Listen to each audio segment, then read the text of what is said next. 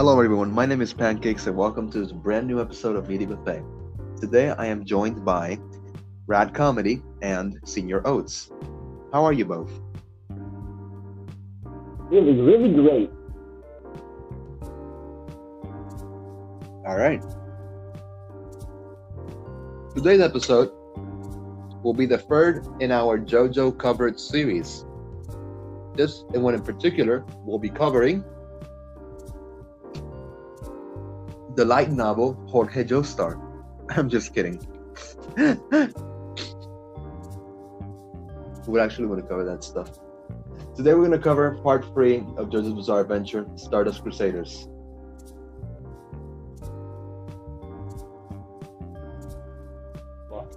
Woohoo! Yeah, baby. That's what I've been waiting for. So, yeah. Basically. If you ever feel like starting JoJo, go straight to part 3. No, don't. Because I'll shoot No! you. Never skip. I never skip. Don't skip, okay? Don't skip. Don't skip parts, people. You gotta see my homie Speedwagon, bro. Gotta see him and my buddies, the Killer Men. On the JoJo version of Giga Chan. And then Teresa. Honestly, part 3 is considered one of the most popular parts because this is when all of the iconic memes just took place. Like, oh, you're approaching me, and then I can't beat the shit out of you. Like, yeah, that kind of stuff. And the good Mr. Josta memes, and also his fanboys. What? And also the stand. Yeah. Like, a lot of good memes took place in this part. For example, Concubine, did you lay this egg? And he do be milk hunting though. What? Kachioni do be milk hunting though. Yes. In JoJo's, there is a tradition of one of the side characters wanting to hunt the protagonist's mother. In this part, it's Concubine.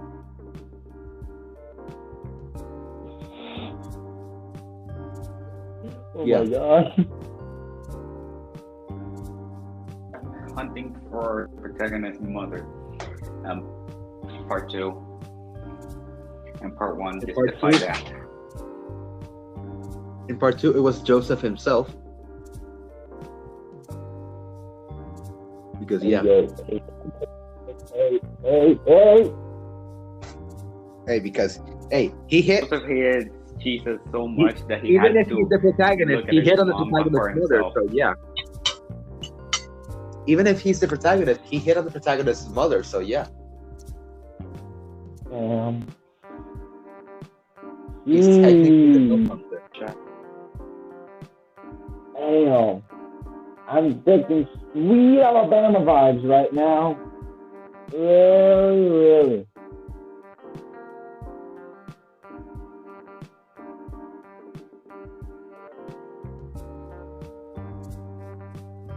To be honest, I think that this is one of the most overrated parts. I think that this part, it's good, yeah, but the part is also like pretty bad in terms of narrative. Like, oh, can't solve a conflict? Have Jotaro fix it for you. That's literally the entire part. Order the enemy. Congratulations, we fixed it. Yeah. And Starfinger.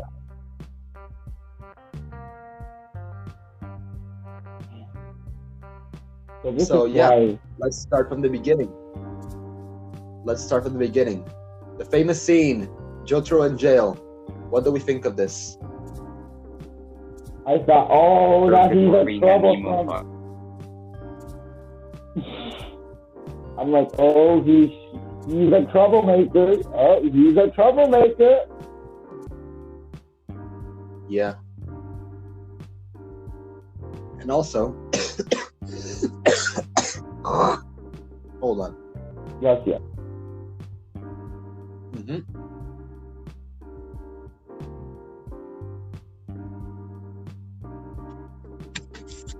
I gotta take this out. Give me a sec. All right, take your time.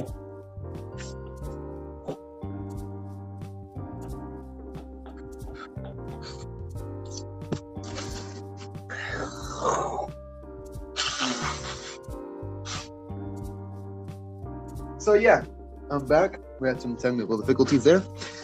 I think that this scene did a great job demonstrating what kind of nature had the protagonist compared to the other ones. Like, first we got like a noble protagonist, like Jonathan. Like, he's a pure soul and would never hurt anybody on purpose. And then there's Joseph. And then Joseph was the complete opposite. He is like a wildcat. He's just wild. Yeah, average Brooklyn enjoyer. Literal. And then there's Jotaro, who's a mix of both.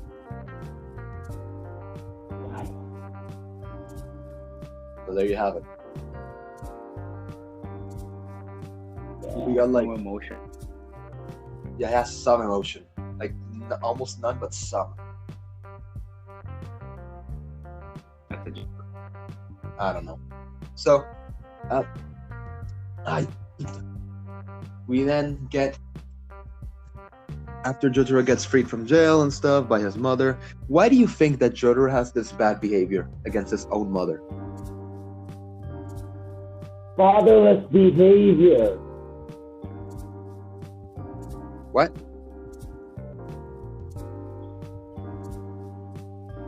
What did you say? Too hot to handle. Okay.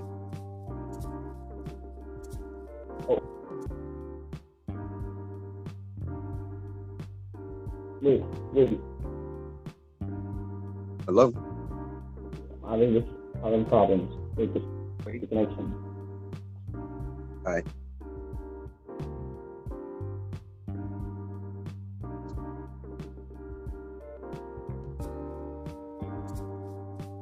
He left. So basically, what I wanted to say is that this episode, that this series, not that series, like, what am I even saying? Basically, why do you, fatherless behavior is practically everywhere nowadays. So yeah, that could be a reason as to why Jotaro is like this with his mother. Dude, we haven't even finished covering episode 1, and there's like 48 episodes. But in conclusion, It don't matter. But Jotaro, I think Jotaro is like that due to fatherless behavior. Indeed. So yeah, afterwards, Jotaro learns to control his ghostly spirit, later known as a Stan, as Joseph. Like, dude, you're gonna tell me that we spent 2 entire parts discovering the concept of Hamon, only to abandon it completely and now use an entirely different concept called Stans, which are basically ghostly Hamon. Yeah, I think they're like something from the mind, the soul of the mind. What? I think, what? I don't know, to be honest. So, yeah, then we have, like, he learns to control his stand to battle against another high school student. His name is Noriaki Kakyoin. He has another stand, and then this stand is used by Jotaro to defeat Kakyoin, and then they bring him to the house where they remove a flesh bud that Dio. But what happened to Dio? Dio's like dead, right? Incorrect. Dio's alive. Damn, he's back. Cue the sound effect. Dun dun dun. What the hell? What the hell? Yo, but what happened with Abdul? Yo, but Abdul. About the Egyptian man.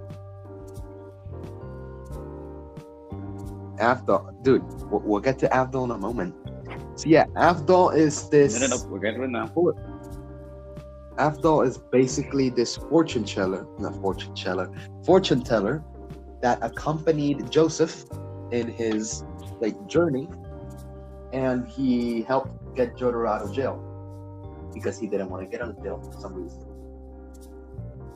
So he runs a souk in the shop, and he runs a fortune-telling souk.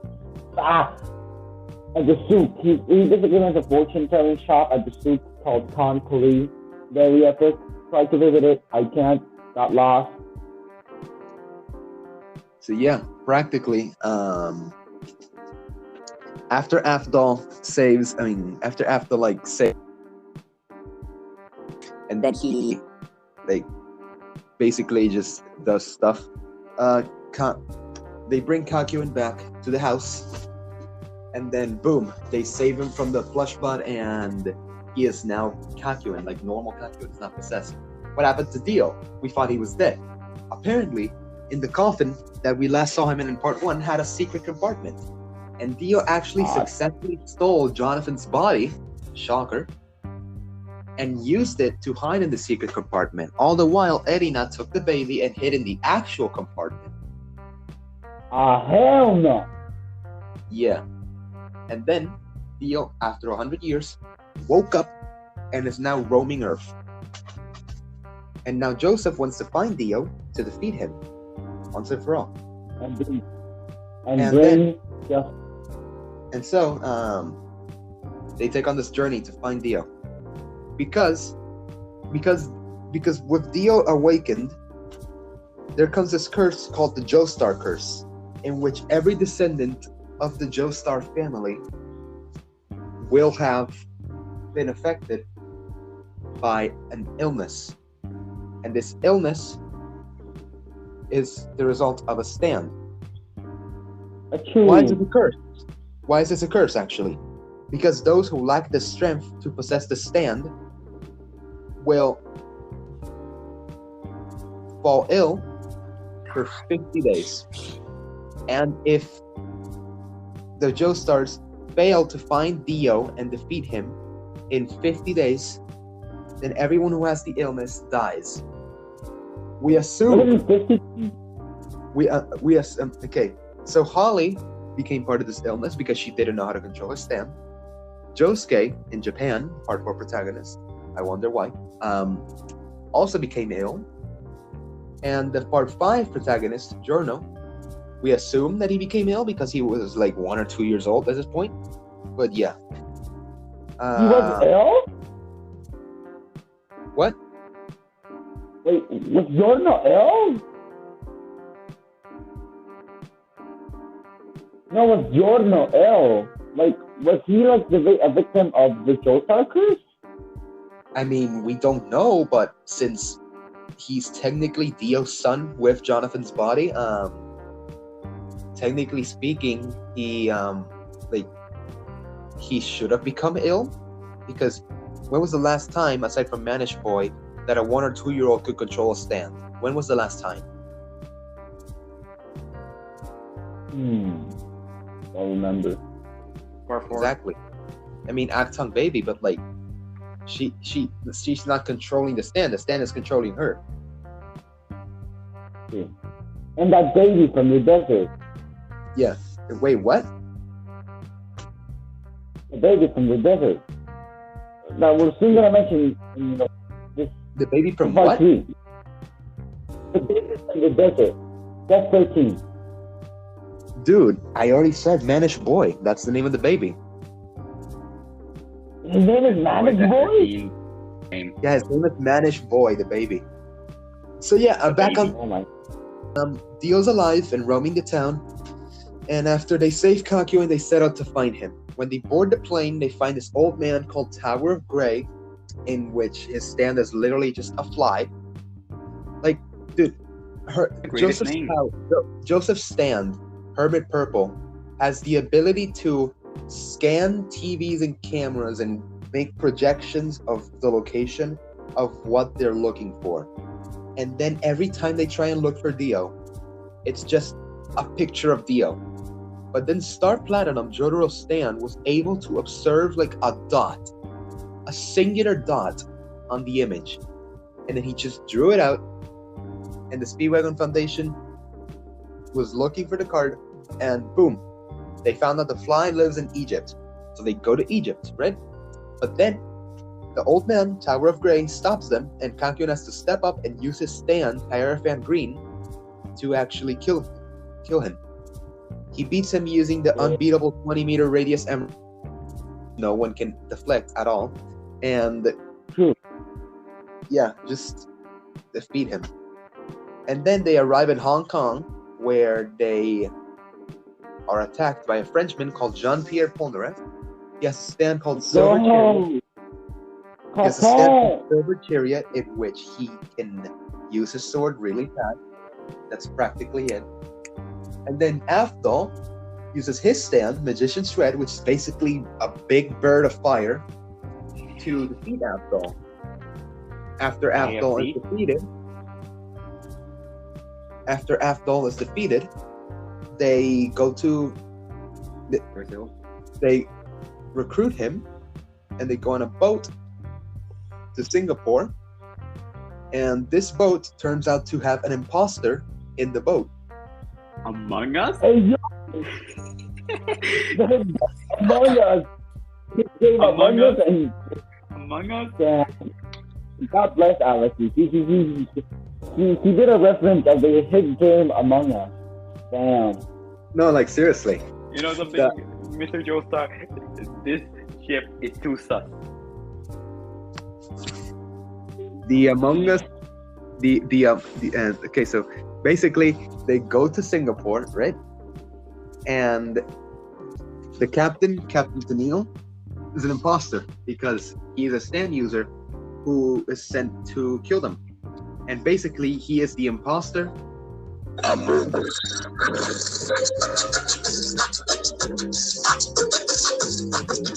Hey, yo!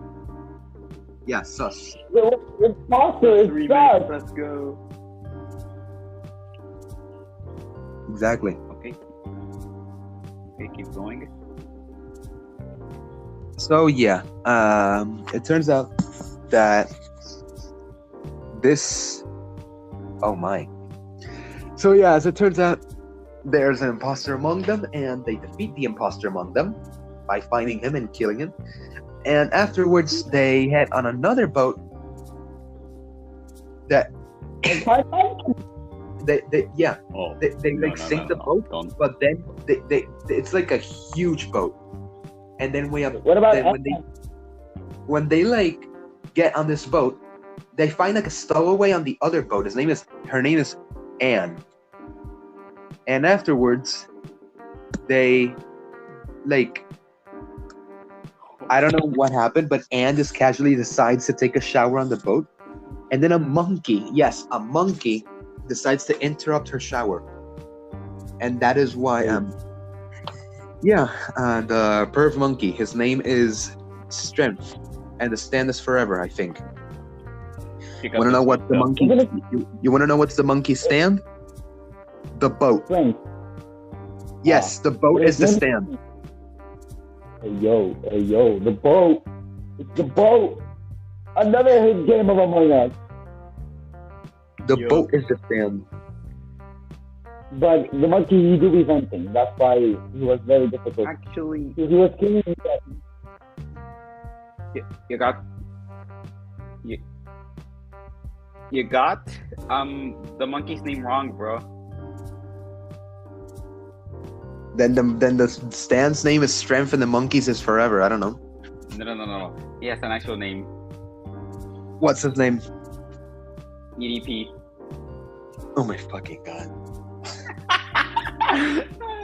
Got him. I swear I'm going to turn you into a cupcake if you say that joke again.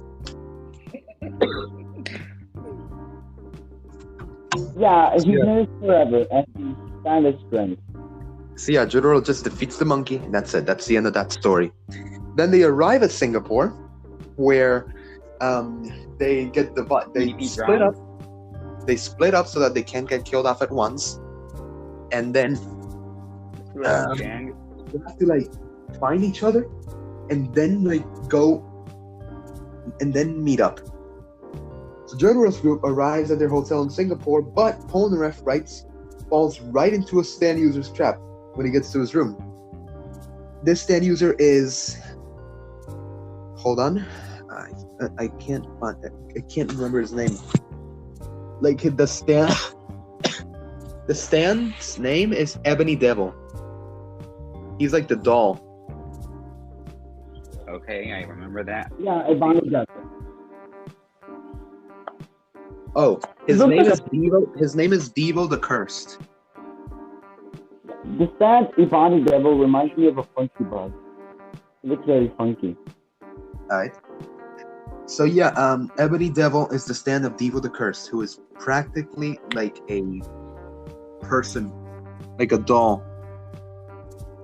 He was like a Native American, but he killed himself, and boom, he ended up as a doll. Yeah. He turns into a doll, practically. So yeah, afterwards, Polnareff somehow defeats him, and then Jotaro thinks that Kakyoin is not himself. He thinks that Kakyoin is an imposter. Hey, yo, boy! Damn! Don't break Alex. He's among us. Damn! Yeah, there's like 500 Among Us references. There's like 500 Among Us references in this part. Yeah, so yeah, that's a JoJo reference. Literal. So yeah, this stand, who takes the form of Kakyoin, is a shapeshifter. His name is the name of the stand is Yellow Temperance, I think it is called. Yes. Yes. And yeah, the guy's name is the guy's name Rubber Soul. Is what? Rubber Soul, right? Rubber Soul, yeah. Music. So afterwards, Yellow Temperance, like Jotaro puts the secret Joestar technique to use and runs away. Damn. Yeah. Heritage. Exactly. Guys, is it weird that Rubber Soul kind of reminds me of Weird Al? Rubber Soul, he kind of reminds me of Weird Al. I'm not sure how and why, but he kind of reminds me of Weird Al. I haven't heard any of Weird Al songs, but yeah. Yeah, but he appears as a reference in the later episodes of Part 3.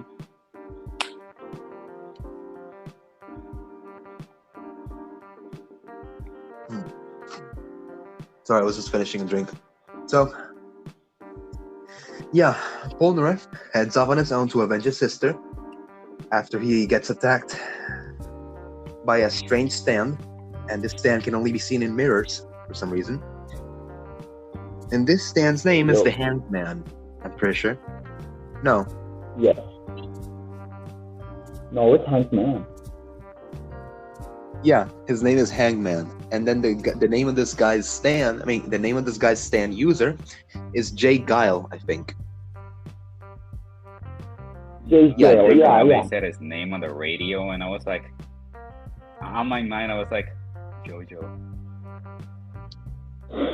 So this stand's power is to attack people, but it can only be without mirrors or reflective surfaces, like coins and balls and stuff. No. So then Polnareff takes it among his mission to not get any reflective surfaces near him, including eyes. So yeah, he defeats the stand. After doing so, he traps it. And forgot that Kakyoin elbows Polnareff. Exactly. And Jay Guile dies. The end. And then Polnareff finally avenges his sister by doing so. Oh. His sister died a virgin, though. Can you shut the fuck up? No. All right, so then there's another Stan who teamed up temporarily with the Hanged Man. His name is Whole Horse, referencing Hollow Notes, and the Stan's name is the Emperor. He wields a gun. He wields a gun. He's so American. That's literally the whole Stand, a gun. Quarter horse. Whole horse. He's not 1/4 horse, nor a quarter, nor a half horse. He's a whole horse. I wonder what would happen if Whole Horse has a son. Like, would he be would he be half horse? Pony. Quarter horse, probably. Quarter horse. And then half horse's son is quarter horse, and then 8th horse, then 16th horse, and then so on. And then This is better than the Joestar family. Damn. So yeah, the Emperor's ability is gun. That's it. It's a gun, and Whole Horse can change the trajectory of the bullet. That's literally it. Oh, cute. Lovely, cute. Meanwhile, Kakyoin and Polnareff are battling the Emperor, and Joseph is battling a strange lump on his arm who seems to get bigger, and then he can talk on its own. Turns out it's a parasite, and it's a stand ability, and it's called the Empress. It starts lying, then killing, then framing Joseph for these things, and just gets it in trouble. And then Joseph wanders around town. Criminal, Joseph. And then Joseph wanders around town, and he finds a vat of oil. Yo, he's gonna fly with that oil. Rendering him blind. And then that is when Joseph is finally able to defeat this Stan by putting it in a vat of oil. Putting it in? Bro, like it's actually tar. The Stand, Stand user, the name is actually Nena, the Empress. The Empress Stand, Nena. And then the Stand user is this girl called Nena whose Polnareff was trying to pick up simultaneously. So then as Polnareff and Nena were about to kiss, when Joseph defeats the Stand, Nena just explodes. Poor Polnareff became The dead. endoskeleton is actually a Discord moderator. Damn. The endoskeleton of Nena is a Discord moderator. Who would have thought? So yeah, Ole, what do you think about Oats? What do you think about this scene? About Nina? Yeah, it's disturbing. First time I saw it, I was shocked. I said to myself, thank goodness Polnareff didn't kiss her. Either he would be disgusted or he would die of flames. But still, thank goodness Polnareff didn't approach. And you actually my child is sad. Let's go.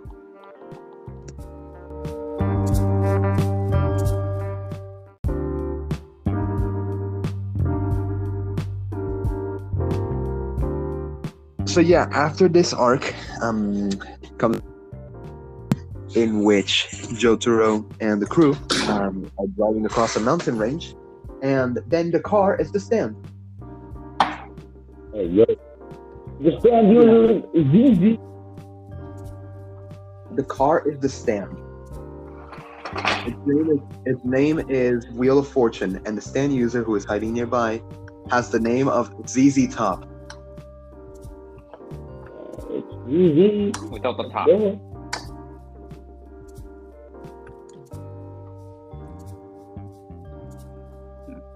As always. So yeah, after this, after a brief fourth wall break, Jotaro is thought to have burned, and that's just his jacket, and he freed off his jacket and somehow escaped, and then he beat the car up. That turns into a literal garbage can. The car, like, you can't drive it after what happened to it. Jotaro felt jacket too cursed to exist. Exactly. So then, Jotaro and the crew suspect that a stand is nearby when they discover a dead body when they visit a Pakistani town after walking. Report the dead body. Report. Cállese. Just don't.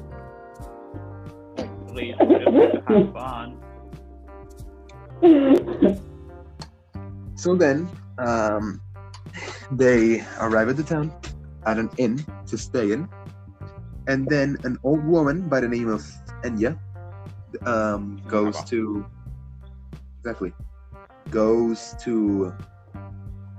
and is like the person who was managing the inn, and then each one of them puts their name in.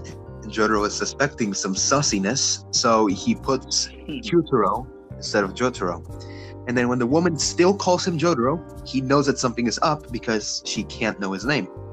So yeah, he finds out that she knows who he is, and then Justice, the stand, ravages on them and then tries to cut holes through them so they can be possessed and like killed.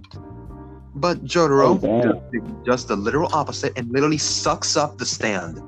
Justice. Hey, damn. And then as a result, Enya dies. Like, she just chokes. That's it. No, well, she's still alive. She's still alive. That's the whole arc. She's like, she's not dead, but she's like, you know, not in a coma also, but she's like struggling. Zack Snyder is they not just proud. use it to like they just use it to like rat out Dio that she refused, so they just like carry around with her just to like rat Dio out. And then there's another arc that takes place in the deserts. It's or the oasis, I don't know. It's called The Lovers, in which they encounter a rich man. I mean, not a rich man, like a playboy, called Steely Dan, or Dan of Steel, as Adult Swim refers to him. And then Dan of Steel here attacks the group because he follows Dio's orders. So his stand, the Lovers, invades Joseph's body, and then what's gonna happen? Because if they attack him, Joseph gets hurt, so they can't hurt him. And then Jotaro has to keep him busy while Kakyoin and Polnareff shrink their stands to enter Joseph's body and literally defeat the stand from the inside of his body. So So we never get to see them shrink. Also, Lover also killed Inaba, sadly. But like we never get to see. This is able to replicate Among Us. Oh my god. But they're never like we never get to see Sans shrink. Like only that episode. Like we never get to see Sans shrink. Like oh yeah, like we get to see Sans shrink in this episode, but like in the future episodes and future series, we don't get to see Sans shrink. Oof. So yeah, while Kakyoin and Polnareff have their stands defeat the Lovers inside Joseph's body, Jotaro keeps Dan of Steel busy by doing whatever he wants, including serving as a bridge and stealing a piece of jewelry, then getting framed for it. Hey, let's go, Jotaro bridge! Epic. Yeah, this is just like. It's actually a crime. Nah.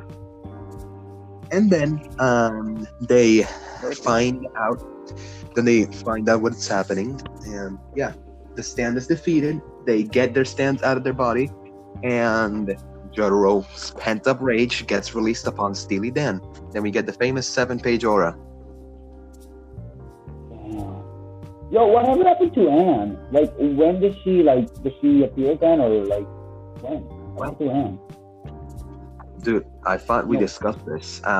After about the ZZ Top arc, I think. They send Anne back with her parents to Hong Kong. That's it. That's what happened. I forgot. But in what arc was it again? I think it was after the Wheel of Fortune arc.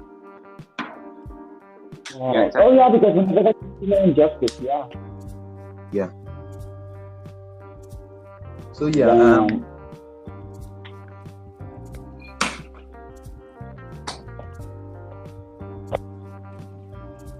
after the lovers get defeated, we get they are walking across the desert on the remainder of their path, and the name of and then they notice it's a bit too hot, so then they can't go on, and they hide and they hide in a cave to keep their composure. And it turns out that the cause of this extended heat is the result of a stand called the Sun. Stand user Arabia Fats. The greatest name of all time. And then the group notices something, and they all start laughing. And as it turns out, there is a duplicate rock that looks exactly the same as another one. They find out that it's barely just an illusion stand, and then they throw a rock at the duplicate rock, and they kill the user, and boom, the heat is done. Like, so literally the higher part. Like, Araki has achieved top comedy. Like, two simple rocks. I didn't even make a joke about rocks before. Dude, like, it's like, rock. Oh, there's a rock that looks identical. Dude, look, a boulder that looks identically the same to the other boulder. Yeah, they could come up with better jokes than I can. But we never see, like, this is the only time we see Star Platinum, JoJo Recruiter laugh. Like, to be honest, that's actually kind of powerful because he made JoJo Recruiter laugh. He's vulnerable and costume. Like, one of the most great looking. Joro laughing is illegal, okay? Yeah, actually, Joro showing emotion is illegal. Yes. So then we have the one and only famous stand, Death 13, in which they find a baby. Let's go. The baby. They find a baby, and then when they camp out for the night after crashing a plane, the baby invades their dreams as a result of a mirage. Death 13. Lottie ho. This baby has the ability to manipulate dreams and actually kill entities in these dreams. It's shown by the death of that one dog. He killed a dog. He's gonna baby killed a... Yeah, he killed the dog. Imagine the baby growing up. He's going to be next Dio. Dio 2.0. Like, oh my god. Yeah. Yeah, like... Dude is like Arabian cheetah. Can we all agree that Manish Boy is probably going to be the next cheetah, probably Arabic cheetah? I don't know, probably. Like, he's like, oh my god. But then Kakyoin realizes what's happening and then tries to warn the group about the things, but then they don't listen. So then Kakyoin, when he gets knocked out, he activates the stand just before he's knocked out. That way, the stand got carried on with him onto the dream. And then when the others were defenseless, Death 13 was there, and Kakyoin got revenge and defeated Death 13 right on the spot. And fed him shit. What? And fed the baby shit. Actually, like, didn't he give him actual shit? Or? I know. Yeah, I know. They didn't even realize what happened. None of them except Kakyoin, because of Stan, remember what happened. So, as a result, Kakyoin fed the baby his own shit, his own doo-doo. Kakyoin is the greatest criminal. Exactly. No, and like the ending, pop. Like, I don't know what does Kakyoin say at the end, but damn, like, honestly, that episode has made Kakyoin a more lovable character. Like he's so OP, man. Like, he's funny. He always achieves top comedy. Always top comedy. Exactly. Oh yeah. By the way, common thing. Murderers the next killing their pet. The next arc is High Priestess, in which Jotaro's crew gets a submarine to go to Egypt. No, wait, But then a the submarine gets destroyed somehow, and they have to get out of the submarine using diving equipment. They then get trapped in a cave in which the walls are made of diamond, and Jotaro literally breaks the space-time continuum by contradicting Part 4, diamond is unbreakable, breaking the beast's teeth. And as it turns out, this beast's teeth were made of diamond, and this beast was a stand called High Priestess. The stand is Midler. We never know who the heck is Midler. Well, before High Priestess, it was Judgment. Like the stand's Judgment. You know, Polnareff Land. Judgment? The Oh, right, I forgot about the Judgment arc, my bad. So, before the whole High Priestess thing happened, they are stuck in an island with Afdol's father. But he shuts himself in his house. And then Polnareff discovers a lamp. I should note that Afdol unfortunately died during the Whole Horse arc. Man, rest in peace, Afdol. Indeed. And then, not Death 13. Judgment came out of a lamp that Polnareff found. Polnareff goes crazy going for wishes upon seeing that his dead sister was revived. Like doing a bunch of things, like building Polnareff Land, and yeah. I wish I could go to Polnareff Land. Like, fuck Disney, let's go to Polnareff Land. Exactly, like I would pay to actually go to a real life Polnareff Land. Yeah, like, you know what? And better to part Land of all time. Yes. Let's just contain Disney. You know what? Instead of replacing it with Warner Brothers Studios, just build Polnareff Land. I don't know. We could build Polnareff Land with the gang's money. Exactly. Man. But then it turns out that Judgment's or Cameo, as the stand user is called, Judgment's wishes were fake because they were built upon clay dolls. And Polnareff wished upon reviving his sister and then reviving Afdol. Both were clay dolls that went crazy afterwards. But then the real Afdol, who apparently wasn't dead, told... What? Yeah, Afdol's not dead.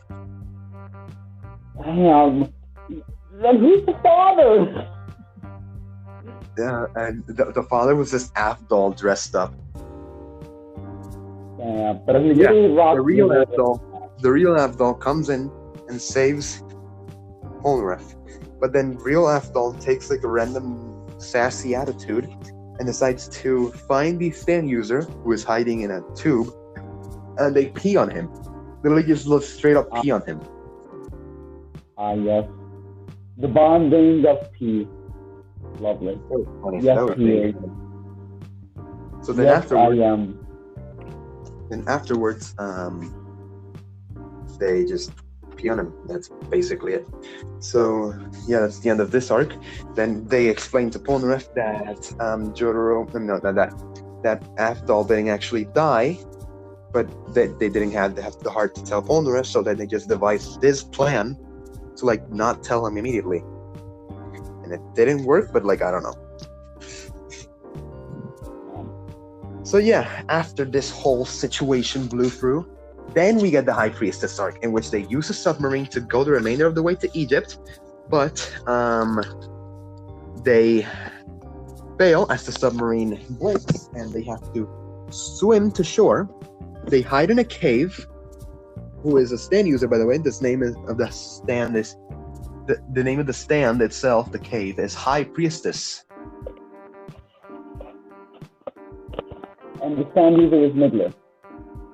And yeah. We don't. And fun fact, Midler was actually never a canon stand user. Like the stand user was part of the game, like Heritage for the Future. When Capcom or Bandai Namco, I don't remember who, made the game JoJo's Bizarre Adventure Heritage for the Future, a fighting game based on Part 3, they practically just straight up asked Araki to make a stand user for High Priestess because they wanted to include High Priestess as a character.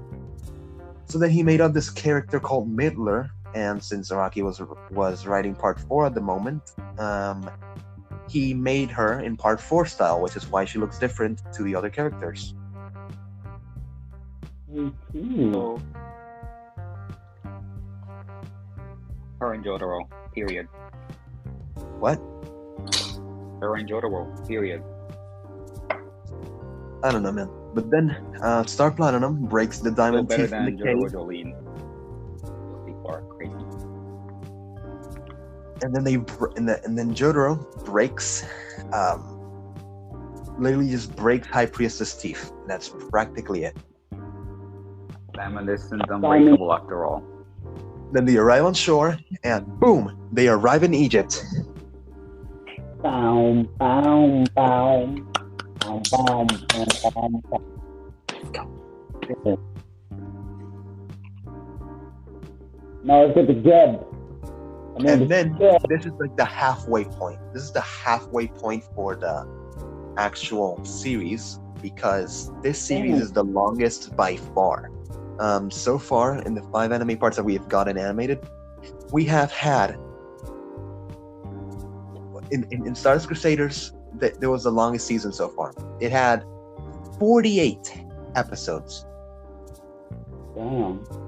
Well, apparently, I think Steel Ball Run is going to break that record, or Julian, if they're going to get that. I've heard some sources that they split Part 3 into 2 seasons. No, they didn't. Like it's stylized as 2 different seasons, but they're the same thing. It's all one season. Yeah. The problem is that instead of multiple countries, Hong Kong, Singapore, Pakistan, Saudi Arabia, and like in the first half, the second half takes place entirely within Egypt. Damn. So yeah. Walk like an Egyptian. The first part we see is the arc of Iggy's the Fool, and Indul's Geb. Basically, Geb is a stand controlled by Indul, a blind man who lives in the desert. Apparently. What? What did you say?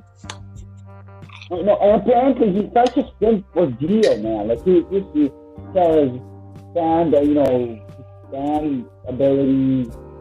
But I don't know, man. It's just everyone is such a simp for Dio these days.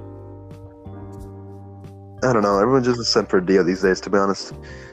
Joseph decides that they need an assistant, and they get some help, like a friend of Joseph's, apparently from New York. His name is Iggy, and he's a dog. I don't know how. I literally don't know how Joseph made friends with a dog, but yeah, there's that. That's just JoJo for you. New York and dog. But hold on, how is Iggy the Fool? What? His powers are basically like Iggy the Fool, his stand. And basically, it's, desert manipulation.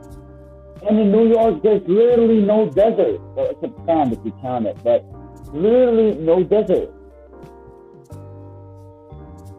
So, I don't know. Yeah, they get the help of Iggy, and Iggy has the power of a stand that is formed by sand. The name of the stand is the Fool, and what you may be asking, why does the Fool have a bunch of wheels like at the sides? The answer is because at the time of writing, there was like a NASCAR promotion going on, and Araki thought it would be funny to add wheels to the actual stand. Exactly. That's No what I wonder he thought. looks like an actual fool. Exactly. So then, Geb is a water stand that controls water, controlled by the Yo, what is it? and the goal is to defeat the game. Your microphone. Wait, can you hear me? Okay, Yeah. now. Can you hear me? Yeah. Can you guys hear me properly? Yes, we got it. Yes. Hold on. Give me a moment. I'm not gonna give you any moments.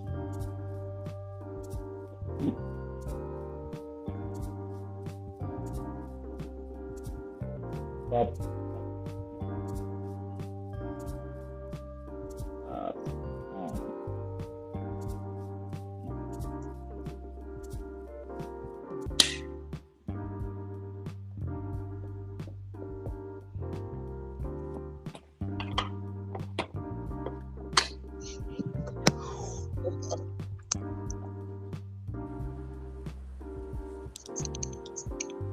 There you go.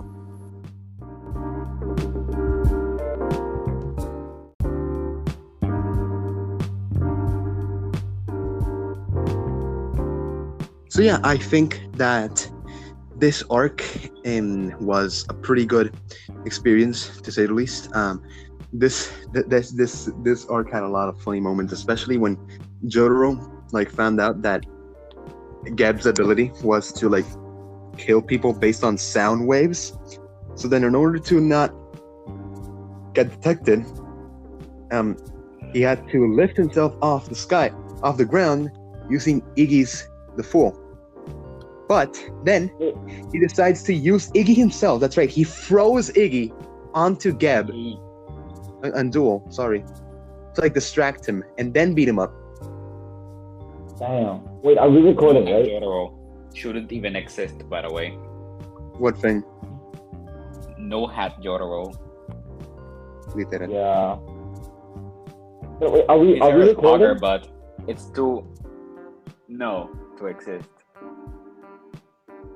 What's that? Are we recording? Yes, we're recording. We are. Oh, okay. All right. So after this arc, comes the Coombs, Oingo, and Tufts Boingo. By the way, this one is backwards. The actual stand username are Oingo and Boingo, while the stands are Coomb and Oats.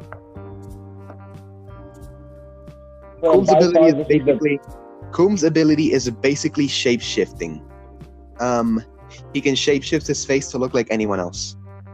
And then there's Tuff, which is a literal book that predicts what... A manga. Yeah, basically he predicts... It predicts what happens. His tough predictions are absolute. Yeah. It's how Oingo just changes into Jotaro. The hat to hair ratio, man. Yeah, man. After a bunch of wacky moments, a pipe getting licked, and sticking fingers up someone's nose, and a car crash. As it turns out, Boingo sends his older brother, Oingo, to a car where Polnareff, Joseph, and Jotaro are supposed to head, in which the Toff's prediction state that Jotaro's head will be split in half. And by a bomb orange. By a bomb orange, exactly. So then he puts the bomb orange in the thing, right? And he later eats that. He later plants the orange, right? And then he later exits the bath. He exits the He exits the car, and then Polnareff mistakes the bomb for an actual orange. But then upon it tasting weird, he throws it out the window. Then Toph steps on it. No, Oingo steps on it, and boom, he blows up. Damn. That's the end of this arc, literally. Damn. Bomb boy's gone too far, man. That's what happens when they try to make makeshift bombs, man. You've got to. I'm not gonna say nothing. I'm not gonna say very bad. Actually, my bad. All those moments that I mentioned, including the car crash, sticking fingers up someone's nose, and the tube, those didn't happen in this arc. This happens in a later arc. So yeah, late afterwards is the arc of Anubis. The group finds the sword, and they decide to return it to the city. When this happens, the sword possesses basically anyone that touches it. The spirit inside the sword is called Anubis, and the stand user becomes anyone who is possessed by it.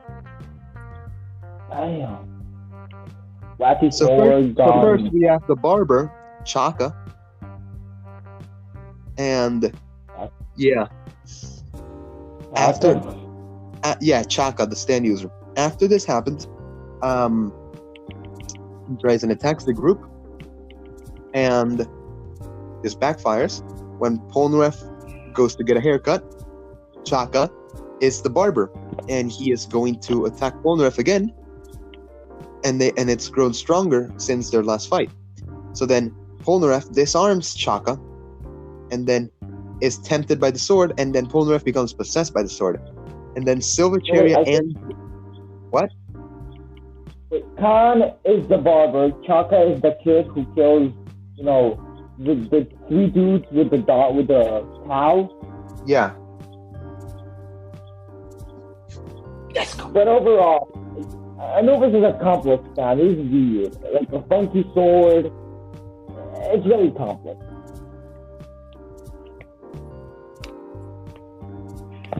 Yeah, it really is. And I think it's like the first showcase of double stands, correct me if I'm wrong, because when Jean-Pierre Polnareff was, with Anubis, he was manifest, he had the Anubis stance. He also, popped up the Silver Chariot stand. So yeah, I think it's like the first appearance of double stands. A stand user with two stands, not at the same time, surprisingly, but they never show at the same time though.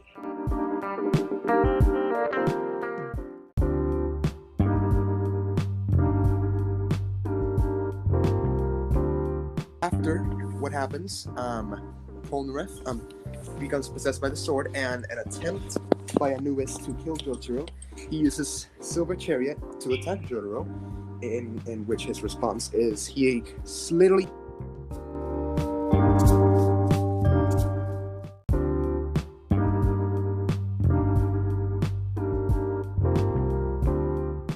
So I think that this Anubis arc was pretty unique, to be honest. Like all those funny moments with the sword and stuff. Like Jotaro just straight up split the sword. Yes. Mm-hmm. So, but some of the events are going to be more funny in the next episode. Yeah. By the way, if I forgot to mention, the second half of the series, Battle in Egypt arc, is based on the 9 Egyptian gods, who are in order. They are Geb, Anubis, Bastet, Set. What was it? Wasn't even on the. Jesus Christ, forgot about it. No, it's like the Darby brothers. They have like different. They have like different names. Yes, Osiris and Atom. Got Horus, Osiris, Satan, Bastet, Anubis, Num, Top, and Geb. Yeah. Then the other one.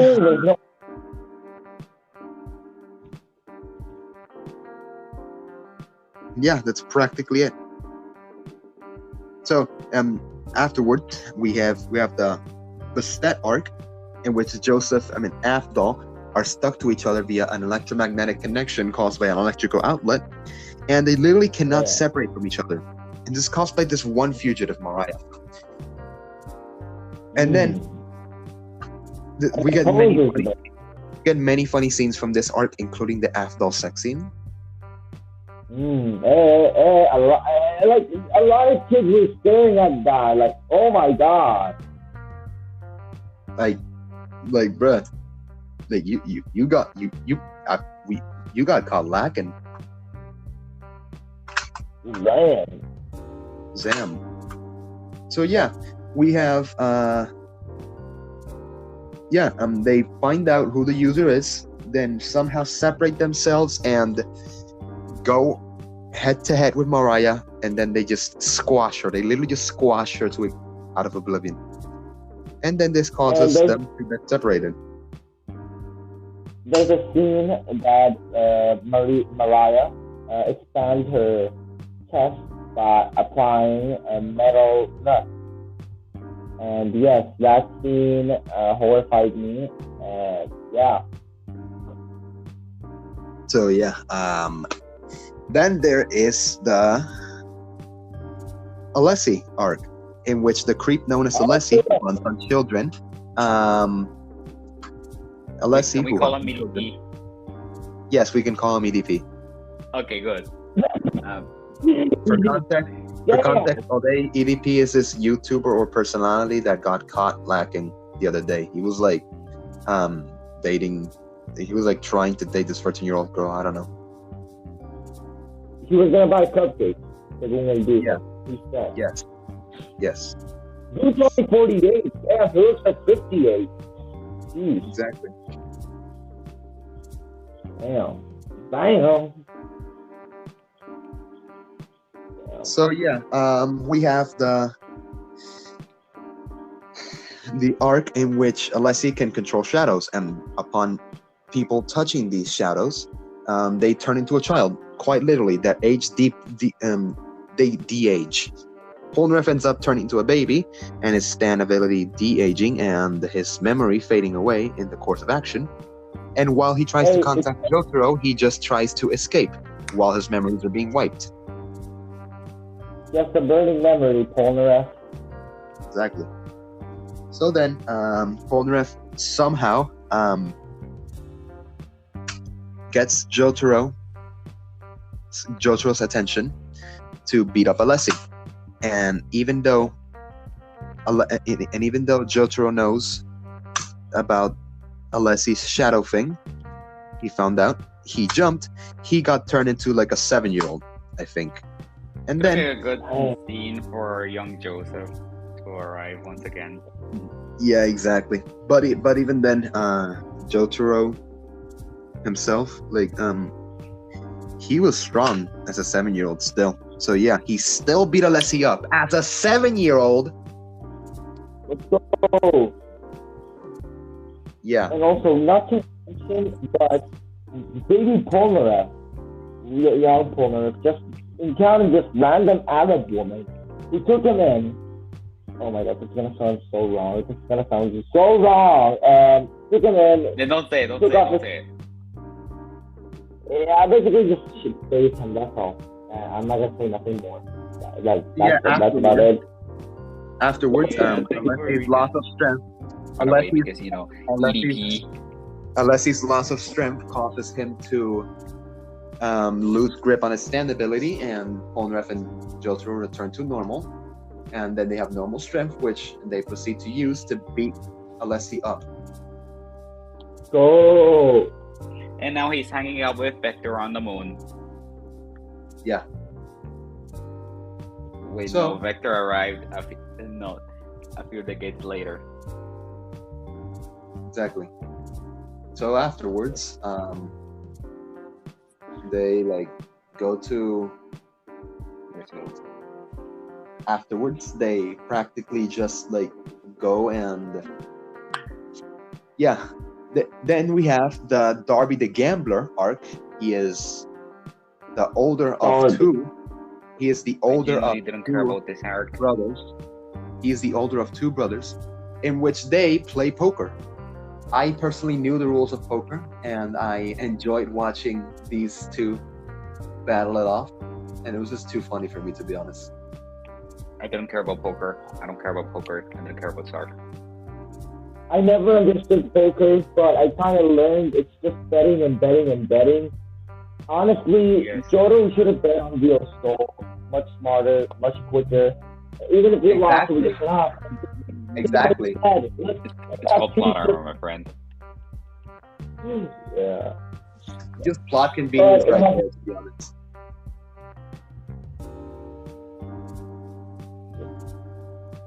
Alright, so next we have this arc. And Jotaro just starts. So yeah, both Abdul and Joseph, I think, are the ones who get in the way. And I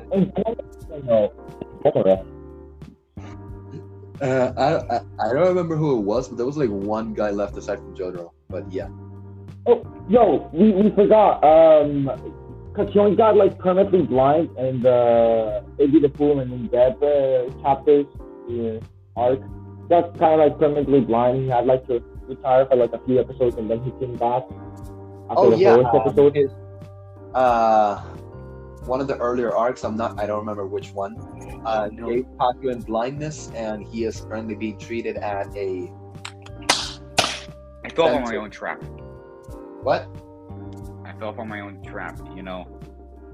Exactly. Like Takuyan just like died. Not died, but like his eyes just died. Not permanently, but like temporarily. But it happened in the Gibson Duel and Iggy the Fool arc. Maybe. It happened, yeah, I'm sure. It happened in those episodes. Exactly. So then, this arc ends with Jotaro betting on his mother, his own, and his companion's soul. Darby just can't handle this assholery and decides to fold, and just dies. Damn, dying of old age just because of a bet. Damn. You should have betted on Real Soul, goddammit. It would have ended the series so much quicker.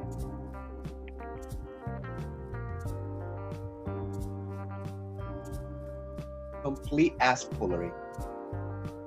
So yeah, after this,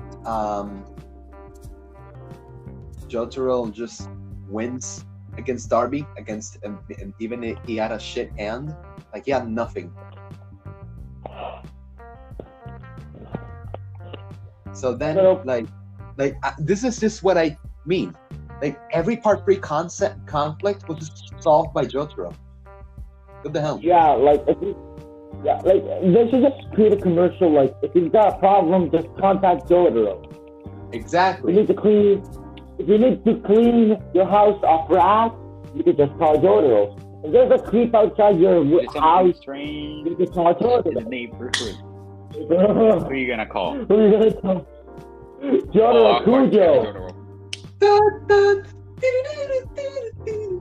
Yeah. Look, she sucks justice. She sucks justice.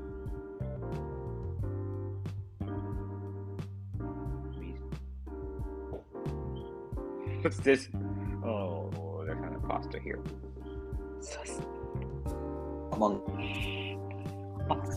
Okay. What the hell? Oh no. Oh no. No. Forrest. So yeah, after all that happened, they defeat Darby, or so they thought, and then we have Whole Horse again, teaming up with the child Boingo.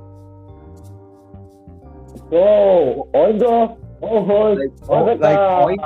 Boingo is still being treated at a hospital for his self-inflicted injuries, but Boingo survived, and now he's teaming up with Whole Horse to defeat the Joestars because they both have things against them for some reason. I wonder why.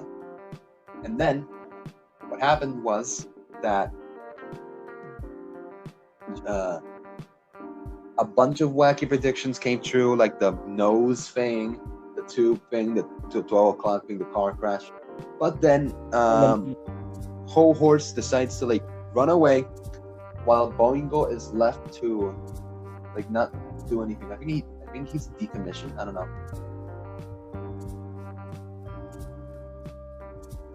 I don't remember what happens to him. You gotta agree, the outro is so good. What? The outro. Oh yeah, the outro. Copyright, but yeah. Yeah, I'm not gonna continue playing that. Great.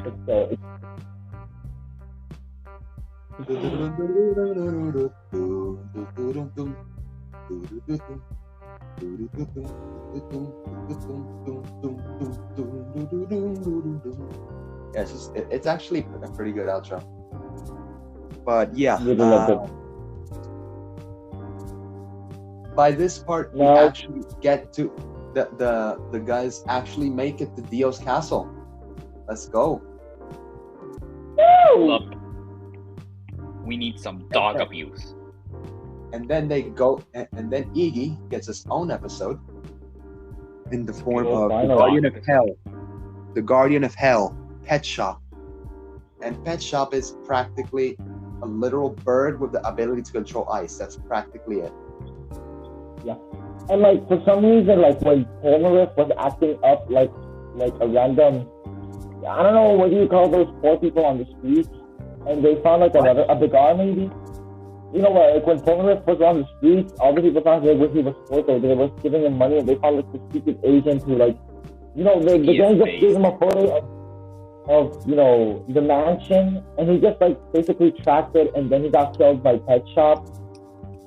I don't remember who was the dude, but he was one of the victims of Pet Shop. You know, killed by Pet Shop. Yeah, Joseph like gets the help of like a rich guy, I think, and then the rich guy just helps him. But then when Pet Shop finds out, he sends a giant icicle on his way, killing him. Damn.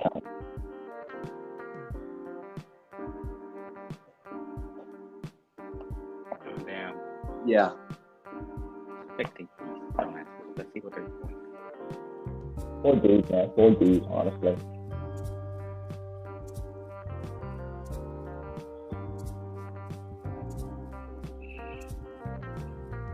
So yeah, there's that. And then there's Pet Shop. After Iggy trying to just escape from him and not fight him at all, he works up the courage to actually fight him, and later encounters him again, causing him to fight and actually win. Like he decommissioned the bird. But at a cost. Iggy lost the leg, sadly. Yeah, he lost his leg. Yeah, and like the way Iggy killed the Pet Shop, he just spit off his beak, and like when he was about to shoot ice, he just spit off his beak and boom, explosion. And the kid saved them. You know, another kid who found them on the river, saved Iggy, and you know patched them up. Like poor dog, man, poor dog. Poor dude, honestly.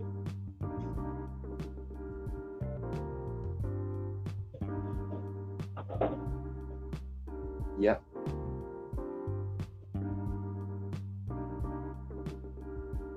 So then we have the next thing, which is the other Darby the player, instead of the gambler. This is Darby's younger brother.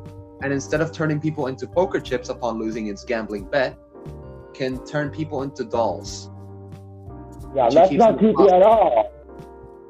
That's not creepy at all. That's really normal. Not at all. Not at all. Not at all creepy.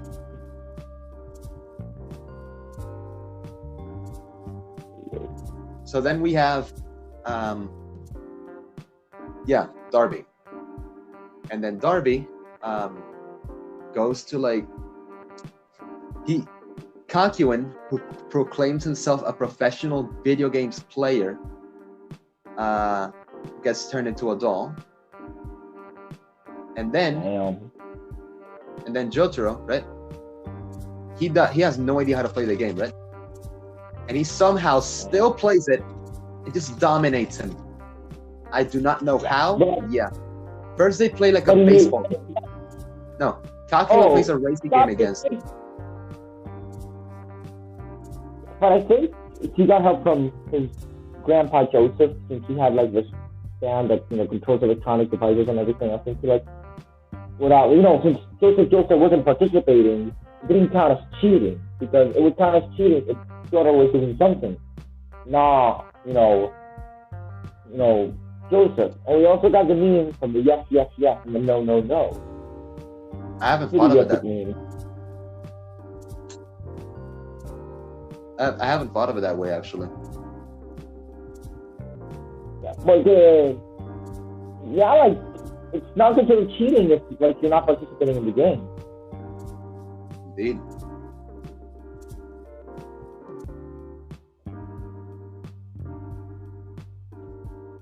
So then after this, Jotaro somehow defeats Darby in, I think baseball, was it? Yeah. Yeah. Oh, that's a baseball. Oh, that's a baseball. The English is so broken. Like, it's funny. So yeah, after this, Darby literally gets sent out of his own little dimension. And this is where Joseph, Kakyoin, and Jotaro are fighting the guy.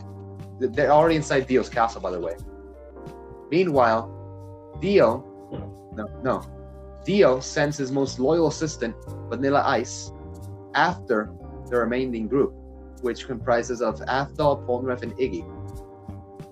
Vanilla Ice, the miasma of the void,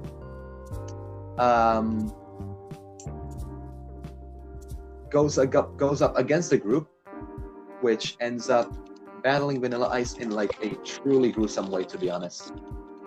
And yeah, this ends up instantly killing Afdol, unfortunately. And this time he's dead for good. Blackman first. Mohammed Afdol has died. God damn it! God damn it! It's kind of sad that the black man had to die at first. You like no? Yeah, that's just, That was coming. Messed up, man. Can you like not do that, man?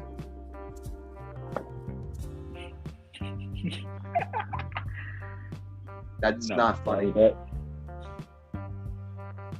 funny stereotypical jokes are funny, except they're not.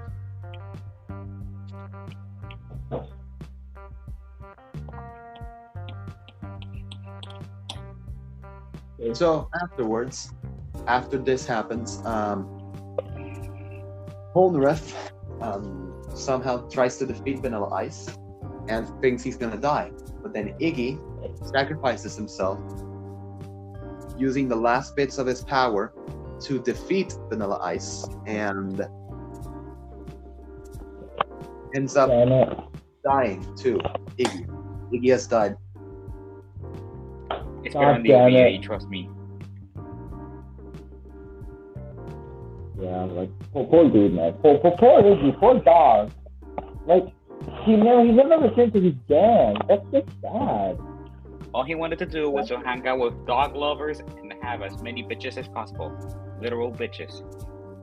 Exactly. In New York. But no, we just had to take them away.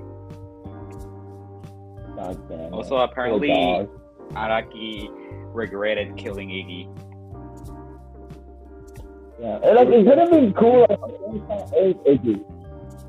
It would have been cool if we saw like old Iggy having like I don't know like children and grandchildren. It would have been epic. But Iggy being a grand puppy, that would be great. It's just like JoJo, man. He was in JoJo. He could be killed. Exactly. Except for there's no Joestar I first. I can't think of an exception. Me cago en todo. So yeah. Sadly, both Iggy and Afdol got killed just by Vanilla Ice. That's how powerful he was. And then there's Dio. And like after the fight, Joseph Kakyoin and Jotaro make their way to Dio's room, in which they encounter Nukusaku, or Kenny G, as he was called.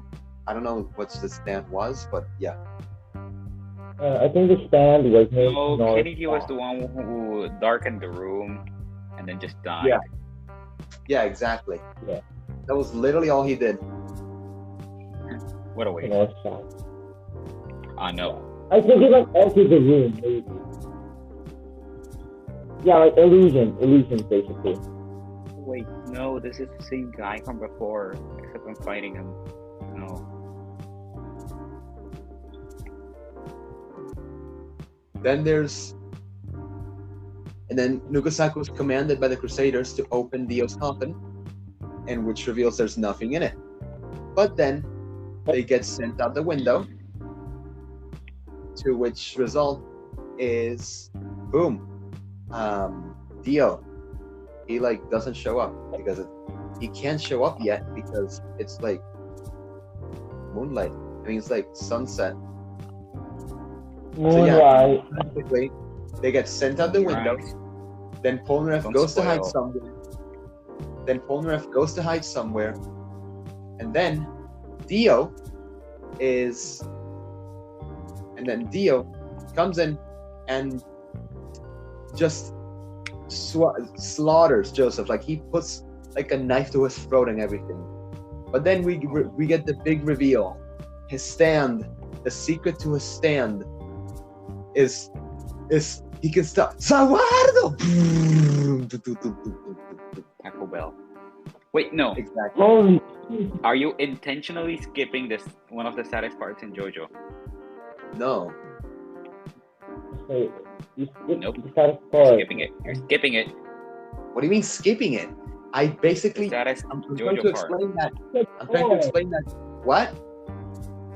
You skipped Lord. Kakyoin dying. I was get Kakyoin dying. That happens after Joseph's like quote unquote death, right? Nope. Oh man. No, First of all, they're on the roof. It happens after. No. Let me hear me out. Okay, so basically, Oh, Kakyoin right. dies No, wait. at first, No, it and takes then- place and then after that. Yeah, forgot. Joseph dies. Okay, so Kakyoin tries to face Dio first as a way to repay the group for helping them or something like that, and then Dio just massacres him. Like, you see, like the attack, right? Gets sent to Dio. The next thing you see, boom, donut, Krispy Kreme. Kakyoin gets sent flying towards a water tanker. God damn it, watery donuts. God damn it. You know what else is watery? Our faces. Probably not. I don't Yeah. feel emotion. Kakyoin didn't even have like a sad final thoughts. His final thoughts were literally trying to find out how to transmit the message to the group that he can stop time. So the final thing Kakyoin did before dying with his final power was hit the clock with his emerald splash, and then he died. Wow. God damn it. God damn it. This part hit me, man. This part really hit me.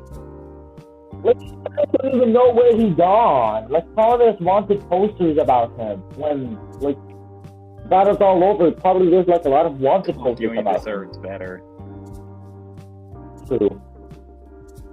The funny MILF hunter apparently deserved better.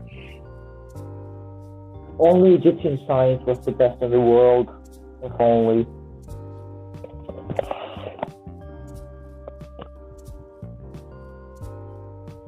So yeah, after the tragic death of Noriaki Kakyoin, they Actually, he deserved it. Screw it. What? He deserved it. Joseph Why? No. Kakyoin. he's He was such Joseph an sees asshole. Kakyoin's clock attack, and he tries to decipher what he meant with it, but then he realized. And then Joseph tried to say, Jotaro, the secret is time. Dio's stand ability is to stop time. And then right as he said time, we heard it for the first time. Zawardo! Boom! Ding, ding, ding, ding, ding, ding, ding. Hey, Like the sound design by yeah. David Johnson is just epic. True.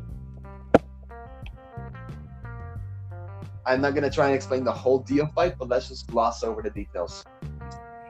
After this, Dio places a knife on Joseph's throat, killing him. Sadly, Joseph Joestar died. Damn. Of old age, thankfully. I feel like Yeah. that's definitely Joestar, and Joseph Joestar's like my favorite JoJo, and this hit me hard. It really did hit me hard. God damn it.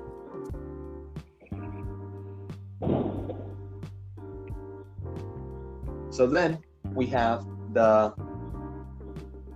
moment that Jotaro finds out Joseph died, and he got like pissed. He got pissed hard to the point where I don't remember what happened here. Like he attacked Dio or something, and then something happened. To be honest, like he attacked Dio, but then Dio stopped time, and then Jotaro moved a bit, but then it was a magnet. But then Jotaro actually moved, and Dio got freaked out, and then Dio tried again, and then he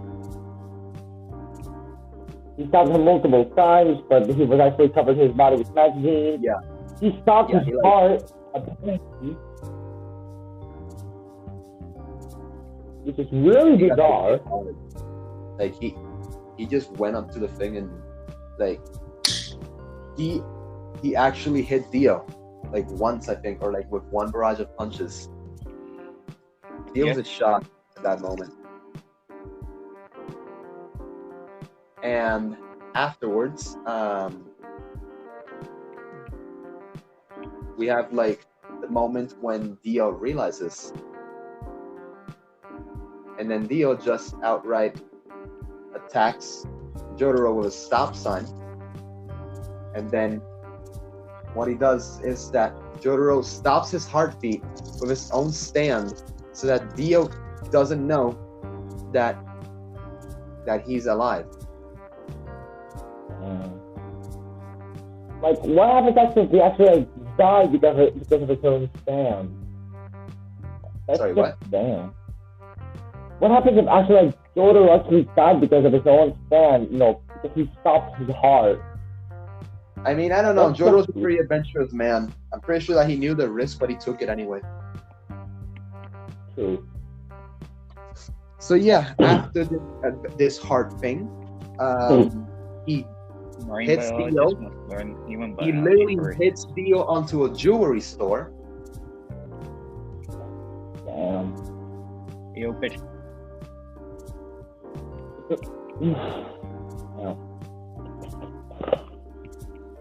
That Yeah. fine jewelry.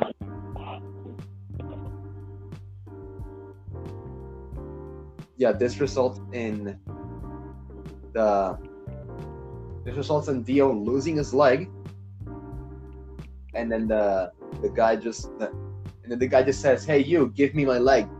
But then Dio goes to a sewage hole, like a manhole cover, like obliterated, and then Jotaro finds him, then beats him again.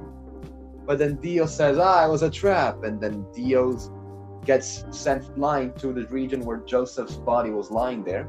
So then he absorbed These ones were Joseph's speaking. blood to become Ultimate Dio, and now he was literally unstoppable.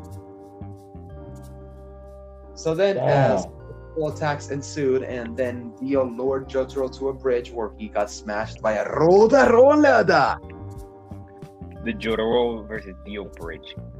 It's a Yeah. landmark. Really? Oh my god. The roller coaster.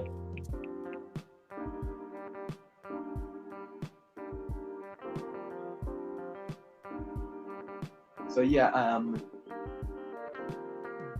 practically, Dio attacks Jotaro with a road roller, but then Jotaro trying to fight back is futile because Dio literally smashes him. But it is revealed that Star Platinum can also stop time. Dun dun dun. So it is the same ability as Star Platinum. The big reveal.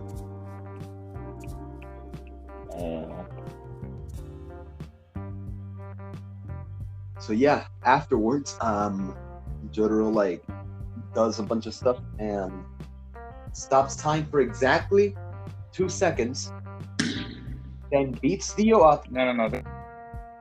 then beats Dio's leg up like nothing happened, and boom, he kills Dio, and part 3 ends. Damn. Yo, not to mention. No. Pause. According to Eyes of Heaven, this is peak Jotaro, okay? Basically, he can stop time for 5 seconds. In part 4 onwards, whatever, he can stop time for 2 seconds. Yeah, 5 seconds, because Jotaro is like he just like didn't train his stand ability or whatever. So yeah, after a bunch of stuff happens, practically Jotaro takes Joseph's body, gets into an ambulance, and then he uses Star Platinum to restart Joseph's heart, causing him to be revived by the blood transfusion.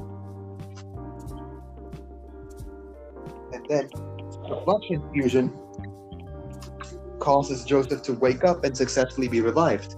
But, being the jokester he is, he decides to flick a prank on Jotaro, making him think that it was Dio inside his body. Jotaro almost beats him up, and then just outright goes and says, No, wait, it's me. And then Jotaro asks him 2 dumb questions. One of these questions was, who was the female lead in one? I don't remember. What?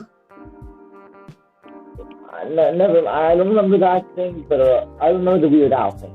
Yeah, the other thing, we don't remember the first question, but the second question was, who sung the parody to Michael Jackson's Beat It titled Eat It? This was sung by Al Yankovic, as Joseph states.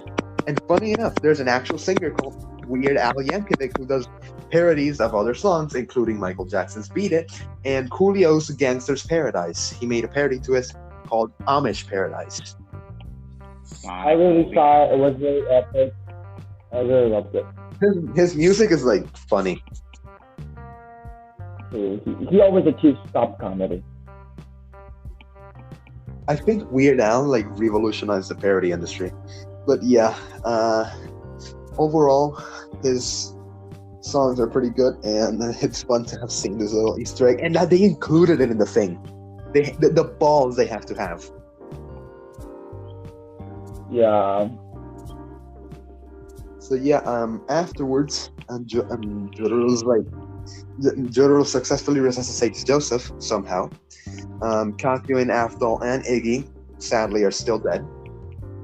And Polnareff comes out of hiding. Oh, I forgot to mention, he temporarily helped Jotaro by distracting Dio. But then he doesn't succeed. That's but yeah, Polnareff is still alive. But he lost 2 of his fingers. Yeah. And part of his toe. He has no more fingers. Yes. After this happened, the 3 are met at the airport, where Polnareff returns to France in his life because, he completed his goal of avenging his sister, and that's it.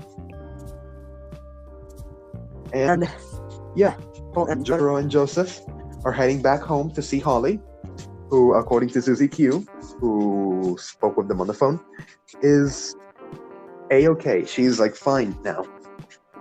So then Jotaro and Joseph get on the plane back to Japan, and this is when part 3. What the fuck? So let's just wait for him to return, to be honest, because I don't know what happened there.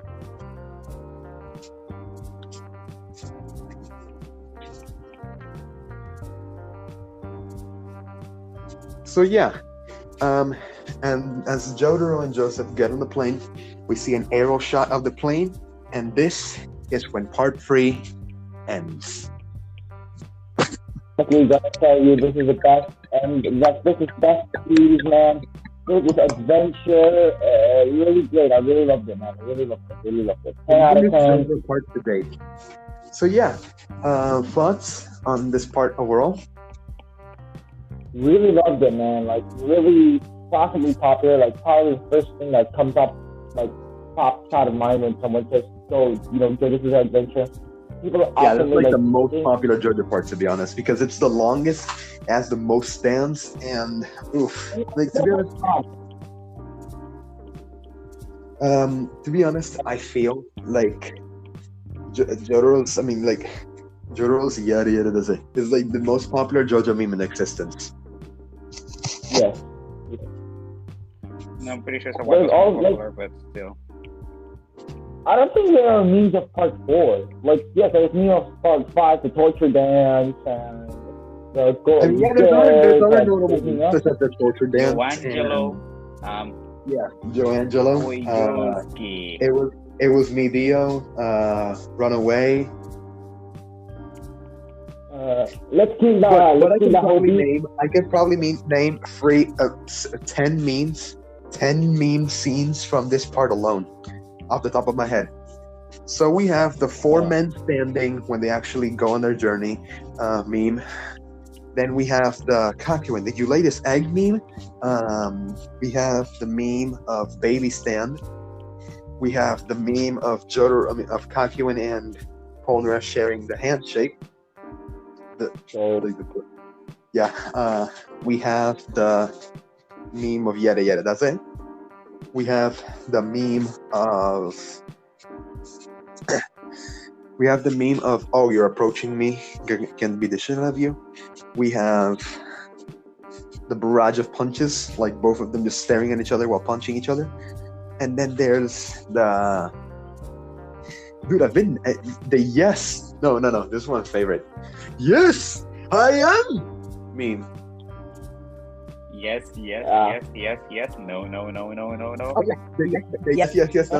from the Darby arc and Polnareff Land. There we have it. 10 memes. And also, how about we get 11 so that the number is no longer even? Who was with Mr. Josh there? That's how, honestly, that's 11. That's so the Jotaro Abdul, that scene. The what else? That scene of Jotaro and Abdul. What scene? Oh, and Chikuro Kuga, thank you. Oh yeah, with Joseph and Abdul. Also, I think Chikuro Kuga is a meme, I'm not sure. I feel like the entirety of the Oingo Boingo arc is a meme. Yeah, like, I don't know if it's because of copyright if I play the music, but it's so freaking funky. Exactly. Yeah, I'm like, I wish I could put this as my like alarm clock. Like each time that I wake up to a funky, bizarre adventure, to a funky, bizarre world. Yeah. So, basically, I feel like this part, although it's many bad aspects of the plot, including that Jotaro fixes everything, is a very enjoyable part overall, including the concept of standards and stuff. Like, it was very enjoyable, to be honest. Yeah. So, really, I really loved it. Yeah. I feel like that's it. That's it for this episode. Can I get permission to do an episode on Eyes of Heaven? I feel like before we make an episode on Eyes of Heaven, we have to complete the episodes for all 6 JoJo parts, and we have to wait until Stone Ocean is finished, like all the episodes are published, before we do that episode. So it's gonna take a while, but yeah, I'm pretty sure you can. No, I kind of want to do it on my own. I don't know, to be honest. For that, you're gonna have to speak with Mercury. But yeah, let's just close out this episode. Yeah, and it has elements of part 7 and 8. So yeah, That's pretty much that. So, say your goodbyes, both of you. Bye, everyone. I hope you had fun Podcast. and Happy New Year. Goodbye. Happy New Year, everybody. I think this is gonna be like our last episode of 2021. But yeah, Happy New Year. Bye. Bye.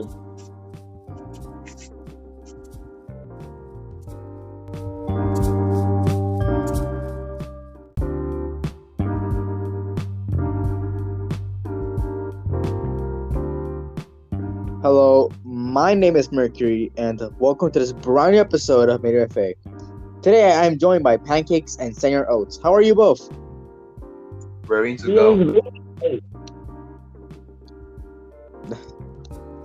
All right then. This is a very special episode, and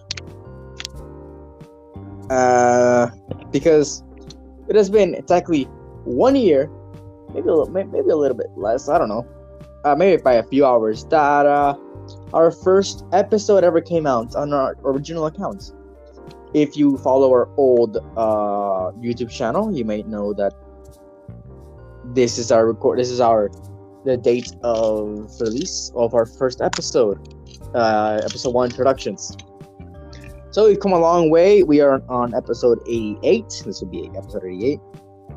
So it's been 87 plus change of sub-episodes, that's including the compilations. So it's been Let's go. So it's been 87 episodes since our first episode, which I think it's been a lot. I think it's been quite a lot of episodes since we started. Indeed. Yeah.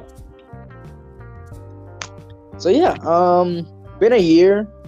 We've definitely talked about a lot of things. We've gotten a lot of people on this podcast, and I think it's pretty. I think our cast here is something a little bit poetic. We have, of course, me, the founder. I've been here for pretty much a year.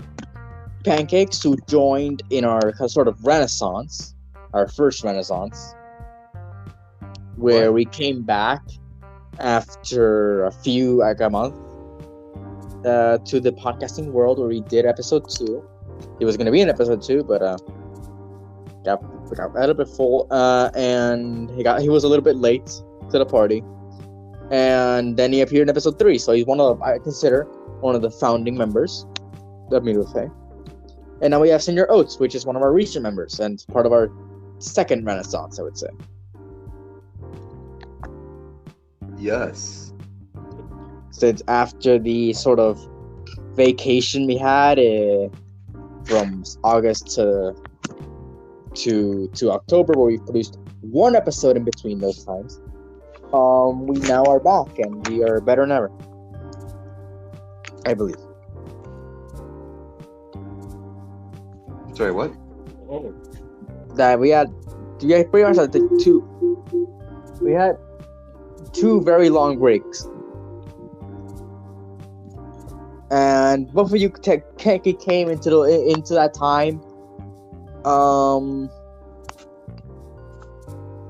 and just kind of joined this podcast at that time,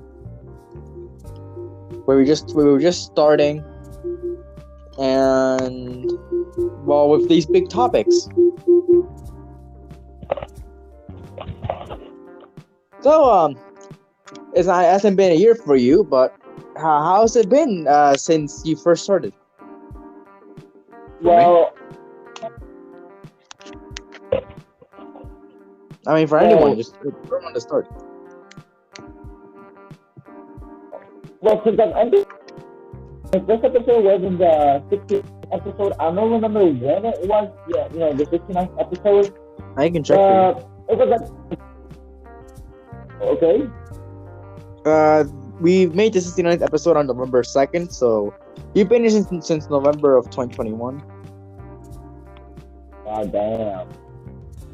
So, I've been in this podcast not that long, but I've really enjoyed, speaking over like specific themes and just having fun and conversation and everything. I really, really, really, really love this podcast, man. So, Pancakes, how's it been for the almost year you've been here? For me, it has been amazing, to be honest. Like all these experiences we've had talking about different types of content across different types, including shows, movies, games, food. I think we even had like an episode about what was it? Cars. Yeah. Flying cars. That episode's a bit of history. That one was actually our first episode to be taken down because We don't need to know that. We don't need to say that.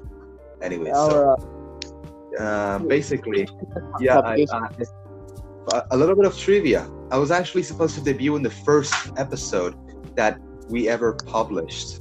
That being, I think it was a State of Play or Direct. I'm not sure. No, our first ever published episode was introductions. Yeah, but aside from that, like the first content episode. Oh yeah, no. That was episode 2. You're supposed to debut in episode 2, but then you debuted in episode 3, mainly because you showed up a little bit late to the episode 2 party. Yeah, but like, what was the second episode? Nintendo Direct. Yeah, the Direct. I was actually supposed to debut in the second episode, that being a Nintendo Direct, and also being our first content episode, actually giving out content and descriptions. But I showed up a little bit late because I had to go to the bathroom, or as I would professionally put it, take a shit, and no one told me about it.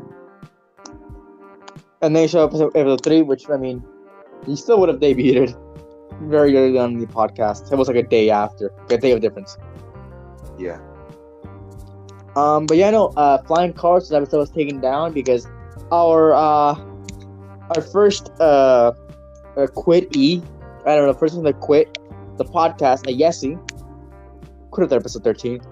He made a very inappropriate joke in the episode, and that's why it got taken down, which was at the request of, I guess, not founder of the podcast, Piwi, that found out about the joke like a day after the episode was published and told me to take it down. If you want to, that episode, however, is not lost media. That episode is currently available to be listened to on the Media Fate Archives podcast, which is just a bunch of episodes that have been canceled, and to not make them lost media, they're on there. Yep. Yeah, you can find a lot of that, and it has an advisory that the joke is still there.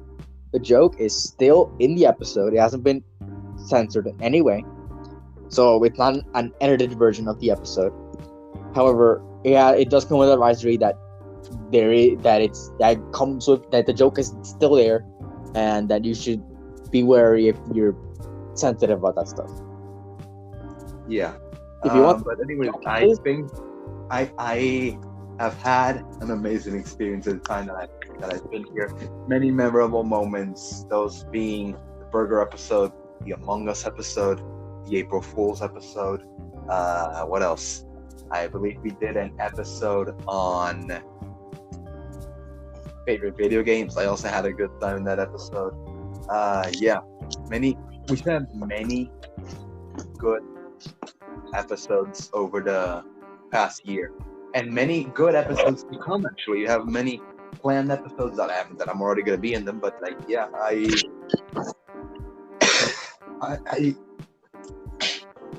I'm grateful.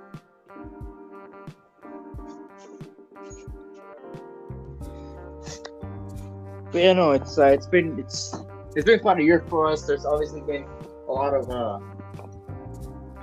of good things that have come for us. There are a lot of a little bit of some bad apples that popped up in the episodes list, I will say. My favorite moment from any of the episodes was in the burgers episode, in which Piwi said out loud, "You can milk a fish?" No viewers, no listeners, you cannot milk a fish. Yes, you can milk a fish. How do you milk a fish? I explained it in that episode and I will explain it again. Okay, so the definition of milking in a biology sense is to remove the reproductive juices or substances of an organism's body. And in an instance, if you remove the eggs from a fish's body, that would be milking the fish. Therefore, you can milk a fish. Damn. So you mean making like what's that egg thing that or you eat fish eggs? Like Caviar. Caviar. So tell me that caviar is fish milk? Yes, caviar is fish milk. Caviar is fish milk? Apparently, according to Pancakes, caviar is fish milk. Yes, it is fish milk. I thought it was fish eggs. Oh my god. No, because according to Pancakes, taking out the reproductive taking on the reproductive product of a being is milking. So that would mean that eggs are a reproductive product, which means that eggs are fish milk, according to Pancake's theory. And also chicken milk. Oh my god. Oh, eggs. So you're telling me that a good old scrambled eggs are just me eating chicken milk? Exactly. Oh my god. Dude, seriously. Like, it applies to every organism. Cows, fish, chicken, mammals, reptiles, amphibians, humans, you name it. Any animal. Take out the reproductive juices. I didn't know that mammals were separate from humans. I'm sorry. No, we are mammals. You said every type of animal, mammals, humans, like. I just said that because hello, we're still the same. We're still animals. So yeah, like, if plants, you're lucky that plants don't reproduce. Technically speaking, if we take out the chloroplast of a if we take out the seeds of a plant, that can be milking a plant. Yes, you can milk a plant as well. How do you think almond milk is made? Exactly. No, like I actually know this. I actually know the process of making almond milk. They take water, right?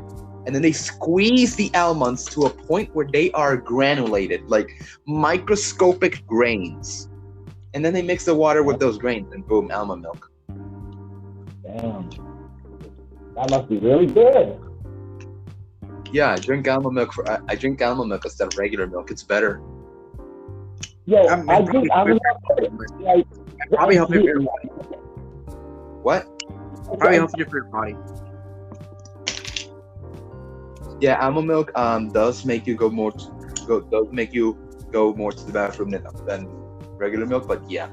It's not milk, so it's not like it's technically not milk. It's just named milk. Probably looks like milk.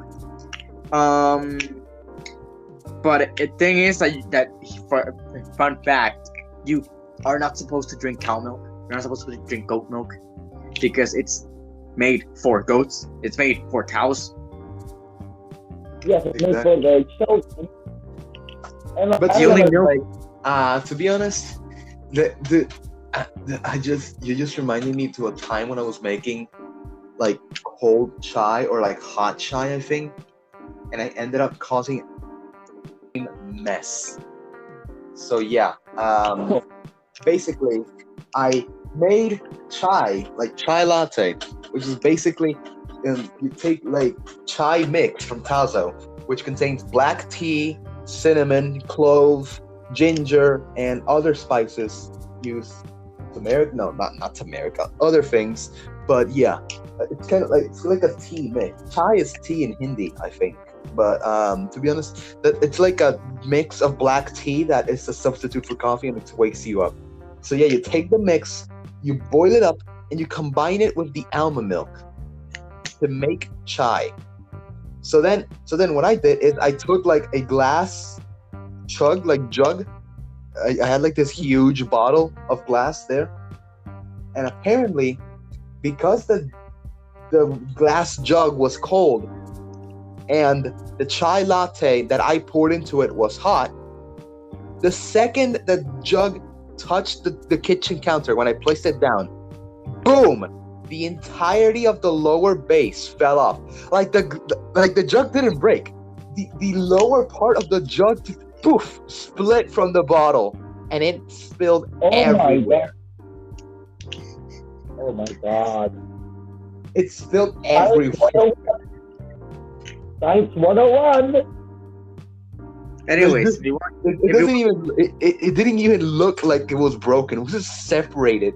Like, when it's just removing the cap from a water bottle, it's basically that, but with the bottom part. It's like removing the cap from a Dasani bottle. Specifically the Dasani bottles. Yeah, because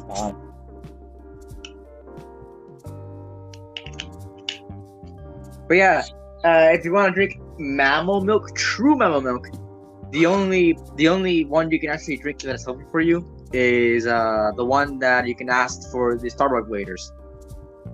Oh my god! what? Oh no! Come on, eh? You're telling I me- see that's an Oats got that reference. Oh Like, my you're telling god! me that you can go to Starbucks and order like a caramel macchiato, and when they ask what kind of milk, you can just say you. And what happened if it's a guy, huh? And if it's a guy? What if it's a guy? It's not milk. I mean, you're gay if you try that. Don't like okay, but to be honest, there's I don't know where it is. I think it was Sri Lanka, but there's like these bioengineers who are reinventing milk. It's like To be what? To be not milk? To be No. Bio- Let me understand. Let me finish. It's called Remilk, I think. It's made by two guys, and then these two guys like took the genetic code that produces milk in a cow, and then they modified it so that it can produce milk on its own without hurting a cow. And that way, the milk is actually healthier and can be produced without abusing cows. So A, more cows are safe. B, the milk is healthier and actually safe to drink. And C, renewable. It's from Nas Daily, right? The video's from Nas Daily. What? No, the video you're talking about is Nas Daily made one of those videos, right? I can't hear what you're saying. Oats. Nas Daily, like the video I think it came from Nas Daily, right? The video where I got this information from was made by Nas Daily. Yo, he's actually a pretty good YouTuber. I'm right now watching the video. But yeah, those two guys made the milk, and it's good for the environment. And I'm not saying that the two guys physically made the milk; they just invented it. It's like formula, you know? It's like the thing that they feed like foster. Yeah, and it tastes just like milk. Like the video is kind of stuff. I was spitting out formula, so you were spitting out formula. To be honest, like when he said world famous, you know, the first video it came from two guys. I was like, hold up, what? But then, you know, deep with the context, he explained that it was, you know, bioengineered, and I sort of understood it. So yeah, so this went from a 1 year anniversary to talking about milk, and then making a Starbucks waiter human milk joke. Let's just put it that way. Oh yeah, about that. Yeah, like Oh yeah, no. In the other way, like yeah, we know that we can milk certain animals, but milking a plant, I think that it's actually possible. Like yeah, it is possible, but like how do you think plant-based meat exists? Isn't like isn't like extremely unhealthy? Yeah, it is extremely unhealthy. I don't know, in my opinion, because it contains a lot more hormones than healthy. For example, Burger King. I don't know if the whole world has it, but in my area, it has a product called an Impossible Whopper, which is basically a normal Whopper, but it's made with a meat patty that is 100% plant-based. It does not have meat, it's vegan-friendly, and it's made of plants. So, yeah. To be honest, I didn't like it that much. I don't know, there's just something off of it. Like, It was I decent. It was It's decent, probably- but when I found it was decent, but then I found out the meat patty itself had 18 million times more estrogen than a normal meat patty. Yeah, Estrogen. Senior Oats, that might be the 18 million grams of estrogen. Oh my god. No. It's not like it has 18 million grams. It's like 18 million more times the grams of a Like normal 18 Whopper. grams, okay. What? 18 million times the grams. Yeah, exactly. And that's still a lot because hello. And I'm not discriminating against, but estrogen is a hormone typically found in female bodies, and yeah, It is found in male bodies, but in very low amounts. exactly. Like it's more concentrated in female bodies, and that is why I don't like the Impossible Whopper. Like I don't want estrogen in excess in my body. Estrogen in your body. We obviously need estrogen to live, but you know. Yeah. Males don't need it as much. It's not like we can live without it. It's just that we don't need it as much.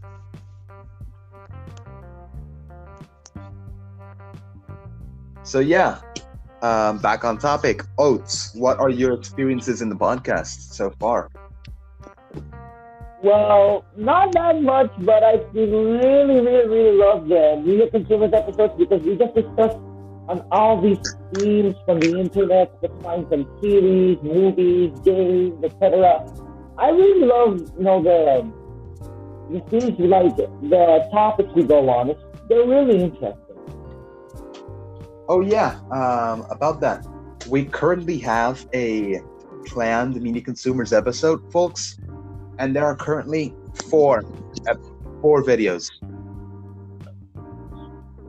4. Yeah, I should really clarify that. I was going to clarify it in the episode, but now you bring that up, that videos. We take our topics from IGN. Whatever is on the IGN channel and won't be outdated by the episode's release is what we featured in the Media Consumers. Yeah, but like that 4 videos. That's like, dude, we've had Media Consumers with like 40 something videos, and now 4. Exactly. We're technically going back to our roots, where our first Media Consumers was 3 topics. Our first Media Consumers was 3 topics. Oh. It was Daft Punk, Pyra and Mithra, and the Reddit GameStop scandal.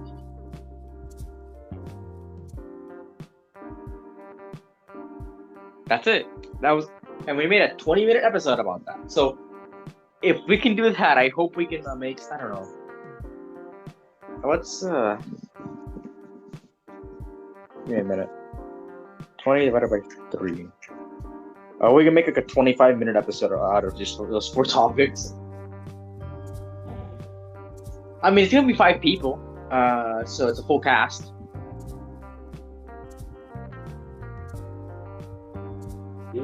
So yeah.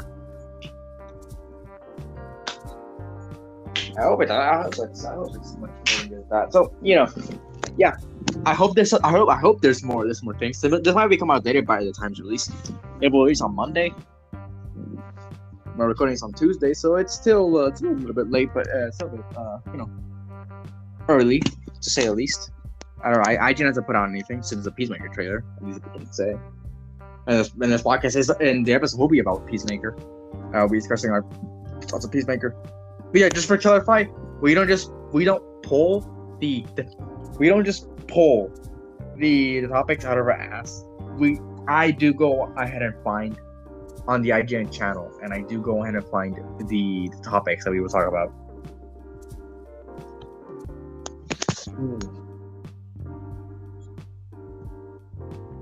So that's why it's like random. Like these are, but sometimes there's an indie game, sometimes there's a presentation, sometimes there's a big game in there, and then there's a bunch of indies. You know. So that's why. It's because I'm taking for IGN, and surprisingly, apparently, no indie developers want to do anything, don't want to announce anything, and no big game developers want to announce anything. So I mean, there's only been a few, and it's because they're kind of forced to do something. Because Peacemaker's coming out in like a few weeks. Not like the week above this one, the week after this one, and then I guess we could see like a Scream final trailer in the near future before the Scream movie is coming out. Also, like a day after the Peacemaker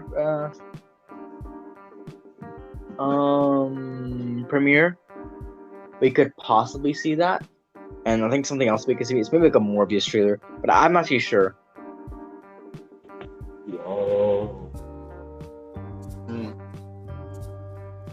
That's all. That's pretty much all I can think of. Maybe a Pokemon Legends episode. Pokemon Legends Arceus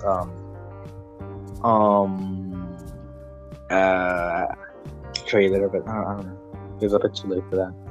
But yeah, that's all I really want to say about that. I want to clarify those things because it's not really a thing. But like Made Consumers has been one of our longest running series on the podcast. We are going to be on episode 14 of Made Consumers. I believe there are more Made Consumers episodes than anything on the podcast.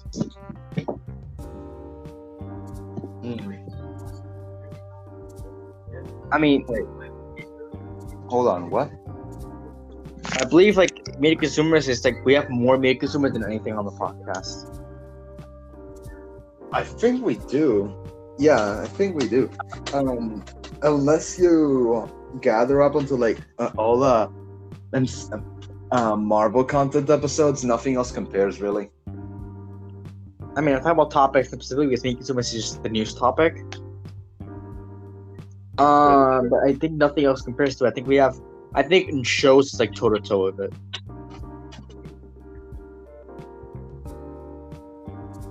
And gaming is like, for a gaming podcast, I've said this before, but for a gaming podcast, we started off as a gaming podcast. We're not a gaming podcast. We're a general. I know, but we started out with gaming. We started off with a lot of gaming episodes. Yeah. Then we did the Made Consumers, which is episode. I think it was episode 6. I want to say.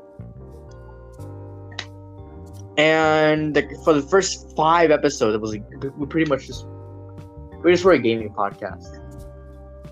And now we don't do that much gaming. We will do a Game Awards episode at some point. I have to finish with the announcements for that. But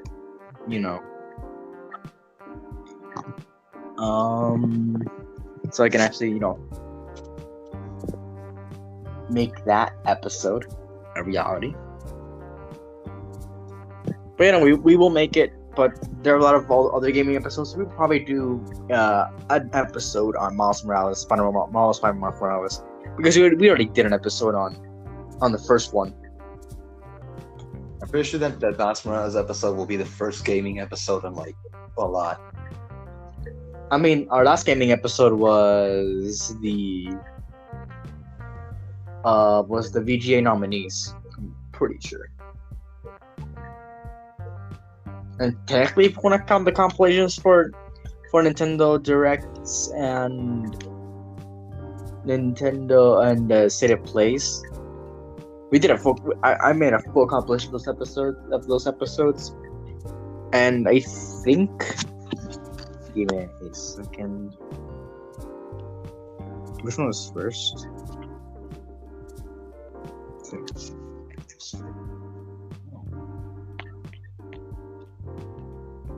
State of Play is actually longer than Nintendo Directs. Yeah, I think they are.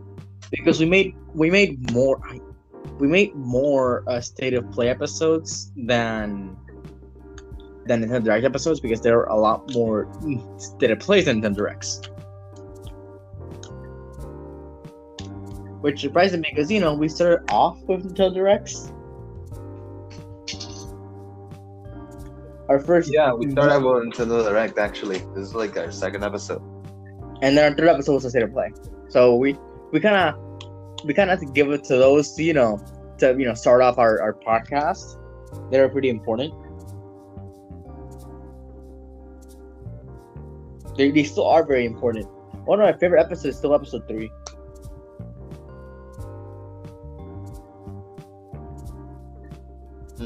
What? One of my favorite episodes is still episode 3. What did we even do in episode 3? That was State of Play. Oh, yeah. When they first revealed security breach. Gregory, do you see that small vent on the floor? Have you ever heard of Among Us, Gregory? You need to vent. I know it'll be hard for you to be sus, but I know you can do it, Gregory. Hey, yo. Mercury, can you do that? Can you do that terrible job gag real quick? Terrible job, super shit. How'd you fuck that one up badly? Freddy, stop being mean to me. I'm only like 12. I'm really fucking trying, Gregory. But we'll have to install the Bonzi Buddy in my hard drive. When he said Bonzi Buddy, I fucking lost it. Yeah.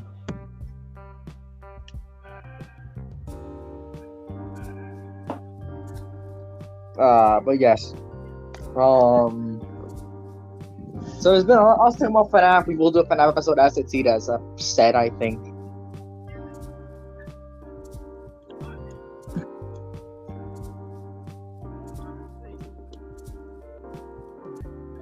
So, but there's a lot of things I don't know from this podcast. Like, I didn't know there were gaming episodes and everything. Like, I really need to learn from a lot from this podcast.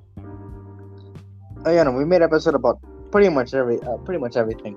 Marvel, there's been a lot. We did make Mandalorian episodes back then because we knew that it would be a hassle to make Mandalorian episodes when season 3 came out. Like, we had to make Mandalorian episodes and then make a season 3 episode, and too much. Yeah. So, and yes, we will do a season 3 episode whenever season 3 comes out. We will do a season 3 episode. It will come out. Apparently, it's slated for spring of this year. Yes. What episode? Mandalorian season 3. A spring of what? This year. Okay.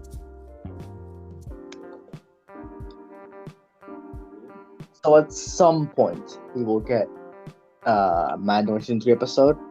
I mean, at some point, we'll get the release date for Mandalorian season 3. And we will do an episode when that finishes. Which is hopefully gonna be summer.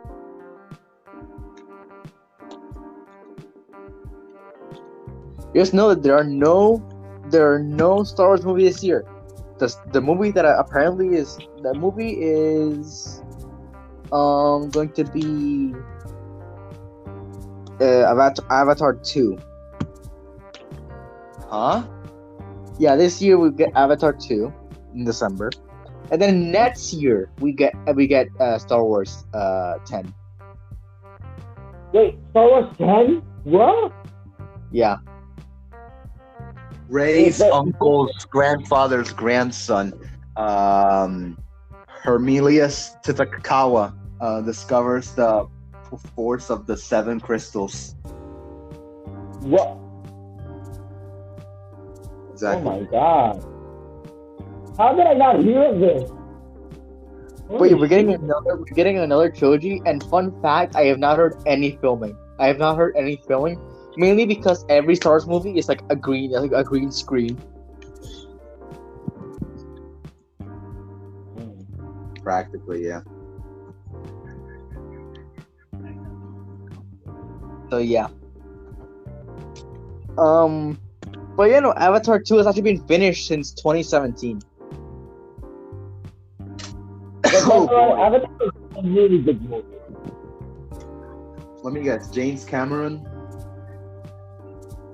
James Cameron can suck a cock, actually, because he tried to make a movie. He tried to make a movie about Spider-Man, and at some point in the movie, there will be a BDSM scene with Mary Jane, with Spider-Man on top of a bridge. The bridge pose. Let's go. The bridge, no, like BDS, like Mary Jane will be webbed up, and they would have sets it on top of a bridge in New York City. Exotic, if you ask me. Yeah, that was gonna happen, and then they pulled the plug. So James Cameron's gonna eat a cock. I mean, imagine, it's Marvel. What do you expect? Marvel. The only sex scene Marvel's ever had is in Eternals, and they didn't even show anything. Wait, you were gonna tell me that there was actually gonna be exposure? Yes. Oh damn! It was gonna be an R-rated Spider-Man movie. An R. Oh my god, I can't believe it.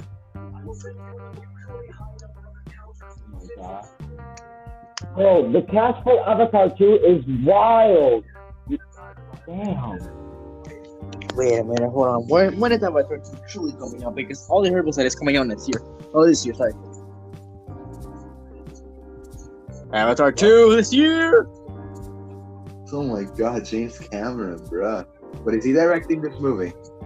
Yeah, he's directing Avatar 2. We might see Blue Monkey sets. Blue monkey? Huh? Monkeys? Those are monkeys? Have you not watched Avatar? No! Oh my god! I thought they were just like an upgraded version of the Blue Man Group.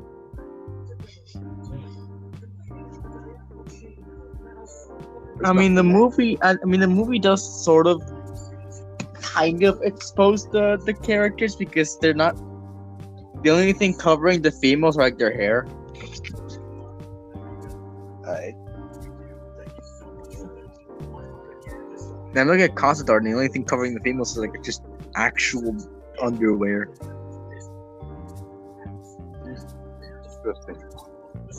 Interesting. Yeah.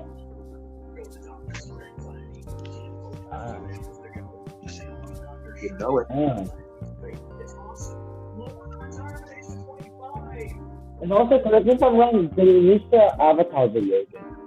I don't know what it's called, but it's really interesting. Well, I'm gonna check Star Wars 10. Can we just talk about the Avatar that is actually good? No, I don't want Yes, I am talking about Last Airbender. Yeah, like, I'm not gonna lie, like, no one can beat Avatar The Last Airbender. He's the original Avatar, like damn, like Avatar The Last Airbender is the highest rated animated series on IMDb. Oh my god, let's go! Little ball dude for the win! Indeed. But yeah, no, Star Wars 10 will come out in 2023. Star Wars 11 will come out in 2025, and Star Wars 12 will come out in 2027. Please tell me Jon Favreau is directing it. I don't know, but however, they did say that the Mandalorian arc, which is going to be Mandalorian, Boba Fett, and Ahsoka, and that's it, I think. You're telling me that the entire sequel trilogy is no longer canon? They're trying to make it non-canon. They're trying to make it non-canon by pretty much setting everything before the sequel trilogy. Wait, what are they trying not to make canon? The sequel trilogy, episodes 7 through 9. They're pretty much making them non-canon because they're still canon, but they're trying to make them non-canon by setting everything before the sequel trilogy. Like if you notice about the series that are coming out, they all take place before the sequel trilogy. The Acolyte takes place during the High Republic area. Mandalorian and Book of Boba Fett takes place after Return of the Jedi, but between that time, going a few years after Return of the Jedi, 6 years after Return of the Jedi, Lando will take place in between those times as well. There will be a Lando series if nobody knows about that. Bro, but to be honest, the only series that was like close to the trilogy series were Star Wars Resistance. I don't know what the name. I think Resistance is non-canon. Not canon? I am pretty sure it's non-canon. Because Kylo Ren shows up and all those characters show up. I thought non-canon was thing that Disney didn't approve. I mean, yeah, but Resistance, nobody watched Resistance, so, you know.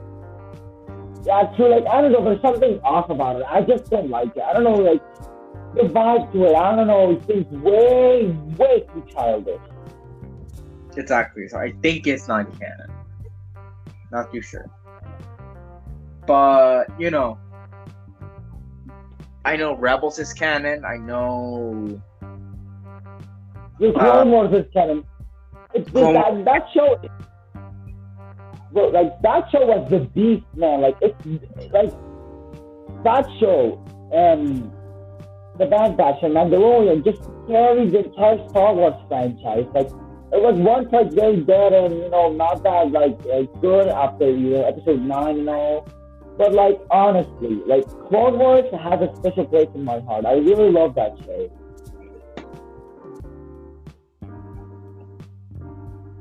Oh, boy! But, yeah, no, like, I mean, the series have to carry the Star Wars franchise because we won't get a movie until next year.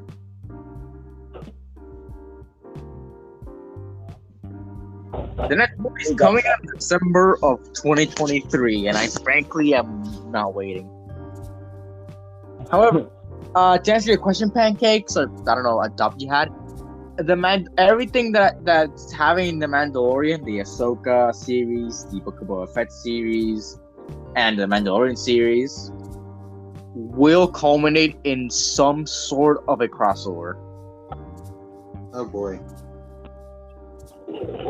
We don't know if we'll be a theatrical movie. We don't know if it's going to be another TV show, but it will culminate at some point. Okay.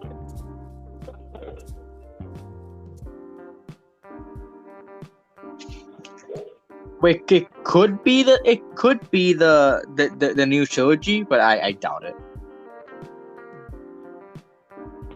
You just make a Star Wars cinematic universe. Star Wars is already a cinematic universe. They make it again.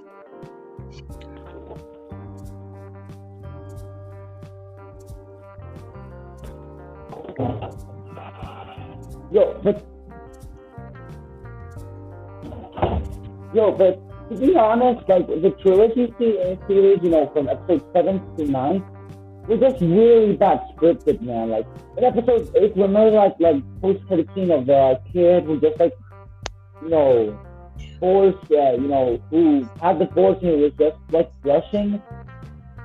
Like I don't know, like what happened to those like younglings? Like they don't show like more. Like I don't know. It's like Rey's the only Jedi and Palpatine is the only Sith. Like of course there should be there could be like more stuff. Like I don't know. It's just lazy writing. I don't know.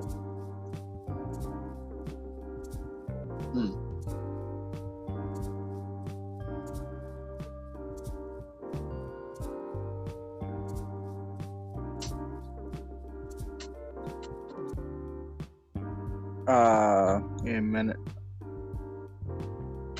So yeah, no, here it says that the next movies will come out in December 2025 from December 2027.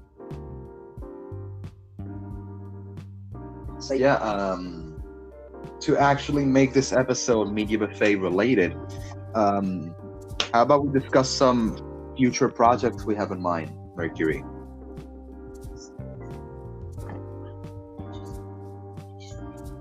Hello? Yeah, I'm here. How about we discuss some future projects that we had in mind? I mean, sure. Okay. I can start. So Sure. yeah, some of you know that me and Mercury published a cooperative work on Archive of Our Own, AO3 as it's known in the fan fiction community, Wattpad, and soon other platforms. We published the collaborative work that is a continuation of JoJo's Bizarre Adventure Part 6, and the title is JoJo's Bizarre Adventure Fan Story, Fate's Path, Volume 1, New Beginnings. This is Volume 1 of a 3-volume series that's taking part in an alternate timeline after Part 6, after, spoiler alert, what would have happened if JoJo chose to save the universe and kill Pucci instead of saving Jolene.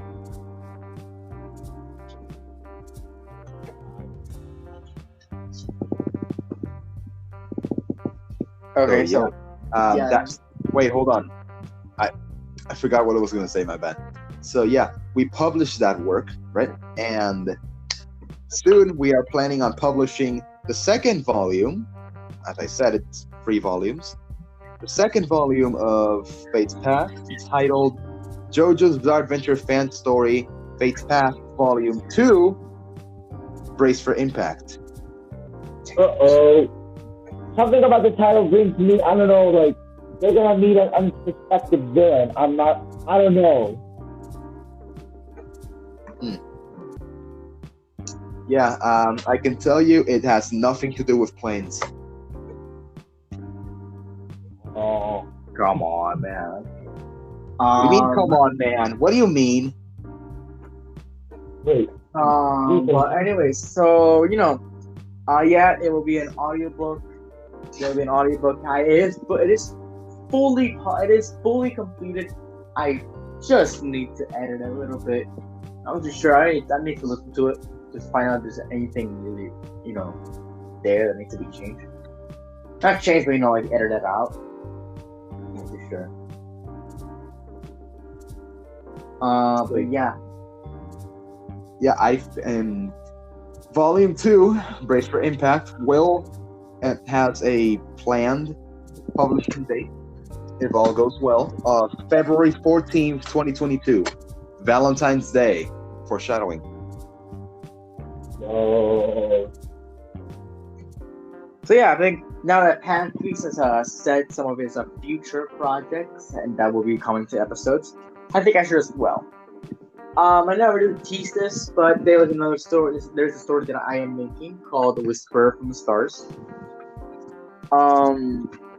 which will which is part of the Experiment Saga universe, which we have talked about before on the podcast. It is part of that. It is set during medieval Wales, and is about this alien that crash lands on Earth, and and goes on escapades in pretty much medieval the UK. and teams up with mythical creatures from a Welsh mythology and Celtic mythology. Has inspirations from stories like the Mabinogion and traditional just Welsh things with realistic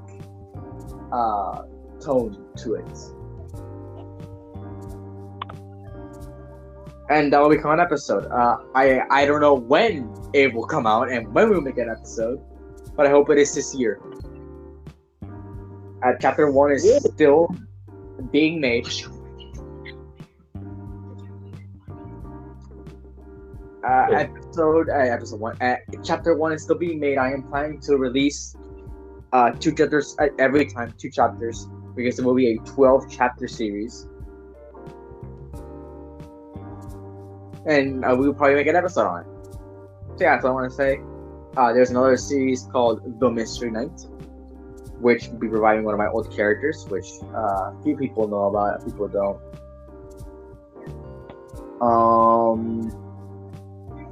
And which will hopefully come out this October, which will be a 6 chapter series. And we will hopefully make an episode on it. So yeah. That's all I really want to announce. Plus, there are a few just kind of things we have to get out of the way. For 2022, we will make, like I said, we will make episodes on Andor. We'll make episodes on Obi-Wan Kenobi, The Battle Season 2, and Mandalorian Season 3. We'll also make episodes on I Am Groot, Moon Knight, Secret Invasion, She-Hulk, and Miss Marvel. We have been teasing the episode for Miss Marvel since July, June, I want to say. But since the series got postponed to summer of this year, we'll make it hopefully this year.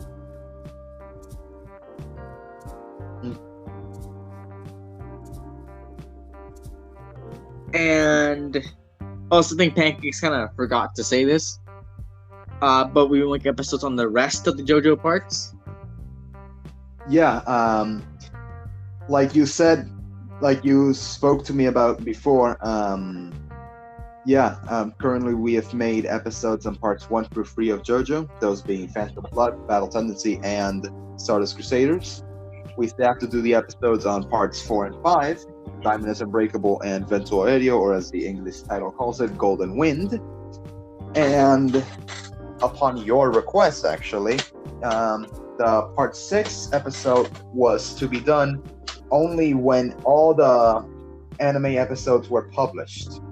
And yeah, since part 7 and 8 won't be getting an anime adaptation anytime soon, I am pretty sure that we can make an episode upon those when we just make the part 6 episode.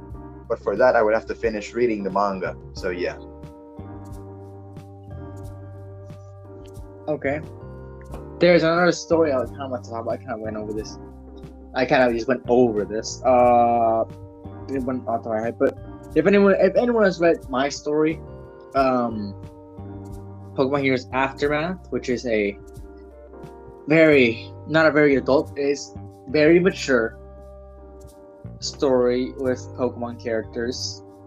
It will feature the experiment characters that appeared in Armageddon and will take over in Armageddon, plus some others. Then we'll make an audiobook on that, and there will be also an episode.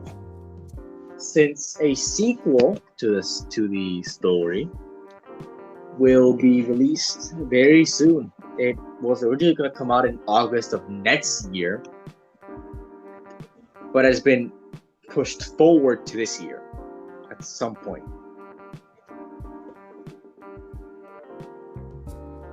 So yeah, from August 2023 to sometime in 2022. Yay. Wait, what? The sequel to Pokemon Heroes Aftermath. Okay. This was originally going to be released in August of 2023 before being pushed forward to this year. Great. And the title, I have mentioned this on my Twitter, but it is Pokemon Heroes Bioweapon. It's a very mature title for Pokemon stories, you know. Do you know that the world will end when you finish every single one of your stories? Exactly.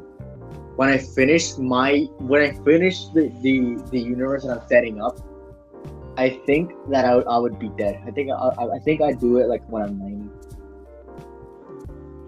Damn. Okay.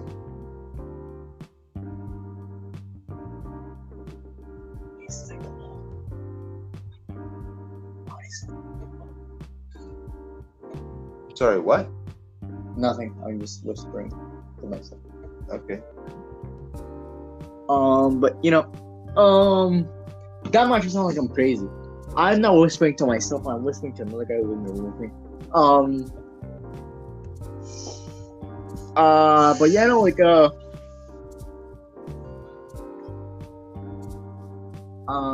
but yeah, no, like, there are a lot of things, and we will cover them. So, it's been almost a year since Heroes Aftermath has come out.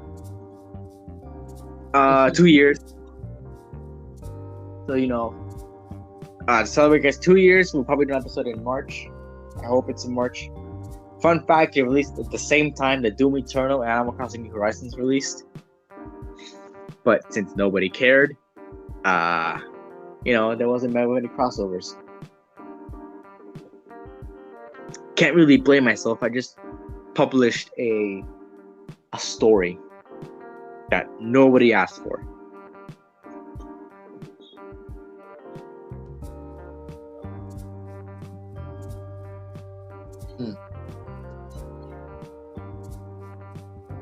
I've actually been trying to make it's a sequel to a Pokemon movie called Pokemon Heroes Latios and Latias. I should probably go over this in the episode for that, but I'm not going to. It's a little bit redundant. I should say this right now. But The Apple Podcast just gave me a notification that said our latest episode, Compilations number 9, is now available. So we're actually on Apple Podcast. So we go follow us on Apple Podcast. We're there now. We're also on Google Podcasts. I know we're on Google Podcasts. I found myself on Google Podcasts. But anyways, it's a sequel to a 2002-3 movie. It released in 2002 in Japan, but then released in 2003 in the US. So, you know, around that. It's a movie that takes place after the events of the anime movie of Pokemon Heroes Latios and Latias, but is a prequel to Pokemon Sword and Shield, which is in our universe. So you make that as you wish.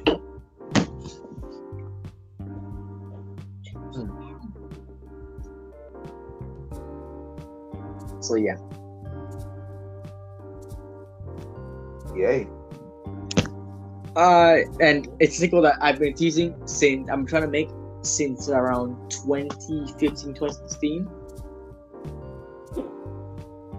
And you know,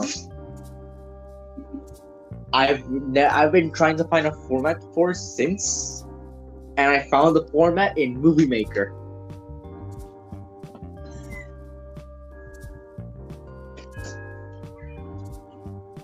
But then I didn't make it into Movie Maker. I made around an hour of footage. I made an hour of full Movie Maker footage. Oh, and nice. it is now lost media. What? It is now lost media. What thing? The hour of footage I made for the Pokemon Heroes Lost Nadia sequel. What is it? What? It is lost media because all of the files that were made for it were deleted. Yeah, but was it like an animation, a video? What was it? It was pretty much a Movie Maker. You know how You know how when you were young, you watch these things that were just Movie Maker, and like they just used images. Young, bro, I do that shit for a living. I did one like last year. Well, you know what I'm talking about. You just took images from a show and then you pretend those characters doing these things, even though they don't even match like the scene.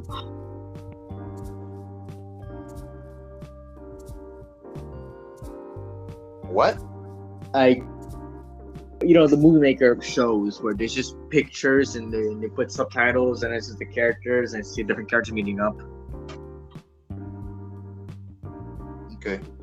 Like it's like a Movie Maker, and I had an hour of footage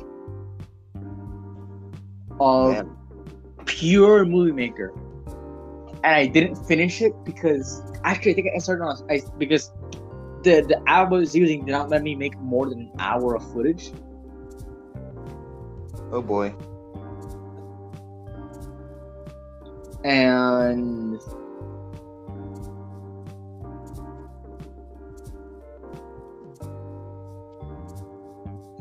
I didn't just give up, but you know,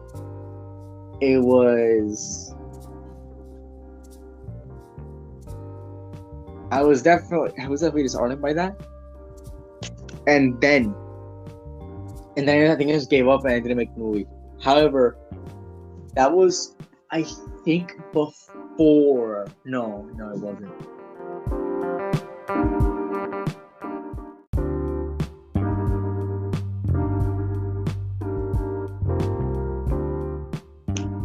Okay, so that wasn't even like the first cut of the movie.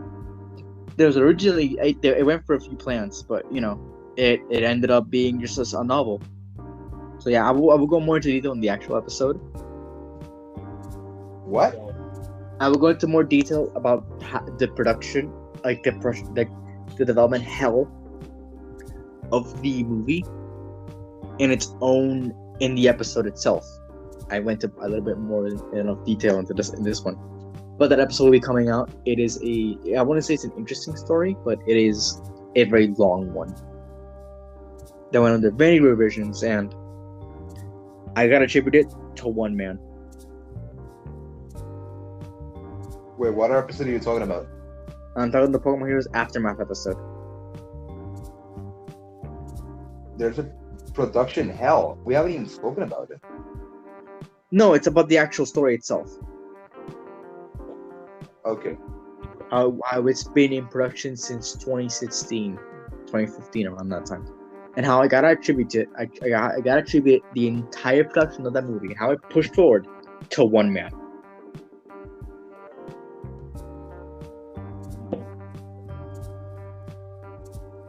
And it's been a long journey. Haven't spoken to him in a while, but he was a good friend for the time I knew him. He's not dead, okay? But I haven't lost contact with him, so he was a good friend because he's not my friend anymore, I think. But yeah, no. I will go into more detail who the person is. Hopefully, I can get him I hope to convince him to be on the podcast, maybe. Truly meet who I am. But yeah. He made a series that was very controversial. But he definitely helped me in making that story a reality and kind of push my career forward. So yeah, I think I gotta attribute my entire career to that one man. And I think this podcast wouldn't be a thing without the push that man gave me. Yep. That creative push, to put it into more perspective. Oh boy. So yeah, that man is very important. He doesn't upload too much on his channel. But yeah, he's very important to this podcast indirectly.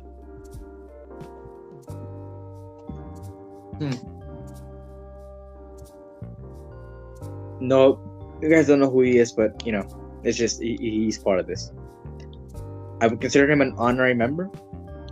So yeah.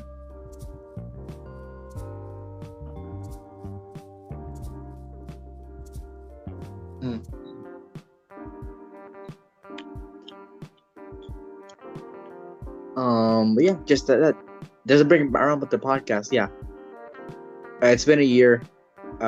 Just hopefully it's gonna be. Hopefully we stay around for one more year, maybe more. Hopefully we survive as many years as we can. Exactly. Hopefully the world isn't. I'm not gonna go in there. But hopefully we will still be around to make more episodes. Hopefully there will be more content for us to make more episodes. I kinda like if we were to make if content would just disappear, like people would just stop making movies, people would stop making shows. I think the only thing we can really do is like food. It's like food and like books, like old stuff. Plus, if we already run out of Marvel, we're not a DC, we're not all that stuff. We would kind of just have to be stuck in like, or make. So it's only so people just stop making content for us to make. We just find out to make more content. So make food on. We make episodes on lasagna. I don't know if you people are interested in making an episode about lasagna. I don't know. Does anyone here eat lasagna in exotic ways? What? I mean, is there any interest in a lasagna episode? Lasagna episode? I'm sorry, what? Lasagna. I mean, I'm just trying. I proposed a fast food tier list episode. There was even like a Asian cuisine episode and a water episode, but lasagna? Is that too like is that too little to make an episode out of? No, don't get me wrong. Lasagna is good, but like, bruh. I mean, sure, if we made an episode on burgers and non-American cuisine itself, then sure, we could make a lasagna episode representing Italy, but like, what the hell? We can make like an Italian cuisine episode. Yeah, tier list. Like, we can make like an Italian cuisine tier list.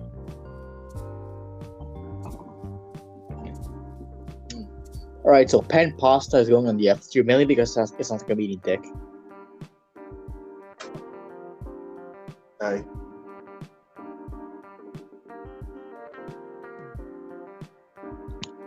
Did no one? I hope we got the reference. Please get the reference.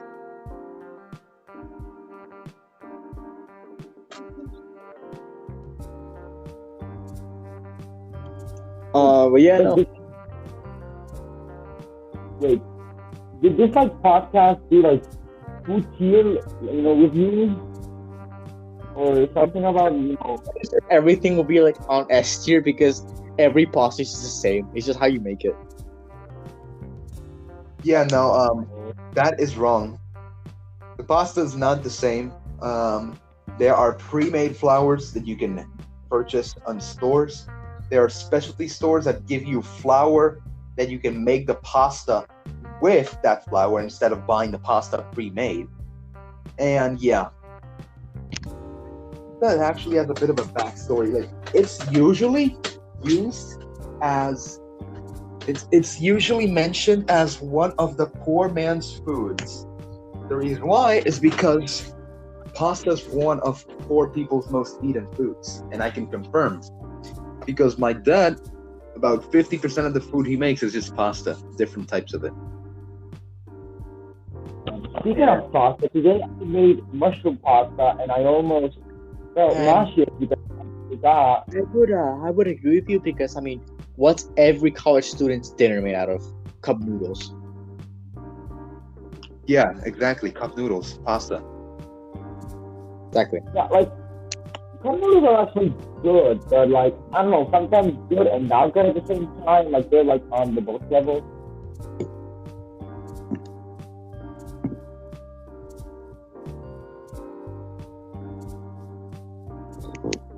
But yeah, no, that's alright, so that's another episode. Italian cuisine after they make the Asian cuisine episode.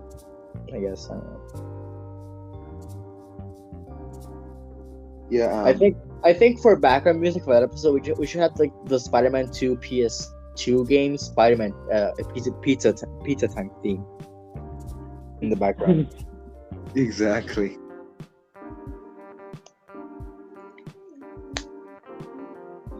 Just like in the background, we should just have that like as background music. The pizza team. Yeah. Pizza time. If anyone can find like a file for that, please give it to me. Oh yeah, no, I think I can do that actually. I think I can do it like right now. Dude, those things are like everywhere. Okay. You mean the pizza time theme for PS2? The background theme. Hopefully we don't get Hopefully we don't get struck down by like Sony. So you're talking about PS2, right? Yeah. You know which one it is, right? Yeah, the one from the game. Yeah. Wait, is it Spider-Man 2, the game pizza theme? Yeah, the pizza theme from the game. You know. I found it on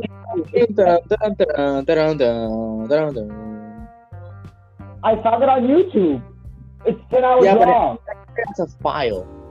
For it to be Yeah, no, I can do that. I do that all the time.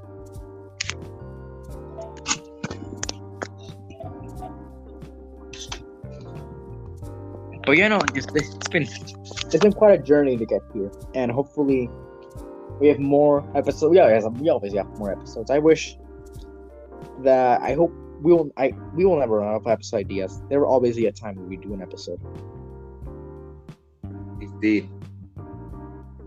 Maybe when we're a bit tired of the podcast. I don't think we'll ever get tired because the podcast is fun. Yeah. I believe doing a podcast, you don't get as much tired because you're using your voice, and you're using your voice to voice your opinion on something you enjoy, you didn't enjoy. It's pretty much just a review channel that we're doing. So, and we're choosing something that you obviously enjoy, or both, or something you find interesting, or something like that. So, you know, it's just talking about things you enjoy or things you didn't enjoy. It may get so much things you found interesting, you didn't find interesting, whatever, like those things. And maybe you find, I don't know, your new obsession in the podcast. That's never happened before. Your what? In the podcast, no one has ever found like their new game that they're gonna buy. I mean, that's how I found Far Cry 6, I think. I got Far Cry 6. But yeah, like nobody else has really found a game that is gonna really cause their attention on the podcast, especially when we did E3. I believe nobody has bought a game from E3. Like aside from like the games that were announcing E3, no one has bought like a game out of that. Good point. Because Far Cry wasn't announced at E3. Yeah.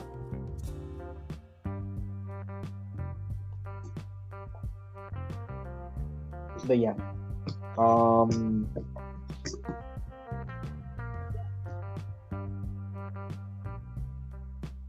But yeah, just that.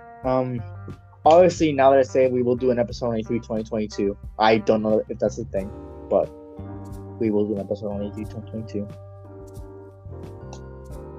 Of course, no E3 rules, which we're not making like 15 separate parts. We'll make one episode, and that will be what we watched for E3. So, for example, if you watched the Xbox presentation, where you didn't watch the Nintendo episode and presentation, you just talk about the Xbox presentation, what you liked about it, what you didn't. And if you watched a lot of presentations, you talk about those presentations. You know, stuff like that.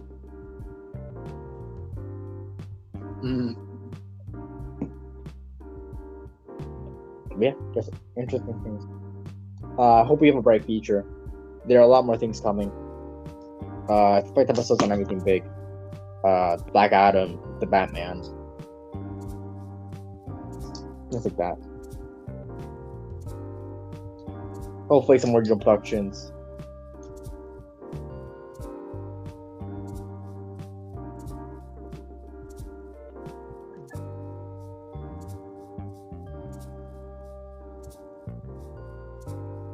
But yeah.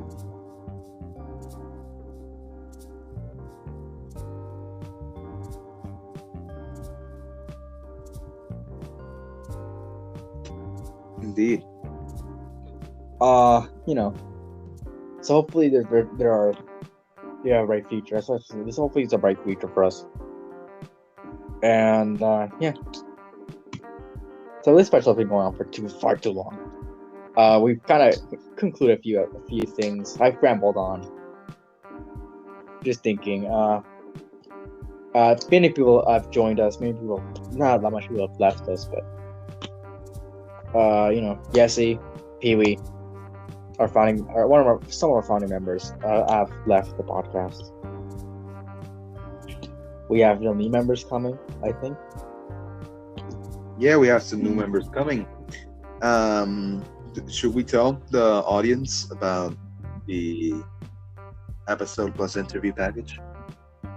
No, I think that one should be a little bit of a special, but you know, yeah. So yeah,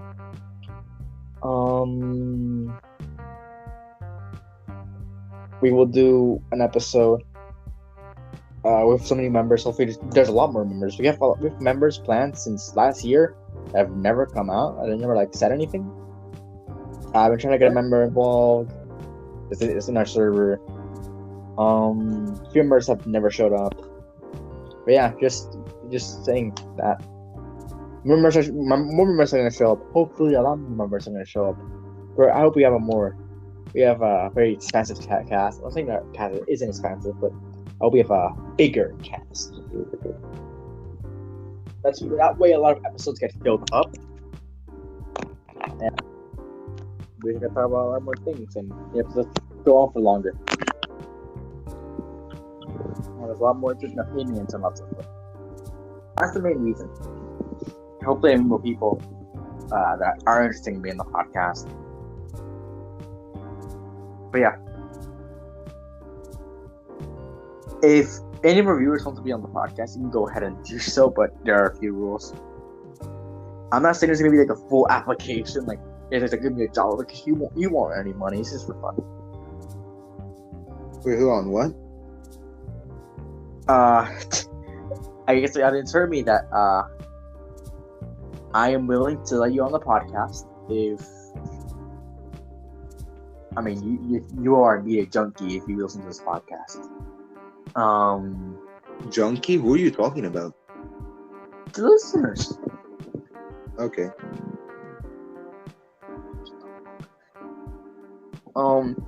But if anyone is willing to do that, if they're mature enough to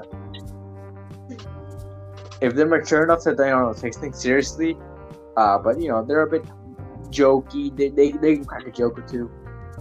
They aren't just sterile faces going, I enjoyed this series very much. Yes, I loved it when. Don't do that. Come on, put some. It's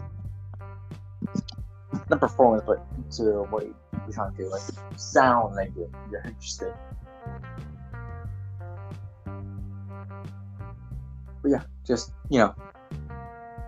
if people want to join, then they can join, but don't cause a mess. It's not a job application. You won't earn any money. You're just here to talk about things. We don't make any money. Yeah, exactly. It's not about the money. It's about the experience. Exactly. It's like when they ask you for exposure. Exactly.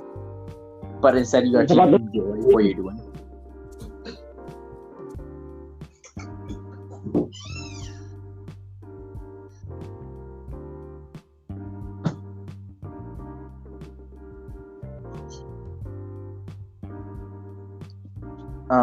But yeah, just saying. If you like this podcast, go ahead. But you just have to know a few things. You can't just be, a Karen. And just be on those podcasts to talk about whatever you like. No, there are a few rules. Yes. As many people know that there are rules. Yes. You probably know that we haven't talked about certain things on the podcast, and there's a reason why. And I guess I was about to ignore. What things are you talking about?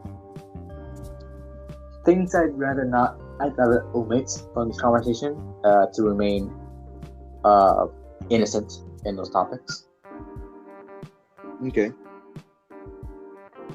You know, just to make those topics to be out of hands. But I think the listeners know what we're talking about. Okay.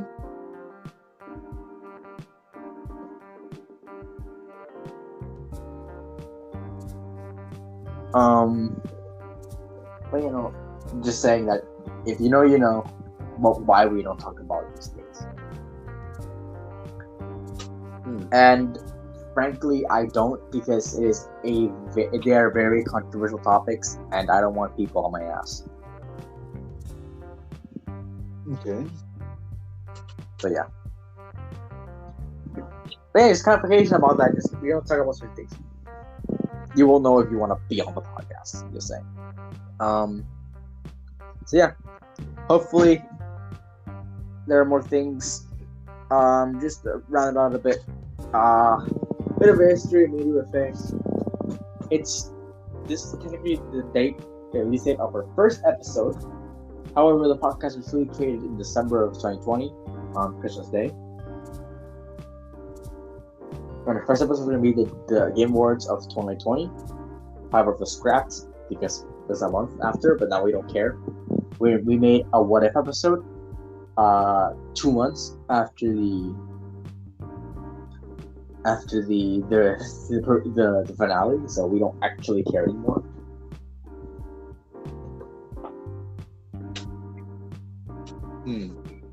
But yeah, just saying. So Pancakes and Sr. Oats, what have been your favorite episodes that you've recorded since that time? Since My favorite episode that I've ever been on. Like I said, it has to be the burger episode. We saw how wacky it was. Yeah. Okay.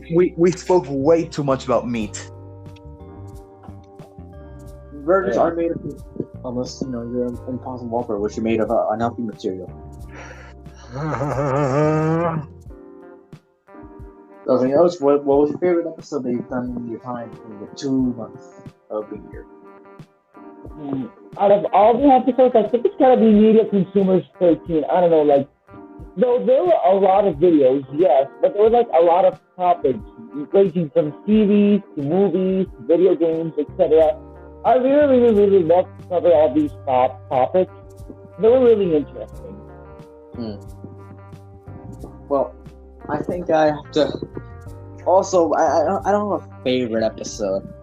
I want to say I do have a least favorite episode, but they're kind of tied. I do have least favorites. They're kind of tied.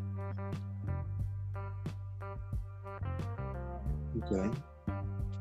But I gotta say, Make Too Much Lemon was one of my favorites to record. And episode 3 was pretty good. It was amazing to record. So yeah. Now I guess they're not really a least favorite. I mean, just I don't know if Sr. Oats has the least favorite episode that they've listened to or been on. I don't know if you listen, Sr. Oats. I don't know if you listen to any of our older episodes. Well, I don't know if I hated episodes though. Like, I don't know. Like, all episodes are cool. Oh, I mean, older episodes or episodes that you weren't, like, you were before, like anything before November 2nd. I don't know if you listened to any of those episodes. So, were okay. Like, I really loved them. They were really enjoyable. What? I just noticed a thing.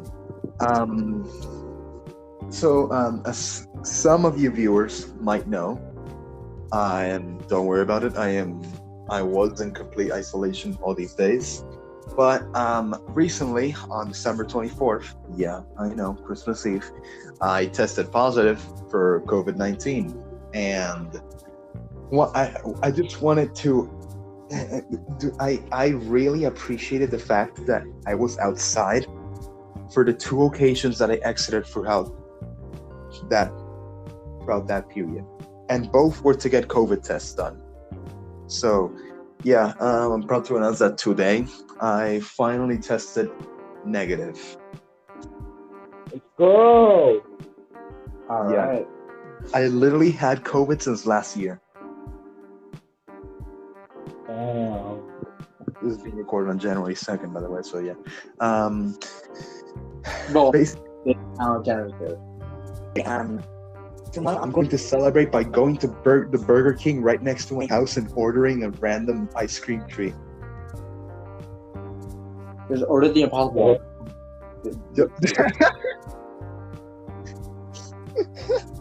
I will screen record it and post it live on the Media for YouTube channel. What, you want me? You're going to screen record me eating an Impossible Whopper, really? Yes. But outside of the Impossible Whopper, so no one wants to see that atrocity. Exactly. I'm I'm gonna kidding. mash up the. I'm gonna take the Impossible Whopper, then I'm gonna take one of those like blenders, and I'm gonna mash it up, and I'm gonna serve it to my dog. No, you're gonna put bacon on it. Exactly. You're gonna cook a shred like little slice of bacon and then put it on. It's like, No, this might sound bad, but I'm gonna take a Whopper from Burger King, a Big Mac from McDonald's, a Baconator from Wendy's, and a chicken sandwich from Popeyes, and I'm gonna blend them together to make The ultimate a cheat. burger smoothie. Yo, the ultimate burger. What? The ultimate burger. the ultimate atrocity. What is that? No, like you said in the burger episode. Like you said in the burger episode. The fuck my life. The fuck my life version 2. Liquid edition. Liquid edition. What is that? Just like the shit you take after you eat the fuck my life. Old people with no teeth edition.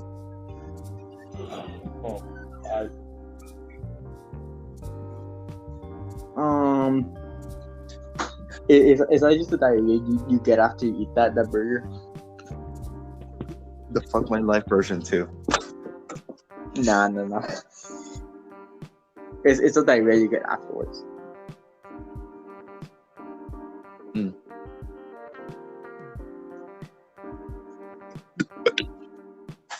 Nice. I almost fell in a bag. So yeah, back on topic. The fuck my life version 2 sounds like a great thing to try.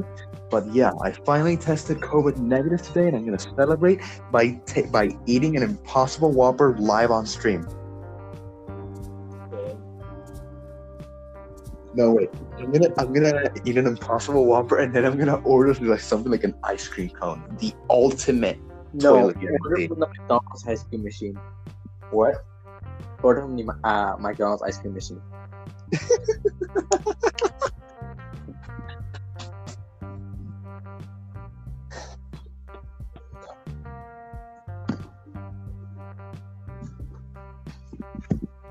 No wait. I haven't been able to go outside in the last 9 days, so I'm gonna celebrate by going outside.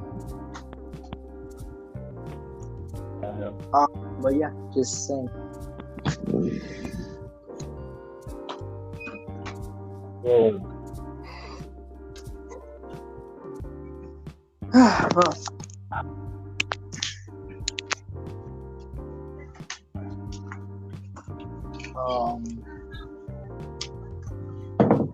You know, it's been quite a while since we did this podcast, and you know, it's been quite a long special. It's been like a TV special, you know. Feels like one. It feels like one, to be honest. So yeah, I think we should end it off, because if not, we've gone for hours. We've gone for hours. Up next, in Media Buffet, 2nd anniversary special, Pancakes finally eats the Impossible Whopper and gets constipated. Because of its severity. No, you don't go to the bathroom for a year. Oh no. And then on the third on the next third. On the third. On the No, third. No. I don't go to the bathroom for a year, and then the second through third year is just the entire year me shitting. No. On 2023, it's just you have to go to like 3 separate toilets. because you fill them up to like the seat.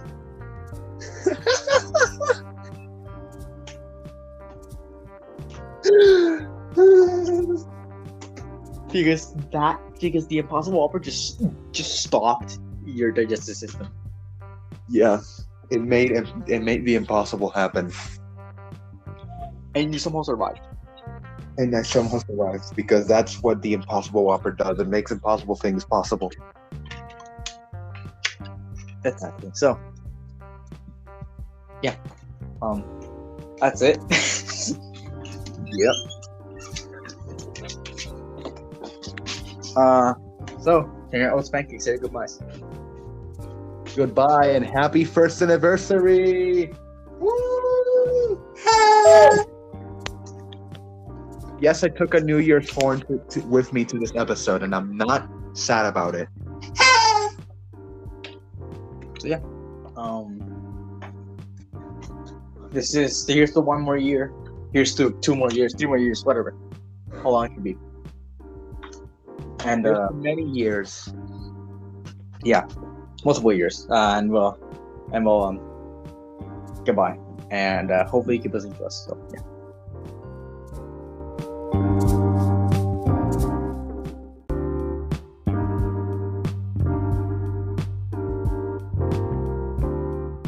Hello, my name is Mercury, and welcome to this brand new episode of Media with Faye. Today I'm joined by Pancakes and Sr. Oats. How are you both?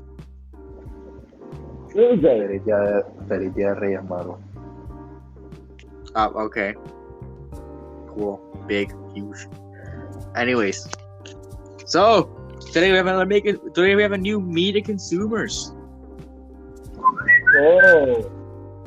I mean, I wouldn't say finally. It's one of our first episodes of 2022. We've only got 2, 3 if we count this one. So yeah.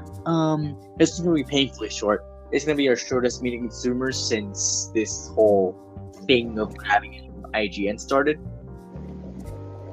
So yeah, we only have around 12 topics. So but we have 2 streams. So let's begin. Starting with our shows, which we had only one.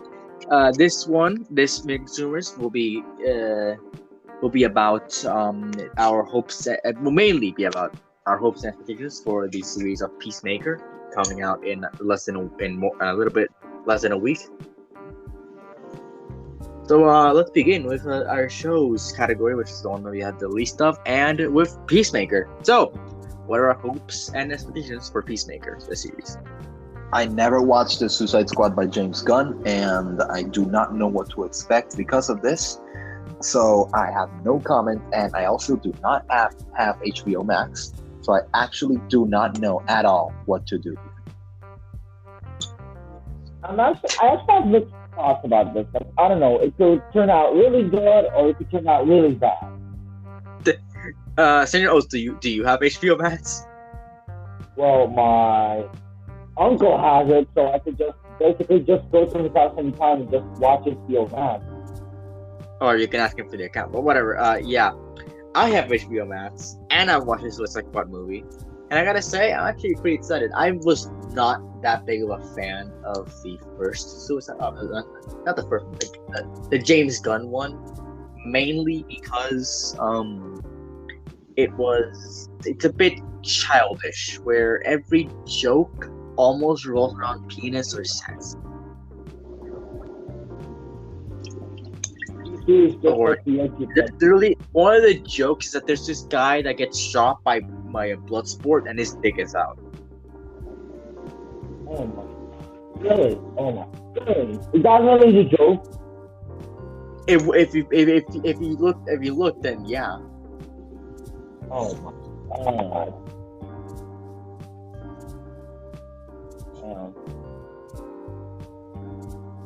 So yeah, like it's very childish. This one apparently doesn't look as childish. So I just Yeah, that kind of looks exciting, man. I'm actually kind of excited for the user. That's the only thing I'm excited for. this one doesn't look as childish as the Suicide Squad because that one was childish.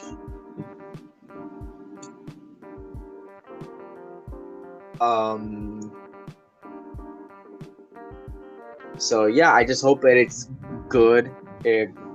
Hopefully it's not as childish. Obviously, I hope it's a good enough addition to the DCEU because that universe is it's something. Say that.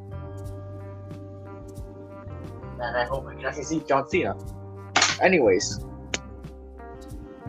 so Peacemaker will be coming out on January 13th, 2022, with the first 3 episodes coming out on that date, and there will be 5 more episodes coming out weekly. I'm pretty sure, and it will end on February 17th if all goes if I'm correct.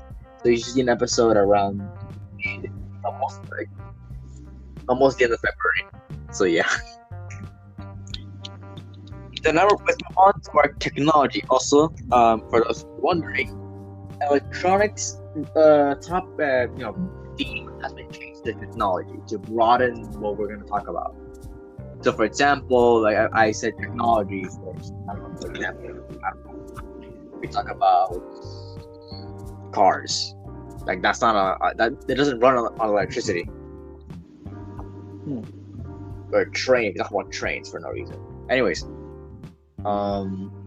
So we have 2 live streams from the recently CES 2022 from AMD and NVIDIA.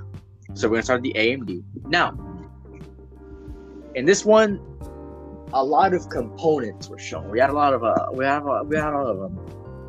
things shown that make up PCs with nothing to back them. We had a lot of promises, I would say. So, like that. It's a bunch of incomplete things. I'll just go spit round all of these, and at the end we say our opinions on everything. So yeah, let us begin. They first revealed the AMD Ryzen 600 series mobile processors, which are available now. Next, we had the AMD connected laptop platforms, which are the USB4, the PCIe Gen 4, the LPDDR 5, the Wi-Fi 6E, the AMD FreeSync, the HDR pipeline, HDMI 2.1, the DisplayPort 2 ready, and the AV1 media engine, which are all coming 2022.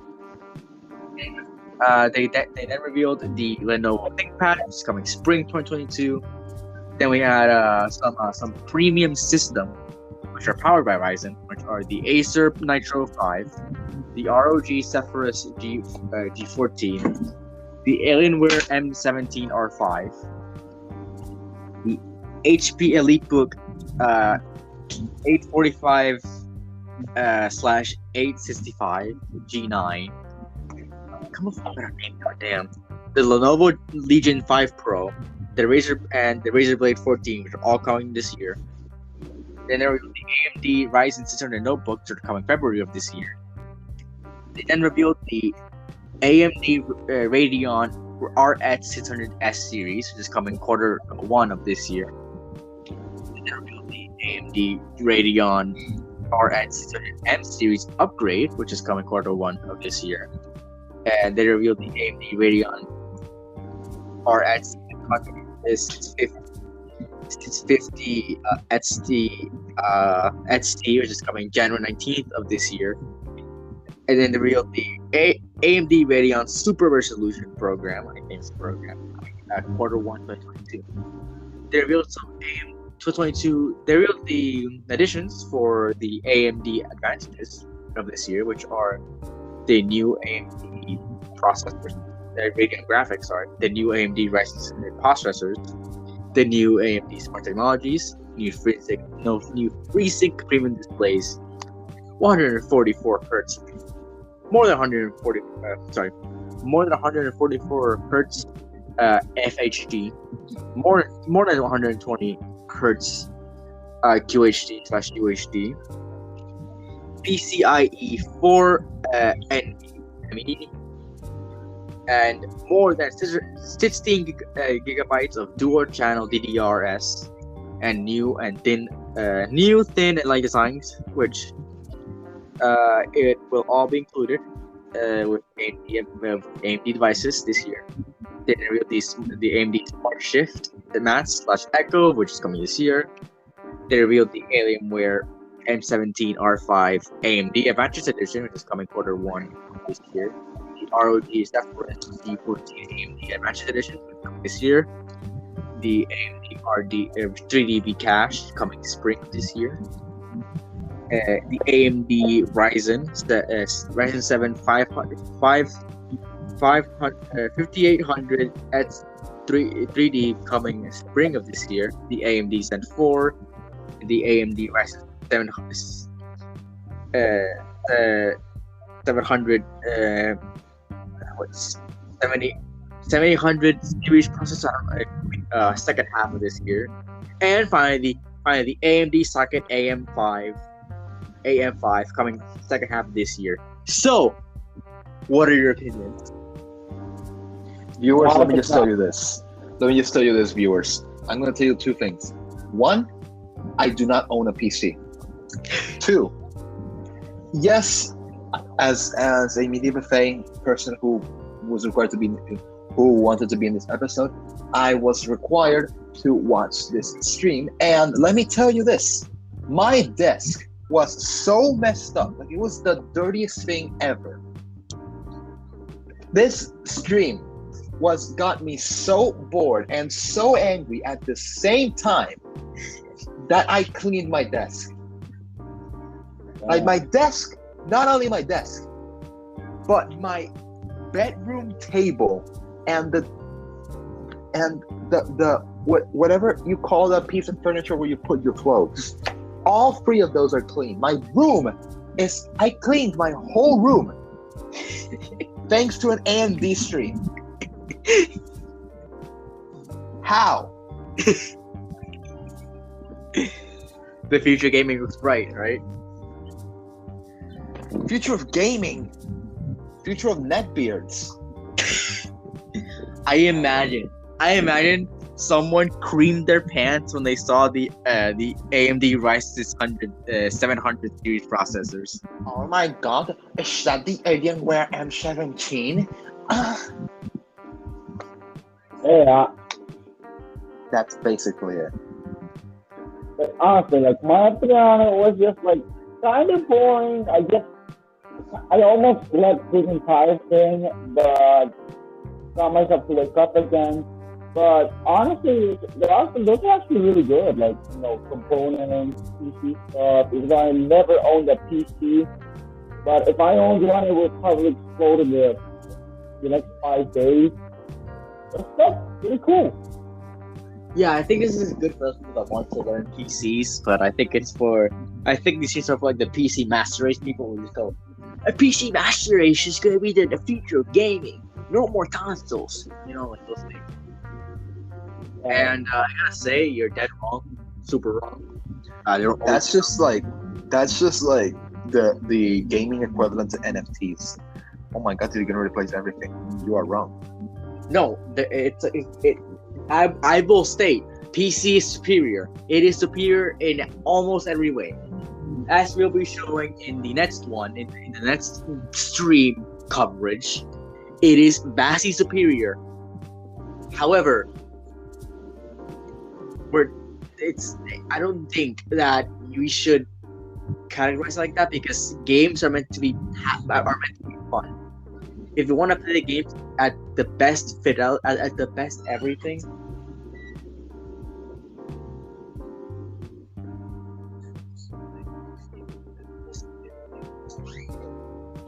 if you want to play the games at the best fidelity and all that stuff, and fast performance, RTX, ray tracing, if you don't know what that means, if you don't know the acronym, you probably know what ray tracing is.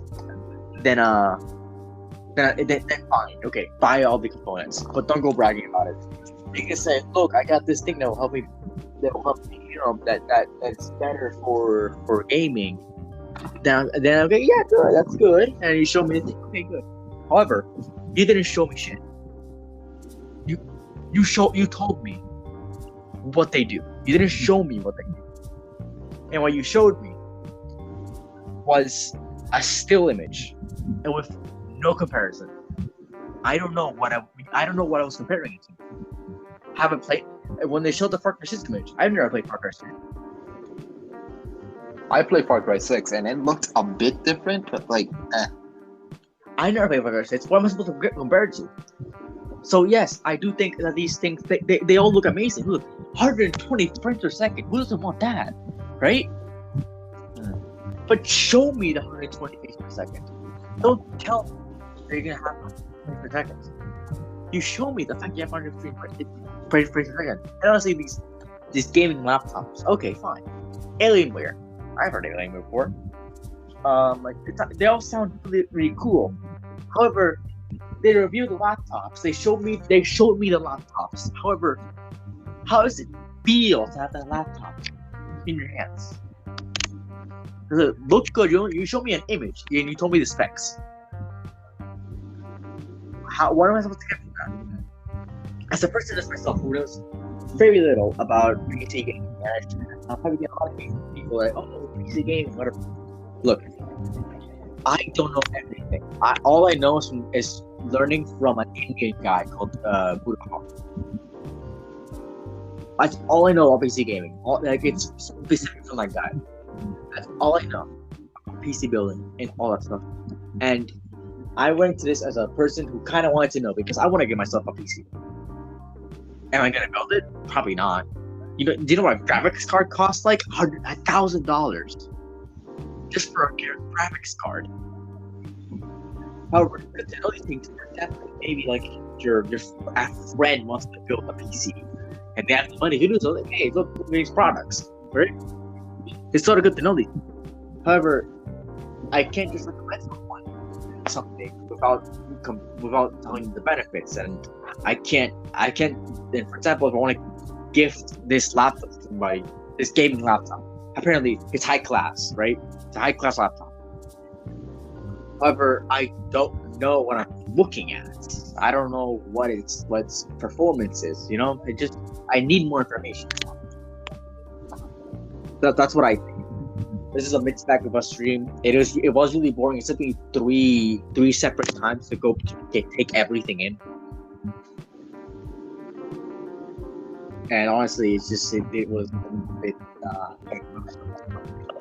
But it's obviously good to know these things. I just it's fine that these things it's into the market. I just think that the stream is definitely for people who know a lot. They definitely didn't go ahead and explain everything.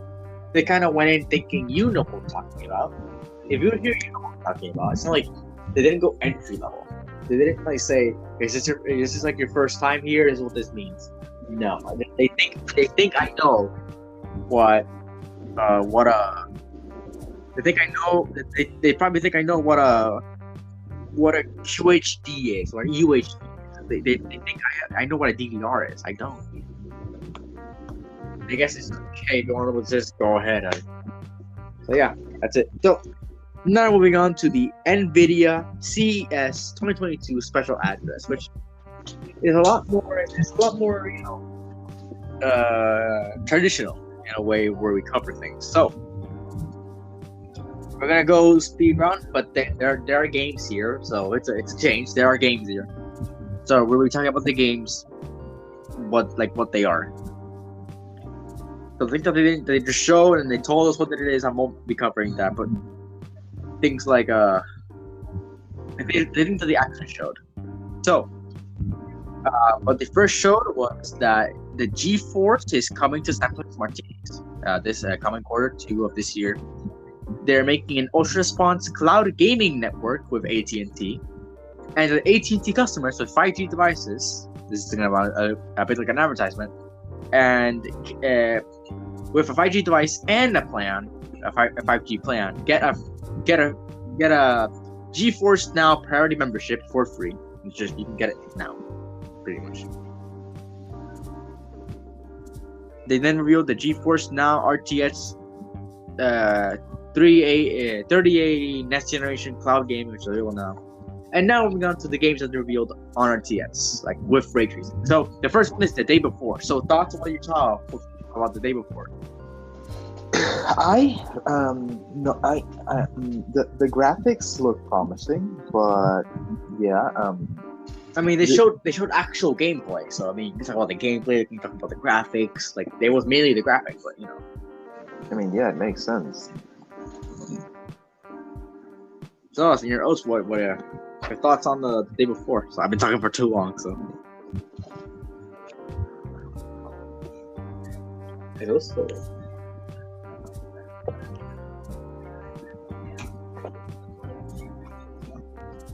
Oats, my man. Your opinion on the day before and the gameplay and the graphics enhancement, I guess. Wait, on the video of the PC? Yeah, the good one. Honestly, it's really good, man. I really like it. Okay, Yeah, I mean, here's- for me, ray tracing is always, welcome. It's always needed, I think, to give it that full experience. If you want to give it full experience, if you want to make an RTX game that's just cartoony, then I think it'll pop out and it doesn't look as good, I think. But it's something. So yeah. So the day before, we're coming out with ray tracing on June 21st of this year. Next is Rainbow Six Extraction with ray tracing. So, thoughts on what you saw?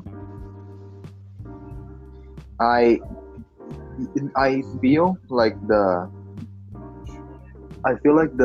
graphics also looked good, but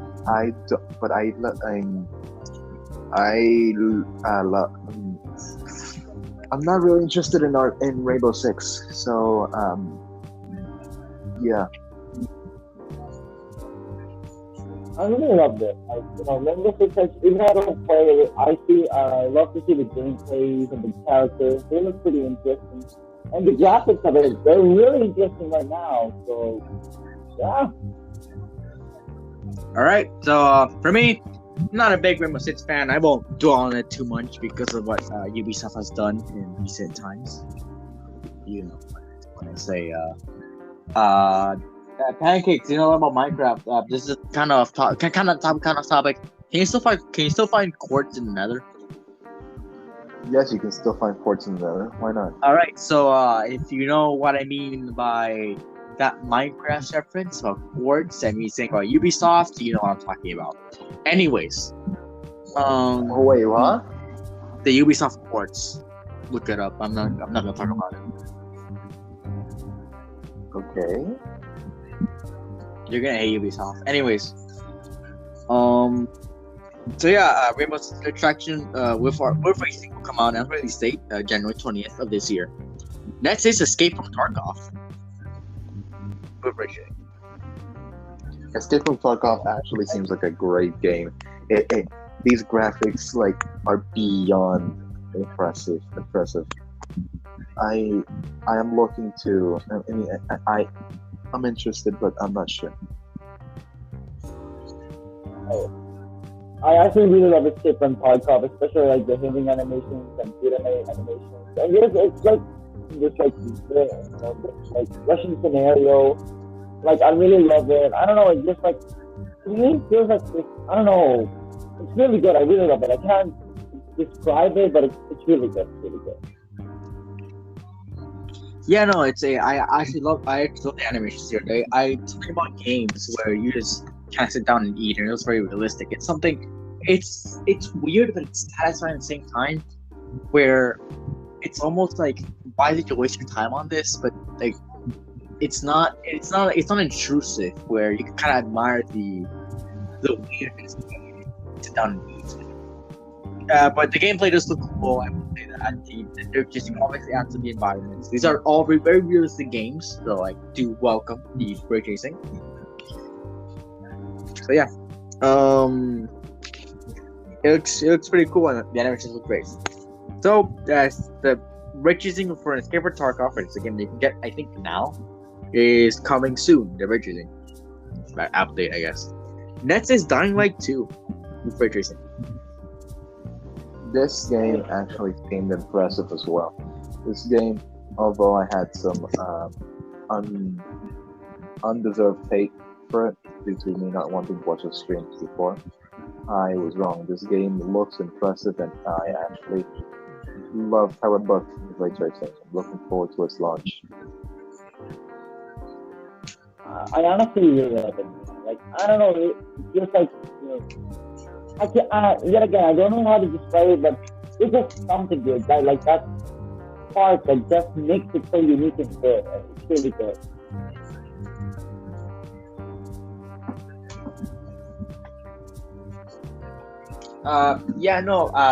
When we first made our opinion on Dying Light 2, where gameplay was first revealed, that was back in May of last year. Time flies, isn't it? Already looking for a year, but anyways, that came May. Can you believe that? Pancakes? We made that in May of last year. Yep. Wild stuff. Anyways, so yeah, and back then, me and Seed loved it, and now it's been pushed back. But I mean, it's better than ever, right? So hopefully we can get it. I hope we can play it and we can enjoy it. I hope it's good. And the RTS looks amazing, as always. RTS always looks amazing. If you do it well. But it's usually always done well. It's just the graphics depend on how the RTS looks like, or the original looks like. Dying Light 2 with RTS will come out on February 4th of this year.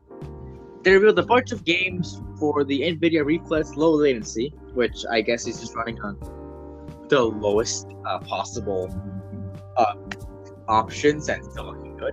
Or I think it's running on battery. It's something low that it can run on the best. It can run smoothly on like the lowest possible thing. I don't know. But there are some new games that they're adding, which are iRacing, Rainbow Six Tracker, God of War, Midnight, Ghost Hunt, Grits, Ready or Not, and Superhero. Speaking of God of War, they revealed God of War RTX. So, thoughts? God of War RTX doesn't look as impressive as other products of the RTX engine, but it seems good nonetheless. I recently dove deep into the PS Plus collection, but I didn't do shit about it because I have not completed neither of the free games that I downloaded from it, God of War, Persona 5, or Resident Evil 7. I haven't even finished Far Cry 6, so yeah, there's that. I don't think I'm gonna do that anytime soon either, because I have a bunch of other stuff to fulfill.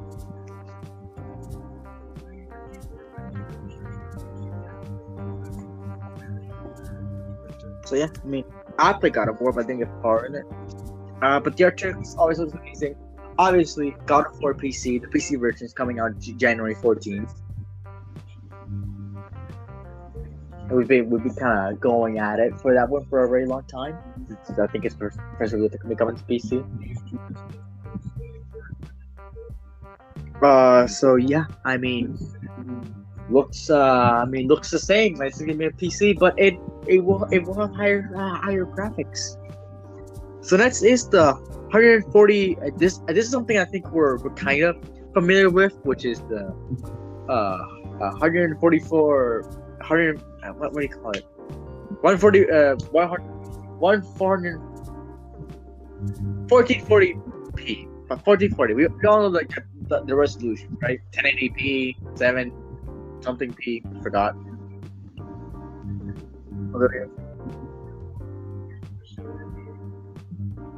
There's 280p, 460p. I think it is. It's 240p, 480p. Do you know the different resolutions? EDP? Are we talking about EDP? What? Never mind. Sorry, guys. Like when you go on YouTube and you can look at resolutions like 2176p or something. I don't know. You know that? Oh, Pancakes. What? You know when you go on YouTube and you go on resolution and then you see like 240p, 480p. Yeah. Yeah, that's what it is. But this is a 1440p resolution. An NVIDIA G-Sync esports display. That's fine. And I gotta say, it got me by surprise because this display can display games at 600 FPS, 600 frames per second. Come on, eh? Exactly. Damn. And this is for esports only because they need to, they need to see well. 600 FPS. Isn't that more than What? isn't that more than the human can process? Sorry, what? Isn't that more than the human can process? Yeah, I feel like that's more than what can get processed. 600 frames per second. When? How? I don't know, but it can do that. What thing can do that? It's the 1440p NVIDIA G-Sync esports display. It's for esports. For esports? Huh? Yeah. Why esports specifically? Can't we just have that shit at home? No, we can't. It's too overpowered. Imagine you're playing. I don't know. You're playing. But let's just say, for example, what's a good live PC shooter game? Call of Duty. Call of Duty. Call of Duty. Crisis. You're playing Crisis. Who cares? You're playing Crisis, and you're sitting at home with your 1080p. You're playing with your you're barely your computer that runs. It runs. You're playing at like, I don't know, 60 FPS, and then comes a guy who has an esports display desktop with 600 FPS. Who can shoot you before you can even see the bullet. What? Who kills you before you even see him on the map. Okay, I'm pretty sure that's like overpowered. It is. You're playing with. It's like, okay. It's like going to a shooting range with military equipment. It's going to laser tag with a sniper rifle. No, it's like if you snipe. It's like if you go to a shooting range with a sniper rifle, and then instead of shooting the target, you shoot the wall behind it. We're thinking realistically. It's like if you. It's like, I don't know. It's extra. It's so much extra. It's like if you try to invent a bicycle and you build a 20-foot motorcycle. Oh my god. Yeah, like it's too much. So it's like it's like when you get on a race and you have a motorcycle, you have a bicycle race and you're riding with a motorcycle. It's extra, and it's super powered. So so you can have it. It's only for those esports. You can have it at home if you steal it. Oh my god. That's the only way, I think. And maybe if you get like a permit. I mean, I'm pretty sure. Hold on. That's like if. That is basically as if you. That's basically like if you're in school and your friend begs for you to help him cheat on the test, on the biology test, and then you just write a thesis on marine biology. It's like if you work as a construction worker and you get told to fix a problem with the stability of the concrete pillars, and you develop a blueprint for pillars made of Wakandan vibranium. It's like if you no, it's like it's like if you're told to build a room and you build the Eiffel Tower. Exactly. It's like if you're told to build a Lego model of the Taj Mahal and you build the actual thing. It's like if you're told to cook some McDonald's fries and then you become Gordon Ramsay. Oh my god, literal. No, it's like if you make some it's like if you make some like truffle fries. It's extra. When someone invades France and then just invade the entirety of Europe. What? Never mind. All right, but yeah, no, it's like sorry, Senior. Also, I just couldn't get what you were saying. You probably said something funny or about the joke, but I just didn't. I just don't know. I didn't get it. I literally couldn't hear you. Sorry. You can type it out. Maybe I can say it. I don't know. But anyways,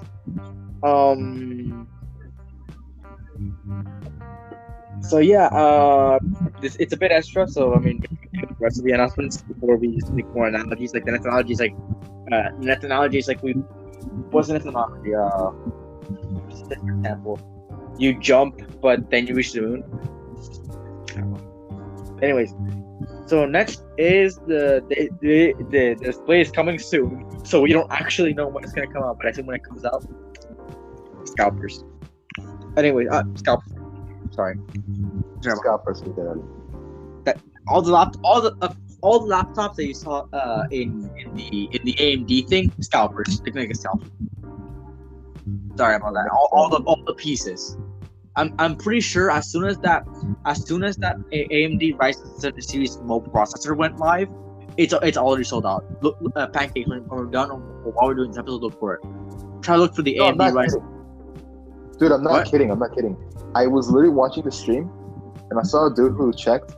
Like, the only thing I remember that they revealed, and like I think it was the NVIDIA stream instead. But I saw that they revealed a graphics card called the 3090 Ti, or as the guy kept calling it, Ti. And it wasn't even announced that it was getting sold already. But it was apparently getting sold and already sold out. The stream wasn't even over. But yeah, next announcement is the NVIDIA GeForce RTX 3050, which is coming January 27th of this year. Then it's revealed the NVIDIA Studio and NVIDIA Omniverse. So they actually revealed things about this. So thoughts on the NVIDIA Studio and the NVIDIA Omniverse? I didn't get this. I was interested, but I don't know completely what it is. It's pretty much for, I guess, cutscene making and maybe game making, or like that. It's an animation platform. Yes, and for making games. Yeah. Then it shows you a little bit of what games are. So yeah, I mean, it looks cool. I mean, I could probably use it for when I get. No, dude. I wanted to notice that there was an app called NVIDIA Canvas. It was like a Canvas app. You can literally make masterpieces with brush strokes. Microsoft Paint brush strokes? You can complete a masterpiece by just stroking a brush.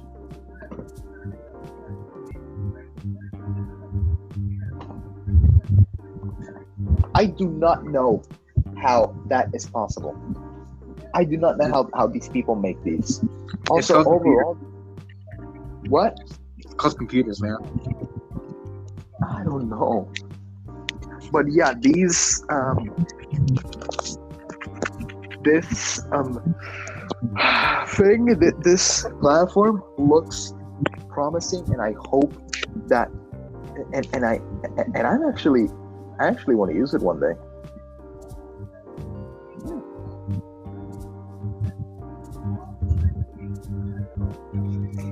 So yeah, that's also the canvas. The NVIDIA Studio and NVIDIA Omniverse on a release date. What the NVIDIA Canvas AI does, the update does. It is coming out. It's available now. Next, they revealed the 4th gen mass GPU technologies. They revealed the NVIDIA 3080 Ti laptops, which are coming February 1st of this year, and the NVIDIA 3070 Ti laptops, which are coming February 1st of this year. I'm sure that if you look for these now, they are sold out. And then they revealed the bombshell, I guess, the NVIDIA RTX 3090 Ti. Now, I want to talk about this for a little bit. Not the 3090, but the 3080. The 3080 is a graphics card, obviously. And they've only now made pre-built PCs or laptops with that graphics card. You know why? Because it's fucking huge. It is Nice. a block. Yeah, I'm sure that you have a speaker in your room, like a portable speaker, right? If you have a portable speaker that's a bit like a rectangle, it's that big. A graphics card that big. Graphics card. How? Put it into perspective. What can I don't know. A Switch, a Nintendo Switch. A Nintendo Switch. It's a little bit. It's just like a few centimeters smaller. Maybe Oh as my big. God. Maybe as big. Oh my god. Yeah. Graphics card, and you put that into a PC. Put that in the PC. And only now they're making laptops big because it was too big. Anyways, the 3090 huge as well. I think it's bigger. But anyways, the 3080, which is it was also scalped and sold out by the time it was already announced to be sold. And right now, 3080 solo 3080 cost around $2,000. $2,000 for a graphics card. Yes. Oh my god. Why? That is Why? half of your PC. How and why? Because the 3080 was the best. What? Because the 3080 Ti was one of the best. If you're using the best technology, you gotta pay for it and it's gonna cost you. Oh my god. Which is why it's already gone. And I'm pretty sure it was eBay, so that thing's scalped. You're probably not gonna get money. Let me check real quick. It was eBay.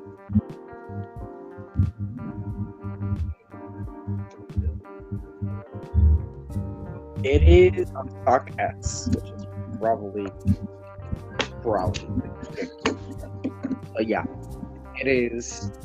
And there are different 3080 Ti graphics card. There's a 12. They're depend on gigabytes, so they'll be priced.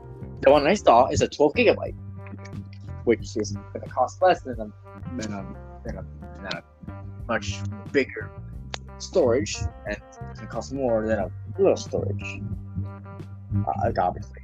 But these ones cost a lot more. These might be upwards of $2,500, maybe $2,000 at launch.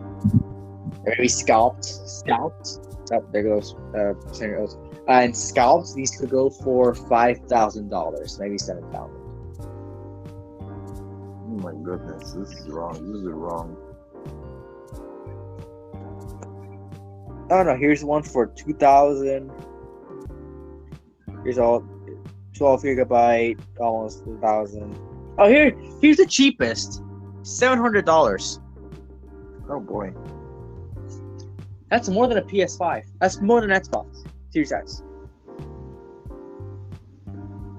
$200. Oh boy.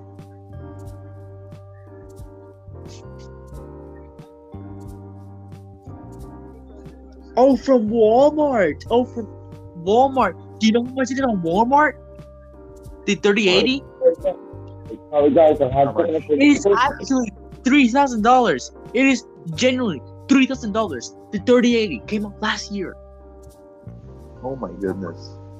Oh, but don't worry, it's free shipping, At least. free delivery. At least. Yeah. Oh, but the cheapest, $700. Let me check out their eBay. They're AliExpress.com. AliExpress, what the hell is that? Here's one that comes from an actual guy. Okay, from Mercury. This is Who? probably like this is from Mercury, which is probably like an eBay website. Wait, and I know it's eBay because the guy literally a guy took a picture of the box. Actual It mechanic. is a 3080 Ti Eagle selling for $2,000. This is gonna get it is gonna get sold out. So yeah, just saying that if you want to get 3090, get it fast, or you're never gonna get it. So yeah, now moving on to our movies. Just wow. Wait, hang on. Okay. So we're starting Hold off on, with the back. No. Before we actually move on from the NVIDIA streams and stuff, I wanted to note that in this stream, I don't know the exact name of it, but they revealed an AI that can help, an automated AI that will be able to drive automobiles. Oh yeah. I completely skipped over that because I just thought they're probably using the Omniverse to like make cars, like to help like, simulate cars. So I did. Yeah, So I just made that like, part of the Omniverse thing. No, let me explain why. This is a tragic tale of ungratefulness in the part of the public. Let me tell you why. So this thing, right? This AI, this car driving automated automobile AI, right, has the power to automatically drive cars, and this is actually being made by a company that specifies in electronic part making, which means that NVIDIA is more qualified to make automobile cars than other major companies that are doing it, such as Tesla. And yeah, I just want to say that it's impressive, to say the least. The voice assistant itself is impressive. The fact that you can make reservations and you can actually save lives with this thing, call 911, set up ambulances, policemen, like restaurant trips, vacations. The fact that you can pay for your bills with this AI is just stunning. It's just basically a budget Alexa. And Budget, It it's gonna act- cost more. what? Budget, it's gonna cost more. Yeah, it's gonna cost more, but like it's like a budget Alexa in terms of functions, and it actually works. So what I wanted to say is that this AI not only automates cars, but they also mentioned that they are planning on using this car this AI in the future in trucks. And if you don't know, there's an ongoing trucker shortage, like worker shortage in the US, and they said that they may be able to help this shortage by using the NVIDIA car AI. And you know what the people were talking about in the chat? What? The fucking graphics card. A literal car AI that can save thousands of jobs and make things more cost effective for basically the world, and you're still worrying about a fucking graphics card. That's just ungrateful at its peak. People were there for the graphics card. Yeah. I don't care if you're there for the graphics card. This can literally save lives, and you're still worried about a fucking graphics card? It can change the world. It can literally change the world. And you're still worried about a fucking graphics card. Shut the fuck up and listen.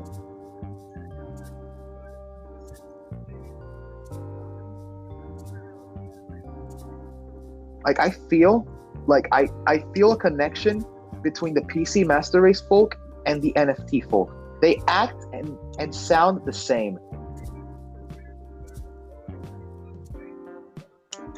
Okay.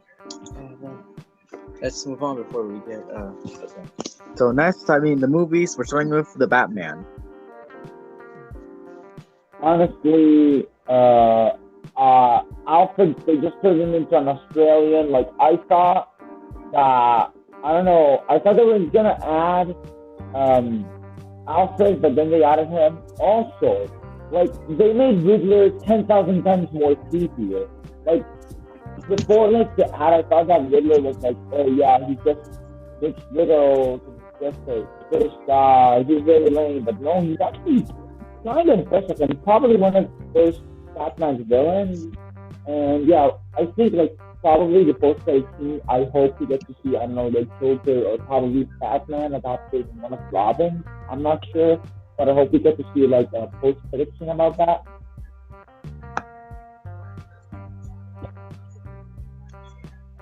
So the Batman will be it's gonna be the first Batman movie since Dark Knight Rises, which came out in 2012. Oh my. So it's been 10 years since their last Batman movie. Yeah. I say Batman movie like solo Batman. Like Batman vs. Superman wasn't Batman solo. It was Superman. But yeah, it's gonna be our first Batman movie in a very long time, and I hope it's good. I hope it looks good. It looks amazing, but I hope it delivers, and I hope it's worth the wait of this Batman. It is not going to be a DCU, so because Ben Affleck left the movie, and the main villain is going to be Deathstroke, but yeah, we're not getting that anymore, and now the main villain is Riddler. Since Batman Forever, I'm pretty sure we're getting Riddler as the villain. Wasn't that like one of the 80s movies? What? Wasn't that like one of the 80s movies? No, it's one of the 90s movies because the 90s were the worst for Batman. Dude, I grew up with the 90s movies. Except for the animated series. Like I gotta say, the Batman animated series is dope.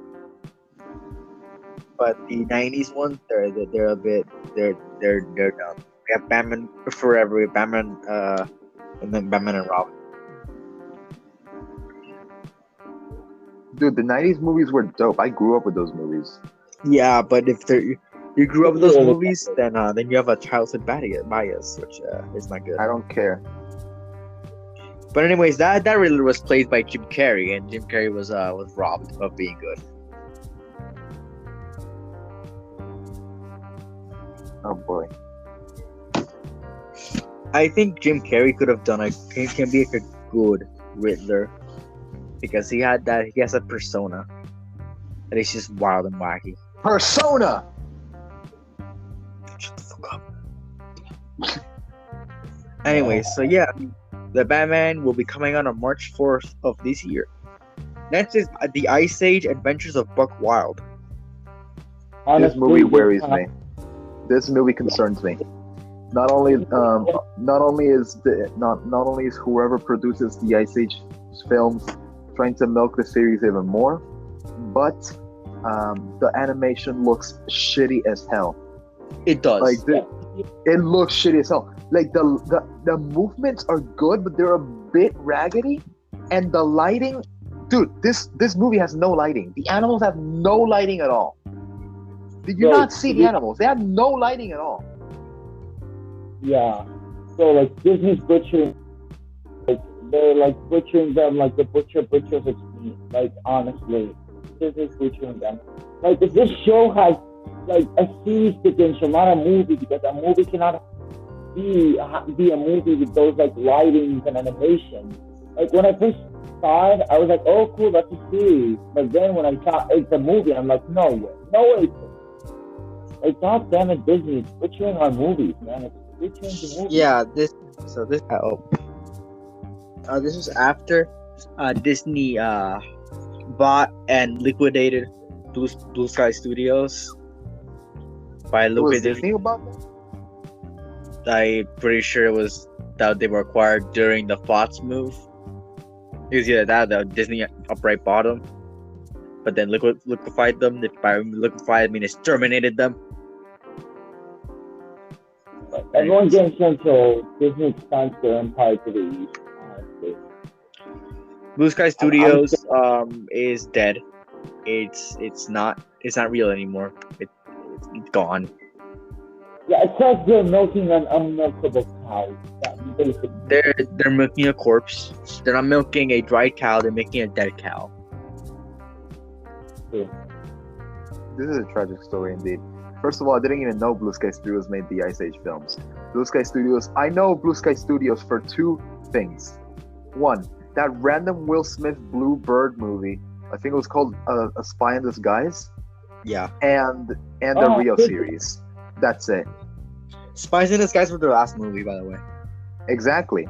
That's why I know about it. They went down dying, man. They went down drowning after they were this late there. Anyways, Yeah.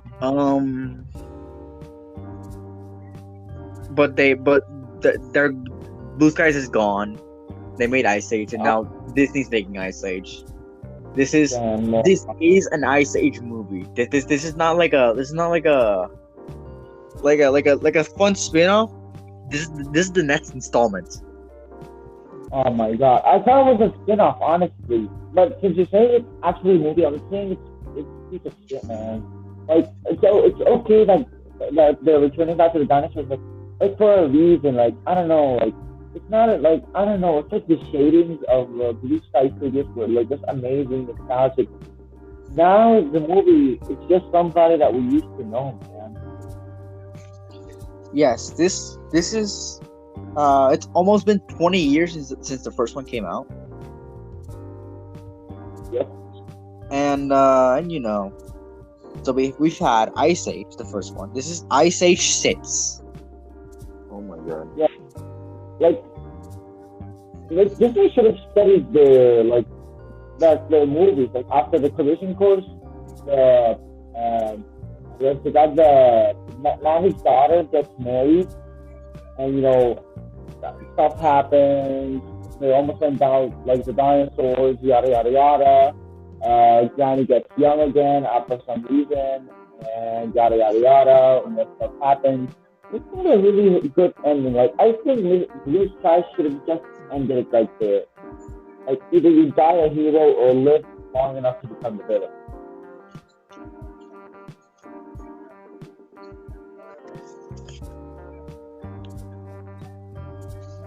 Sorry, give me a minute. I'm just looking at Blue Sky. Blue Sky made Ice Age. Anyways, I thought I was wrong about that, but no. They did make Ice Age. But anyways, so yeah, this is gonna be the next. This is gonna be this is Ice Age 6, and Ice Age 5, which was complete garbage. I will state it was complete garbage. It looks better than this. For all the faults that Ice Age 5 had, it looked visually impressive enough. This looks complete trash. I like the fact that going back to the dinosaurs. I think they got back in like production. I think we're back in the 90s of like CGI animation. Exactly, man. It looks awful. It looks awful. It looks horrendous. Like it doesn't look like there was like a notoriously bad Trolls spin-off in 2016 that a machine animation was better compared to that. But honestly, this looks slightly better than that Troll spin-off. But aside from that, that still says a lot. There's nothing for this movie. Ice Age was in my childhood, but I didn't have a lot of Ice Age movies. It looks horrendous. It looks horrendous. I think this franchise is done for. Exactly. So yeah, the Ice Age Adventures of Buck Wild will be coming out on Disney Plus exclusively, not even in theaters. It's only coming out in theaters. That's how dead the series is. They don't even know if it's seen in theaters. It will be coming out on January 28th of this year. January, it's a few weeks away. What I should say to him, because I'm not gonna watch it. I miss Exactly. the squirrel. I miss the squirrel that used to put his nuts on the floor. He used to keep like his nuts on the floor. Now if I see the squirrel again, I don't know, man. Just Blue Sky Studios knew how to animate this dude and his nuts. So yeah, no, it's sad. This is sad. Anyways, next is Blacklight. Liam Neeson. This movie looks actually really good. Not really good. It looks good.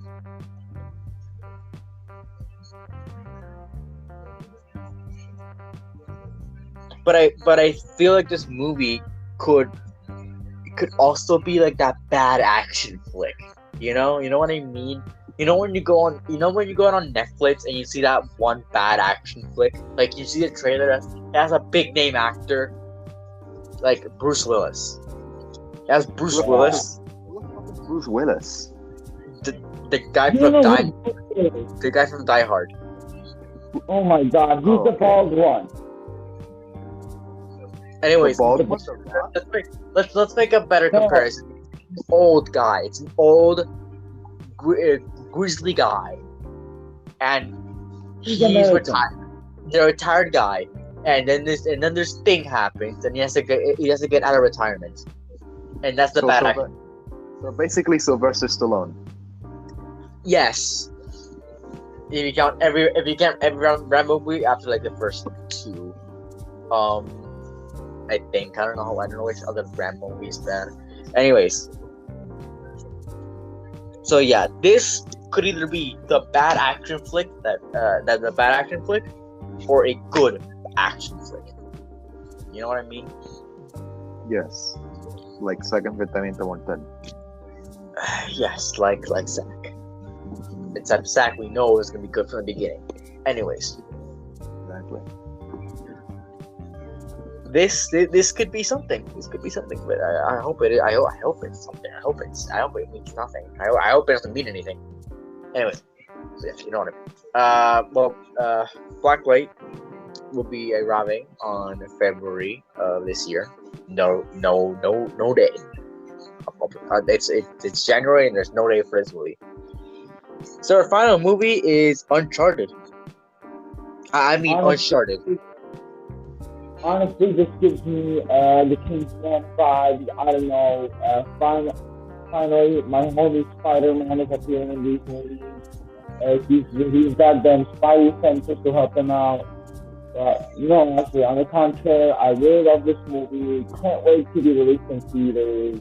But again, I gotta say it again. It really reminds me of the Kingman series. Like I don't know, like the Kingman movie, like. They're really good. Like it really reminds me of that, like action and like James Bond type of this, and Mission Unstoppable. Is it Impossible or Unstoppable? No, I think it's Mission Impossible. But anyway, I'm really excited for this movie to hit out theaters. Tom Holland doesn't seem like the right guy for the main character role in Uncharted. At least for me.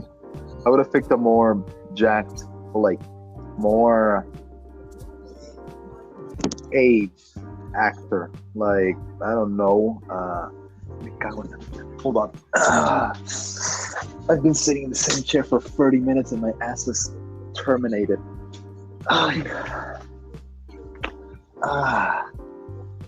Oh my.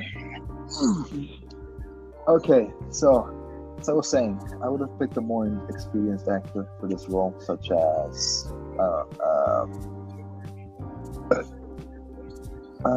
Jesus. I don't know, to be honest. How about something simple like Mark Wahlberg? Oh wait, Mark Wahlberg's in the movie.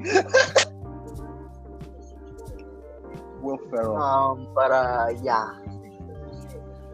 Yeah, John Cena, Ryan Reynolds, No, John I don't Cena. know. Nah, John Cena is like too good. Me cago en la hoja. Wow. But yeah. So I think that Tom Holland, he does like Uncharted is one of his favorite games. Yeah, Apparently. but like that's why you're gonna pick him because it's favorite But game. but I mean, kind of looks like a young Nathan Drake. However, he's not. He's not. He's Tom Holland. Is that guy that that looks very slim, but when he takes off his shirt, you see like he has at least some muscle. Yeah, But he's not. He's not Nathan Drake buff. exactly. Nathan Drake has shoulders. He does not look. No, I'm sorry. And Mark Wahlberg. Mark Wahlberg does not look like, I forgot what his name. Hold on. It's Uncharted. Uncharted.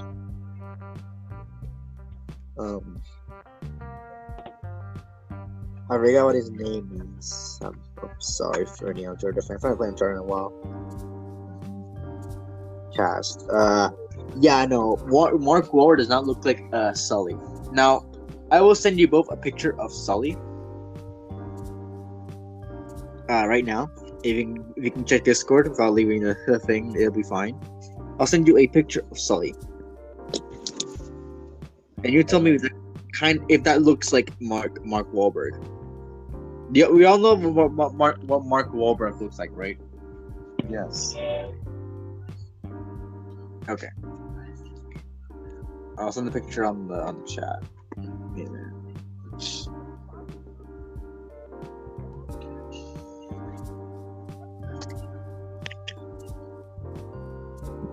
This is Sully. I can't look at her right now. Give me a moment.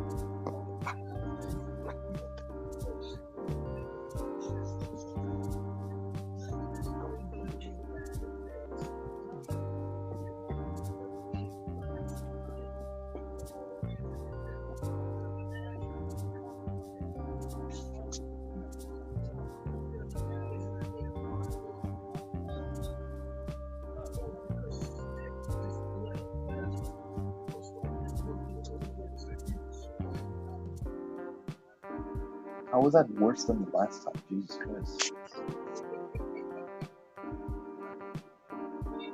Have you seen what Sully looks like? I don't know if you guys are familiar with the Uncharted franchise. Yeah, no, I've never played an Uncharted game. I don't even know what it's about. It's hard to explain. Okay. The first one's about this guy who gets stranded on an island. He gets taken hostage, but then he escapes being hostage, and then he finds a bunch of zombies or something. It's wild. Let's see the picture of Sullivan. I would have picked David Harbour. As a younger, Tell me that does not look like a younger David Harbour.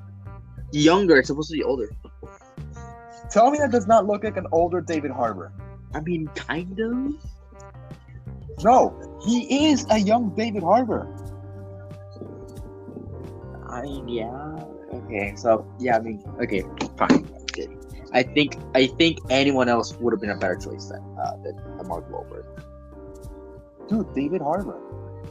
Because Mark Wahlberg isn't that good of an actor, I will say. Yeah, I mean, he can act, but he can't, act on the same level as, I don't know, Robert Downey Jr.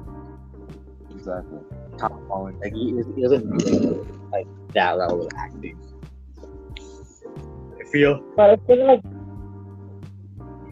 like the intent they're doing, I don't know, I think I'm honestly okay with like Tom Holland acting because I don't know, like probably like I'm not sure, but I'm honestly okay with the decision of choosing Tom Holland. Okay, but yeah, no. just to put it into perspective, Mark Wahlberg was the guy who had the lead role in the Transformers movie from 4 to 5. Yeah. Makes sense. Those movies are the fifth one. It's at least straight garbage. Yeah, I'm good. I'm glad they're rebooting the franchise. Anyways, Uncharted is coming February 18th of this year. We will do an episode on the Batman. I don't know if we will do an episode on Uncharted. That's up in the air. Then moving on to gaming, finally. A lot of talking about parts of gaming, but never actually gaming. First is really gaming. We have the Lego Idea Sonic the Hedgehog Green Hill Zone set.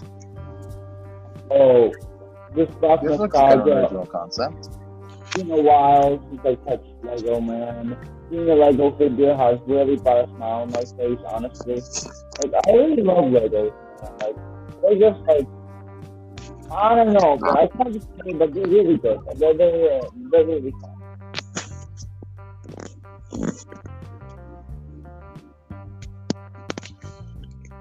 But yeah, no, I've actually my stay here in where I'm staying has brought me to somewhat go back to Legos, and I've enjoyed it. But Lego Ideas, I think, is a bit expensive.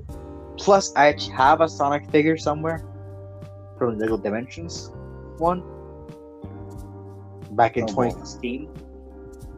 Yeah. This is our first Lego Sonic figure in 6 years.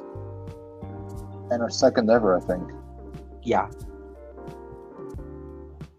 In the Lego Dimensions game, we have models of Tails, Rose, or is it Amy Rose, Shadow, Knuckles, all those characters, and they weren't made into minifigures. Oh my.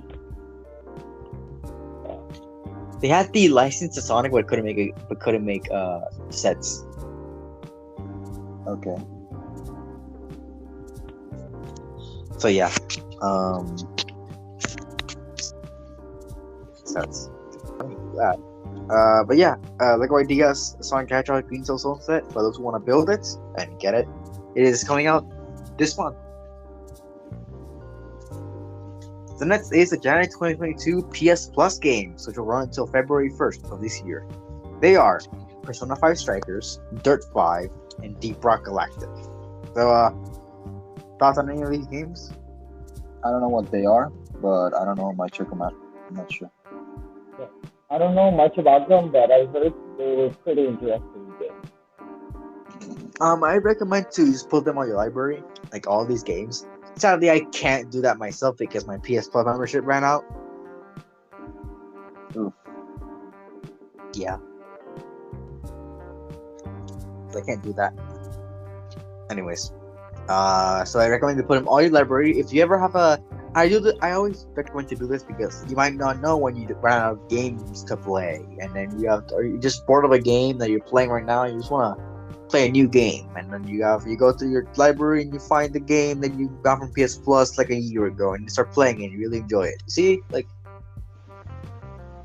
it's why I recommend to put them on your library. All the games, all 3, sometimes 4. Please don't rant about this again. I've had enough of one rant. So yeah, that's it. Just put them on your library, please. It's until February. Anyways, so that means that in February we won't get a new game. Huh? It gets like right now. Okay, so by now, if you noticed, there's at least one new game. In PS Plus, they always give you a game for free that could come out the day that the thing came out, right? In PS Plus, in this one we got Deep Rock Galactic, which came out on January 4th, and the PS Plus games arrived on January 4th. The fact that it's ending on February 1st, and that means to guess that there won't be a new game there won't be a new game release to celebrate that, so we're getting on the 1st. So don't expect any new games. Just expect that some old games, and that probably have a PS5 upgrade or something, like a PS5 game that released before. I don't know. Just expect something. But I won't expect something like I don't expect we get any AAA PS5 games anytime soon. So don't expect to see Demon's Souls until like 2 years from now. Nice. Yeah. Anyways, next is the Genshin Impact Shenhe character demo. I don't know.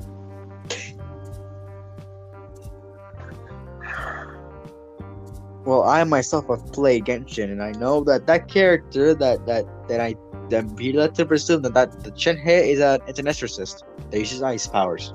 Oh, Shenhe, dude, I did not remember what you're talking about, but yeah, it seems nice, but I don't play Genshin, and I have a life, so yeah, I'm not interested. So not a Genshin player. Yeah.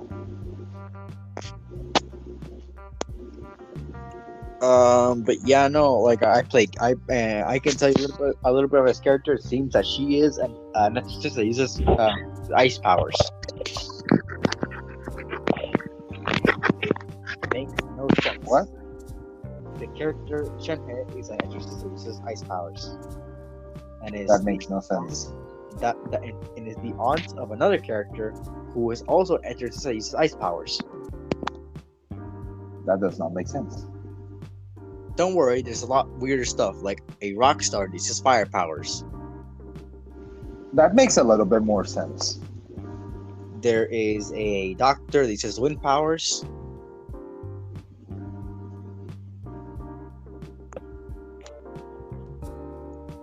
And what else is there? There is a small child that uses bombs.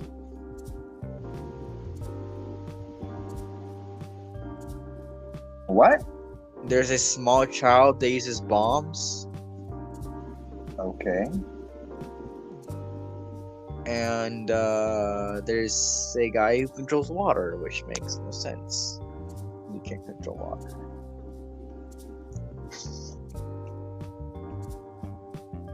And then there's this guy who is called the God of Contracts, and he is the god of Earth, pretty much. The god of stone. It makes no sense when you put it in perspective. But anyways, let's keep moving on.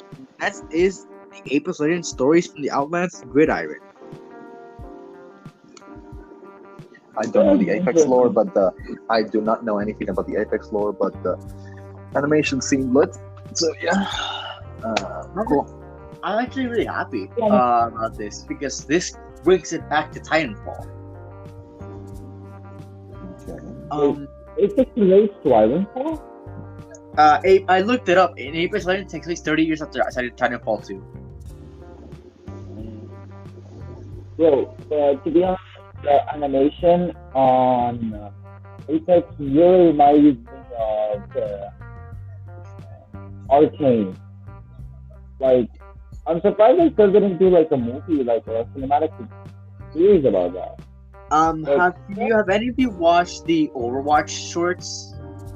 Nope. No? Well, they remind me of this. I used to watch them back in the day of 2016 where Overwatch was an actual thing. Was actually like alive and people didn't hate Blizzard. They didn't hate Blizzard as much as they do now. We all know why. I don't know why. You don't want to know why. I want to know why. I'll explain to you later because it's too messed up to talk about on the podcast. Okay. But yeah, it's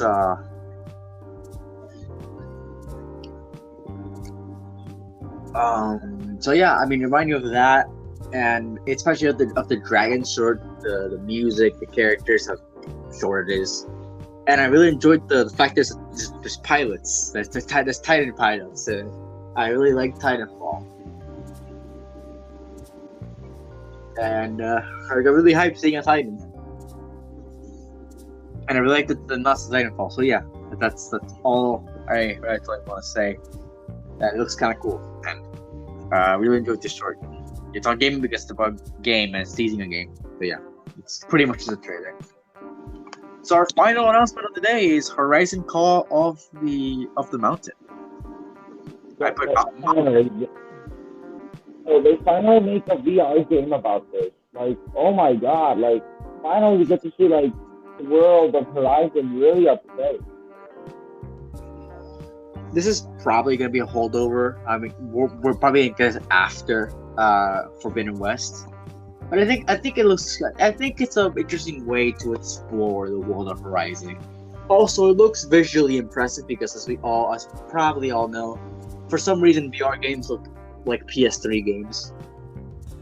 I mean, it makes sense with the current technological limits. What do you expect? But this is going to be on the next gen VR headset for PlayStation. That is concerning. So it won't come out until at least late this year, maybe early next year.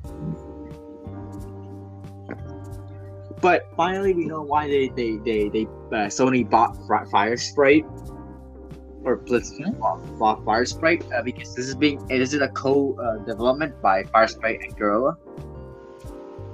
Fire Sprite are people that Sony acquired recently, and Guerrilla are the creators of Horizon.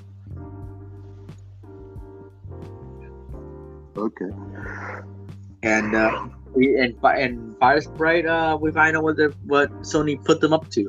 Anyways, and now Fire Sprite is part of the PlayStation family, along with long ass list. Anyways, it's longer than the list of exclusives that are coming to PlayStation.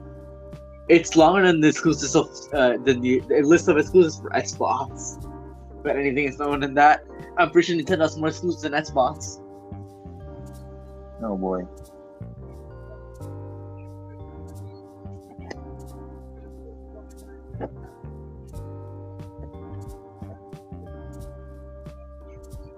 It truly is concerning.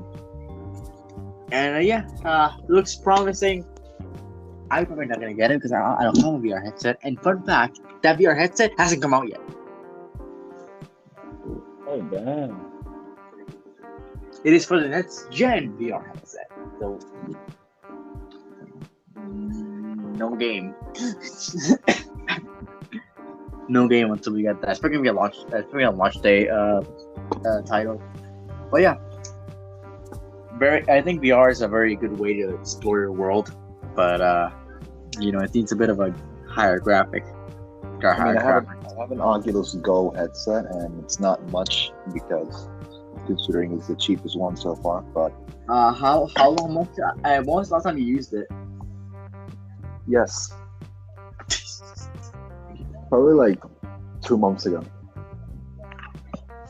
I barely use it because I know that there's barely anything to do in it. Like the best thing you can do in this to entertain yourself is like Netflix. But like Netflix, really? Like it's advertised as a media playing platform with other games that you might be able to try. The only interesting thing that you can barely even use is, I think it was called Vendetta Online. It's basically a space exploration game where you cannot exit your ship. You explore space on your ship. You can't exit your ship. I don't even know why, but yeah, you go to like these stations and then you recharge. You can't even see yourself. You just recharge the ship, then get back on the ship, and boom, move onward. It's called Vendetta Online, and I think it's really old and it got like adapted, but I'm not sure. Also, there's this game called V-Time XR, in which you sit and you talk to friends. Notice how neither you can move. The best the best game that you could ever have on a Oculus Go that unfortunately is shut down is Alt Space VR, which is basically knockoff VR chat, and it worked, and they shut it down.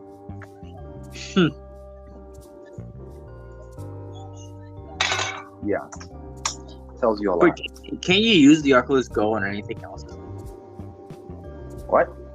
Can you use the Oculus Go on anything else? What do you mean on anything else? Like, you can't just hook it up to your computer? No, you can't use it on anything else. You have to use it on your own. That's it. Damn.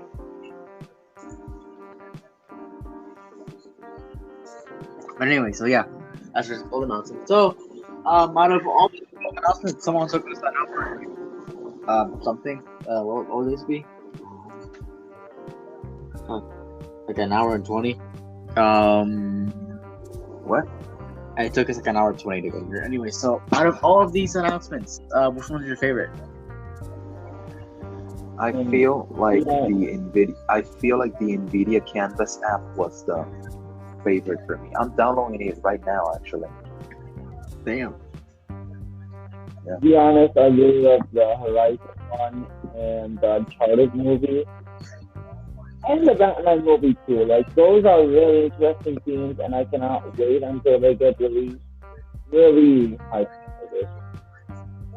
Yeah, I gotta say, the Batman was one of my favorites. And I'm interested to see Uncharted. I'm interested to see the surprising game is coming out. And Peacemaker, obviously. We will cover on the podcast. However, it seems that for those of you who don't know, we go on be, and I'm put it on to be on my episode, so I might make another solo series episode. I don't know. Anyways, Pancakes and Sr. Oats, say goodbyes. Goodbye. Yeah. And goodbye, and we hope you keep listening to us. Again.